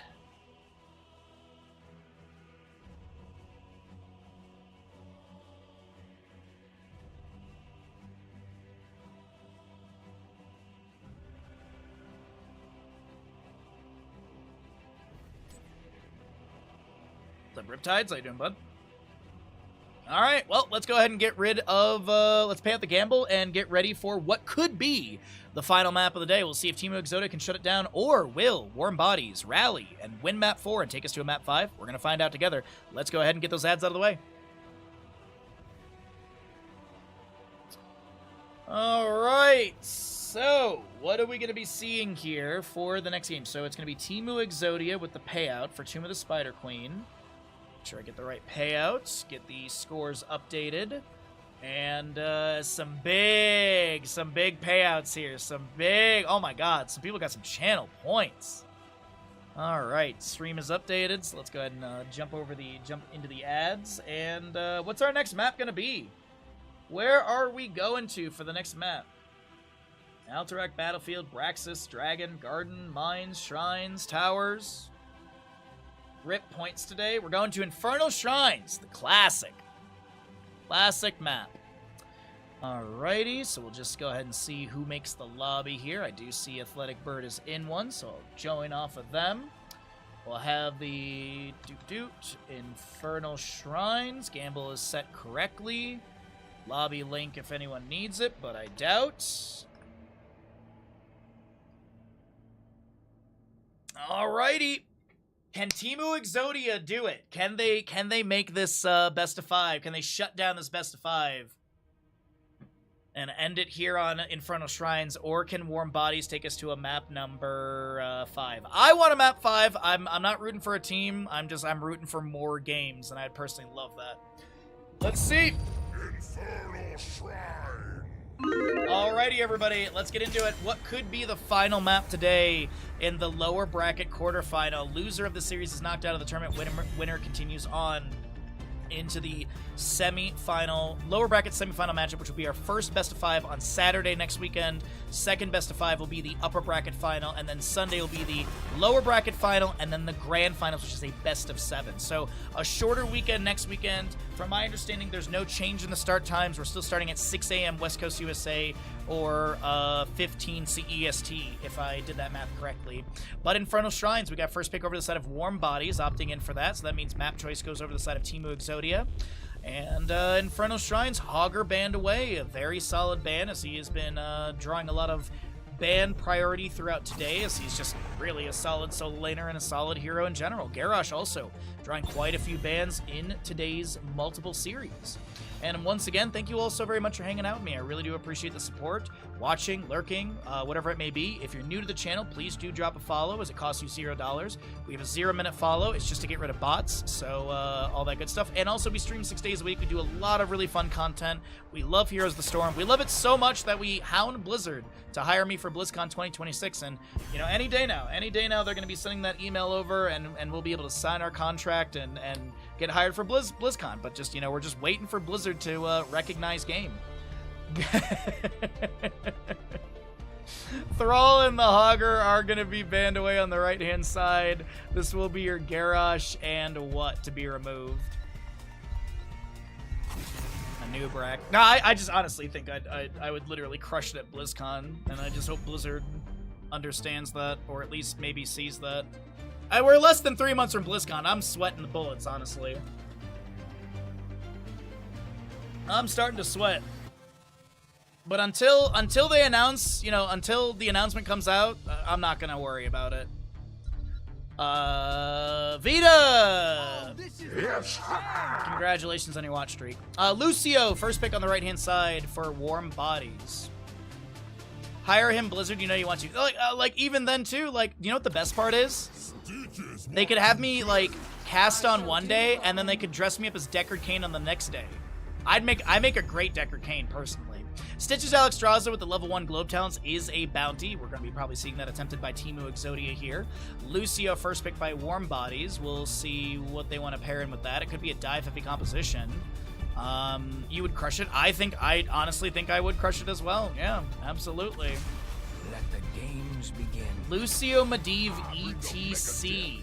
Okay, I was not anticipating a Medivh grab here, but we do have it. Okay, what's shenanigans? Because we still need a solo lane. So it's obviously a hyper carry composition for Warm Bodies, but what is the hyper carry? Blizzard, I love Heroes of Storm so much. I have a Heroes of Storm tattoo. How many casters can you hire with a Heroes of Storm tattoo? Castia to be banned away because they don't want to deal with the Valkyrie pull.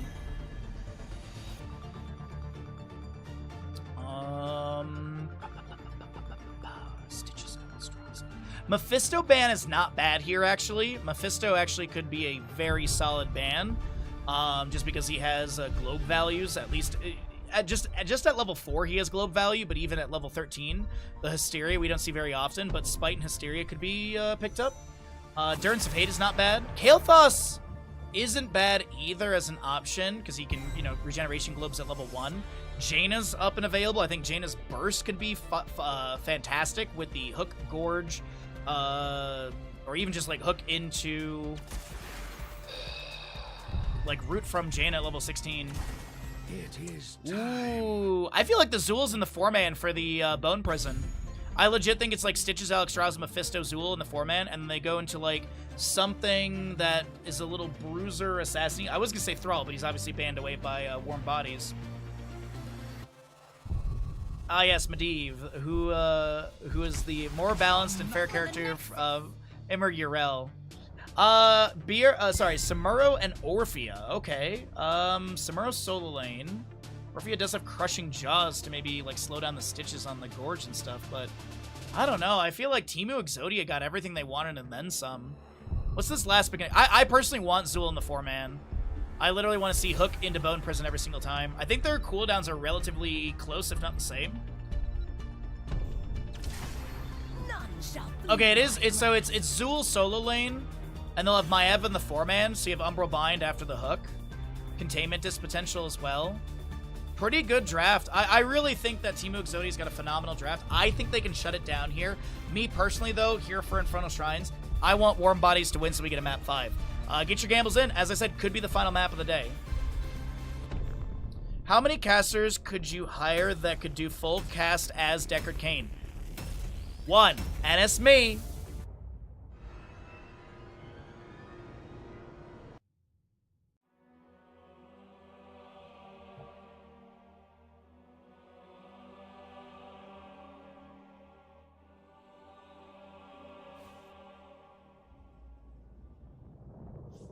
On the left-hand side, it's going to be Teemu Exodia. Serenity on the Mephisto, Theoden on the Stitches, Athletic Bird Maiev, the Evil Zul, and Sniper Alexstrasza. Right side is Warm Bodies with your Cascon Medivh, BRB Soaking on the Samuro. Vetted Sun Orphea, Elite Sparkle ETC, and Debs is your Lucio. 10 seconds. Pursuit of Justice, it is going to be Shade Zul, Mephisto going into yielding power. You do have your Circle of Life for the Abundance of Alexstrasza. There's going to be your Hungry for More for Stitches. There's your Bounty synergy with the Circle of Life and the Hungry for More. Way of the Blade for Samuro, Portal Mastery, Acela Rondo, Orphea with the Ancestral Strength, and ETC is what? Rock. Samuro on the left-hand side was trying to get a few autos onto the Evil, but it doesn't look like that's going to be happening. Stitches steps up with a slam, Mephisto shading forward. Portal set up by Medivh. There's also going to be a Abundance on the ground power slide from ETC, and jumps through the portal safety. Samuro's going to be able to swap mirror images back to the mirror image in top lane as he does Get a couple autos onto the Evil here, slowly working on the wave, and Wave Blade level 1 is going to be, you know, the critical strikes against enemy heroes from Samuro and his mirror images reduce their physical armor by 5 for 2.25 seconds, up to a maximum of minus 15 physical armor. And also, you have the passive of critical strikes now happen for Samuro and his mirror images every third basic attack. Frozen Punisher for the mid lane for first Punisher of the map. Announcement at 2 minute 30. Contest at 3 minutes in game time. Hook lands onto Medivh. Baseline stacks at 8 currently. Self-cast Force of Will allows Cascon to back away as they throw back a few more Arcane Rifts. BRB Soaking's currently just pushing into the top lane for gate. Does get one of the towers down to nearly 50%. A little bit of damage onto the center gate as well. As the Impaler camp of mid lane is going to be just trading spears here. Hook misses onto Orphea.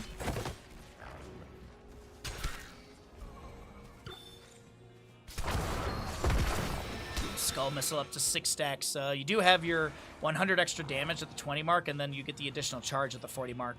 You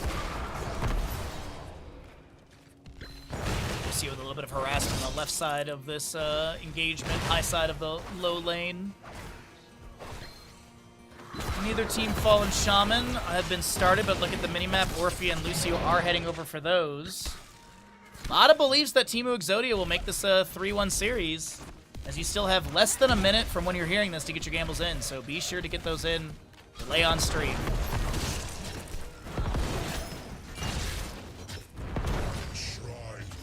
There's going to be your Spite from Mephisto, which makes sense with the Alexstrasza getting globes and stuff like that. Speaking of globes for Alexstrasza, up to 6, make it 7 off this wave of the 15 needed to be able to spawn a globe. A hook attempted for Cascon, who is going to be able to spray the old classic on the ground. Power Slide from ETC in mid lane is able to get away from the enemies. And Samuro has a decent minion wave pushed up. The Fallen Shaman coming through as well. Left side Fallen Shaman not grabbed by Teemu Exodia. Siege potential top lane is pretty good for Warm Bodies.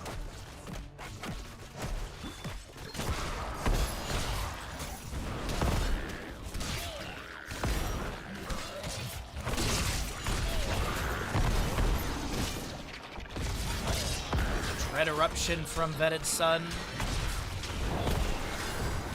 Skullmiss is firing out Spirit of Vengeance for the Umbral Bind. Elite Sparkle's looking to just avoid the pull. Actually continues to step into the enemy team with the portal set up by Medivh. The Sniper's trying to back away. And that'll be Orphea chasing in. Sniper low, pops the Dragon Queen for a little bit of health. And another healing circle. The Abundance gets placed. Sniper does not get taken down. 0-0 in kills. First objective, 26-10 favorite. Teemu Exodia. As a win buffet, just push back the enemies. Portal from Medivh set up. We do have the Raven Familiar level 4. Alexstrasza loses Dragon Queen form, and she's going to get power slid on by the ETC, but she will not be taken down. The Umbral Bind pulls ETC back, and he gets the Force of Will from Cascon. And no Umbral Bind on the Elite Sparkle again. I feel like Athletic Bird was doubling back for that again. Oh, wait a minute. Vetted Sun is going to get a Force of Will as the hook connects, but the portal from Medivh is set up, and that is Orphea able to back away. And look at the count. Warm Bodies are about to surpass Teemu Exodia in the Skeleton Defenders, 30-29.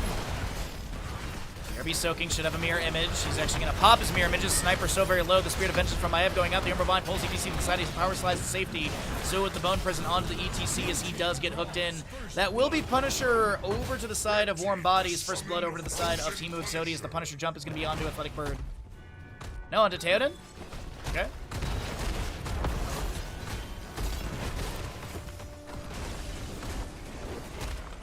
Zool to top lane. In bottom lane, Mephisto is trying to get away from Vetted Sun and Devs. And I don't think the Orphea and Lucio have enough damage to take down Mephisto, but they do drop him down to about a third of his health, forcing the recall. Punisher gets taken down. Next Punisher will be contestable at 8 minutes 4 seconds. Or 7 minutes 36 about should be the announcement in game time. Hook lands on a Devs, push off from Lucio to safety, portal set up by Medivh. Because it's balanced that a character can summon portals in bird form.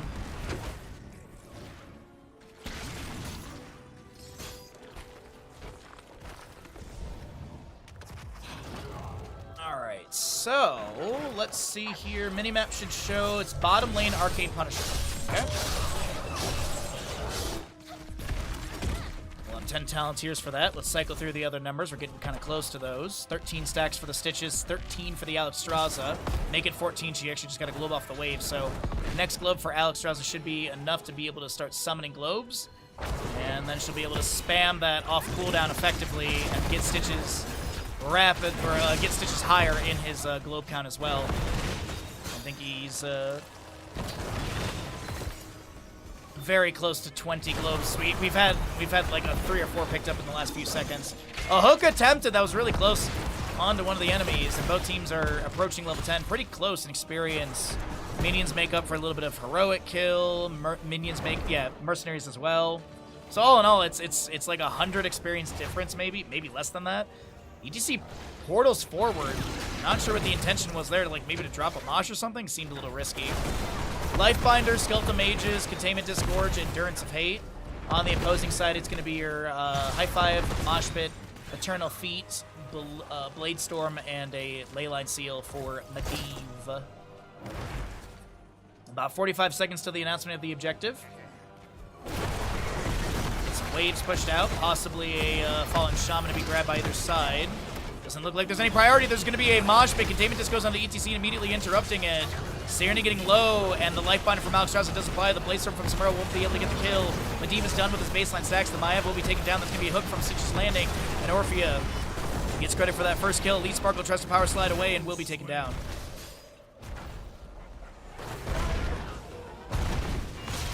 Maiev and ETC have been killed. 2-1 in kills overall, and the announcement of the objective is literally 5 seconds away.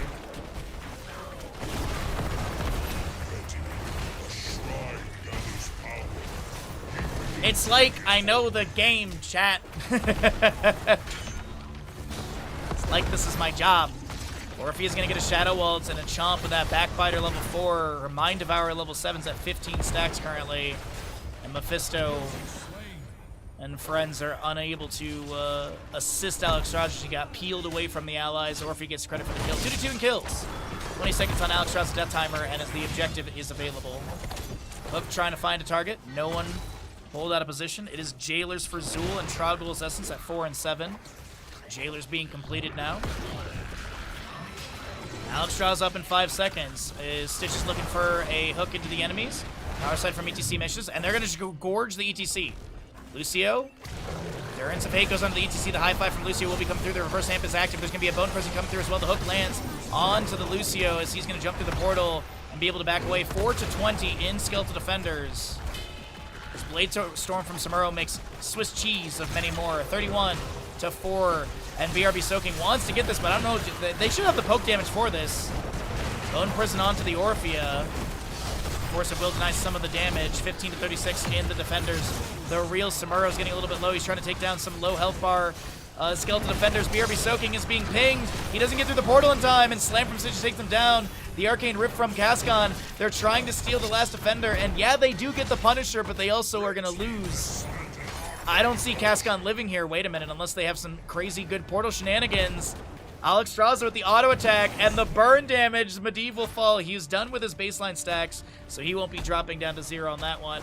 But it is 6-2 in kills now. And this fort gate will be taken down. The fort might take, like, I don't know, 25% damage or something. Yo, thanks for the lurk, Umber. Sorry if I missed you.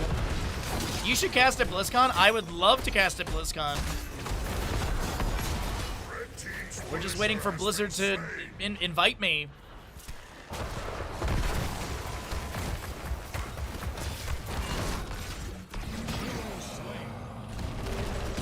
I'd absolutely kill it.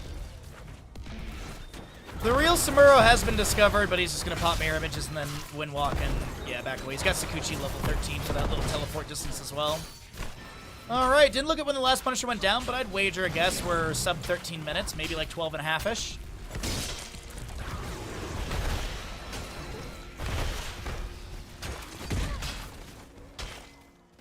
Said Punisher will be Mortar in the top lane, and the fort in top has already been nearly... sorry, the fort in top lane is nearly going to be taken down. Warm Bodies has the minion wave pushing up. TC is going to be able to get a little bit of armor, and this, yeah, it's just going to be Top lane fort easily taken down. Nicely done. Bottom lane, meanwhile, though, Mephisto does have the wave pushing up. Blaze Storm from Samuro. He does get a Force of Will from this Medivh. Portal set up as well. Or at least the initial target, but could possibly see this fort go down. No, it's not going to be. Paler camp is starting to get poked and whittled down to low health. 39 stacks for the Stitches, by the way, as I don't know how that hook missed. I thought that was literally dead on to BRB, but it must have been a pixel to the side. But when Stitches can pick up one more regeneration globe, he will have 115% movement speed. Lifebinder gets applied to him, and Maev will be taken down. No interrupt onto the mosh pit as it's 8 seconds for Mephisto's Durance of Hate. ETC in that containment disc. Oh, wait, no. What had him in stasis? Oh, maybe a bone. No, it was containment disc. I'm sorry. Completely misread the model, or the sides on things. Either way, though, Stitch's 15% movement speed. 38 of 40 stacks for the Mephisto. And also, by the way, keep in mind that these globes are also giving Stitches more health. He's got 6,492 health compared to ETC 4,109. So 2,000 plus HP over the ETC on the right-hand side, and Stitches will just continue to become a bigger and bigger lad. Skull Missile Durance of Hate has been completed. 2 stacks needed for Orphea, 1 regeneration globe for Proc Rock ETC for a little healing to the allies around. And honestly, you might want to stick around for this camp over here just to be able to grab it, or maybe gets it off the mid lane wave. There it is. Top lane Fallen Shaman to be grabbed. 16 talents here up on both sides. Bone Spear for the Zool. We also do have that amplified damage, which is armor debuff onto enemies inside the Bone Prison. I believe it's a 25. Yeah, minus 25 armor for 2 seconds. Samuro's going to pop mirror images. He's going to be able to back away on the right-hand side. Mephisto jumps forward with a Shade. No Hysteria level 13. That's going to be a high five from Lucio, as we do also have the Skeleton Mages, the Bone Prison utilized on the Vetted Sun. And Orphea is done with her Mind Devourer. Okay. Alrighty. Blade Storm from Samuro. Phantom Knives coming out from Maev. ETC power slides in. Moshpit just now coming off cooldown. He went for the Mosh. He actually gets a 10-second cooldown. Durance of Fate finds the Medivh in the backline. That is going to be Durance of Fate jumping over to the Lucio in the end. And we do see a kill onto him. Athletic Bird a little bit low, so is Vetted Sun. Samura on the left-hand side with about 75% health. So he's looking to just figure out a way, but back into this engagement. But Orphea's already heading into mid lane. Maybe Samura pops mirror images just to harass a little bit, but this feels like it's going to be a third objective over to the side of Teemo Exodia. Mirror images activated. Blade Storm from Samuro. Saguchi little teleport forward. There's going to be a Skull Missile out. And that's Force of Will. BRB soaking lives with 140 HP, dude. Orphea does get mid lane fort, though, during all of that. I can't believe it. BRB Houdini over here as they are able to just dip, dive, and dodge and avoid a wrench. All right, so Mortar Punisher top lane. What siege value can Teemo Exodia bring to the table? Mephisto's already shading forward. 55 regeneration globes for the Stitches, make it 57. So he's almost at 120% movement speed. Jesus, man. As I said, the Stitches globes have been rapidly rising after the level 1 from Alex Strauss is finished. We do have Durance of Hate. The Punisher jumps over. There's a ley line seer from Medivh that creates space for Elite Sparkle to power slide back into safety. Eternal Feast from Orphea has been activated. She's going to be inside the containment disc. A small silence afterwards. 1.25 seconds on that one. It's Vetted Sun. That's a big 5-member mosh pit. Punisher, Molten Mortars are firing out, and those actually assist to take them down. Orphea, Medivh, and ETC all go down. Is this going to be a fatal push? Samuro and Lucio, the last 2 defenders, they will lose their keep. The Punisher at 17%. Alex Strauss was playing to the far side of the keep. They want to end here. Blade Storm from Samuro. If we get another Punisher, it's going to be about 18 minutes, 30 seconds in game time. But it's 17 is the lowest death timer. The core shielding is starting to break. Samuro and Lucio doing their best to defend here, trying to thin We're trying to work on the health bars of the heroes that have minus 40 armor from the core defenses. 57% remains on this core. Alex Strauss' healing is going to be utilized. Gorge on the Samuro. ETC is back. He has no mosh pit. And that is going to be Teemu Exodia shutting down our final series of the day. This is going to be Teemu Exodia making their way into the semifinal matchup for next weekend Saturday. And that will be Warm Bodies knocked out of Murky Cup. And GG, well played. They will take 5th or 6th place and whatever bounties they have claimed. GG, well played. A great series, a great day of games.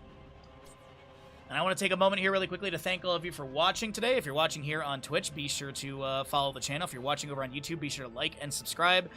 Grow the YouTube channel. We do have 2 different YouTube channels. We have one YouTube channel that we do live streaming to, which is basically our archive, since Twitch only allows you to have VODs for 30 to 60 days. So we have a YouTube channel where we have basically an archive. I'm doing my best to manage that with playlists and stuff like that. And we also have the other YouTube channel, our main YouTube channel, which is the edited and casting only. Those YouTube videos go up every Monday, Wednesday, Friday, so be sure to check out those channels. Exclamation YouTube in chat. Be sure to subscribe to both those channels and help us grow those channels. If we can get to 1,000 subs on the main YouTube channel, we can monetize it. If we can get to 100 subs on the other channel, we can have some other benefits to possibly get more money for Bandit. But at this time, I want to say thank you everyone so very much for hanging out and watching these games. It has been an absolute blast with all of you.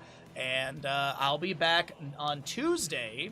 We're going to be having a fun week of streams ahead of us. We have Tuesday, we're going to be doing some Heroes casting with some voice mod stuff.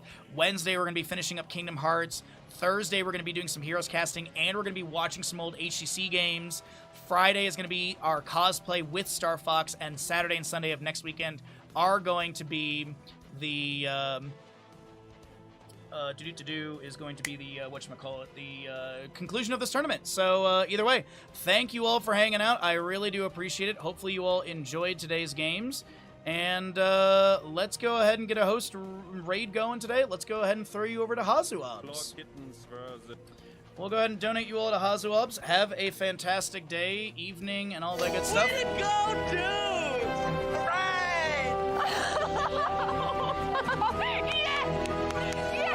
Justicar, thank you for the 5 tier 1 gifted subs. Thank you for helping us hit our sub goal and all that good stuff. I really appreciate it. Thank you so very much. That's really, really generous of you all. Thank you for being here. And if you're a tier 1 sub, copy the first message. If you're tier 2 or 3, copy the second message. The bandit emote is a tier 2 emote. Go right over to Hazu. Go have a great day. And I'll see you all bright and early on Tuesday for another great week of streaming. Thanks for hanging out. Thanks for being here. And thanks for being awesome. Bye.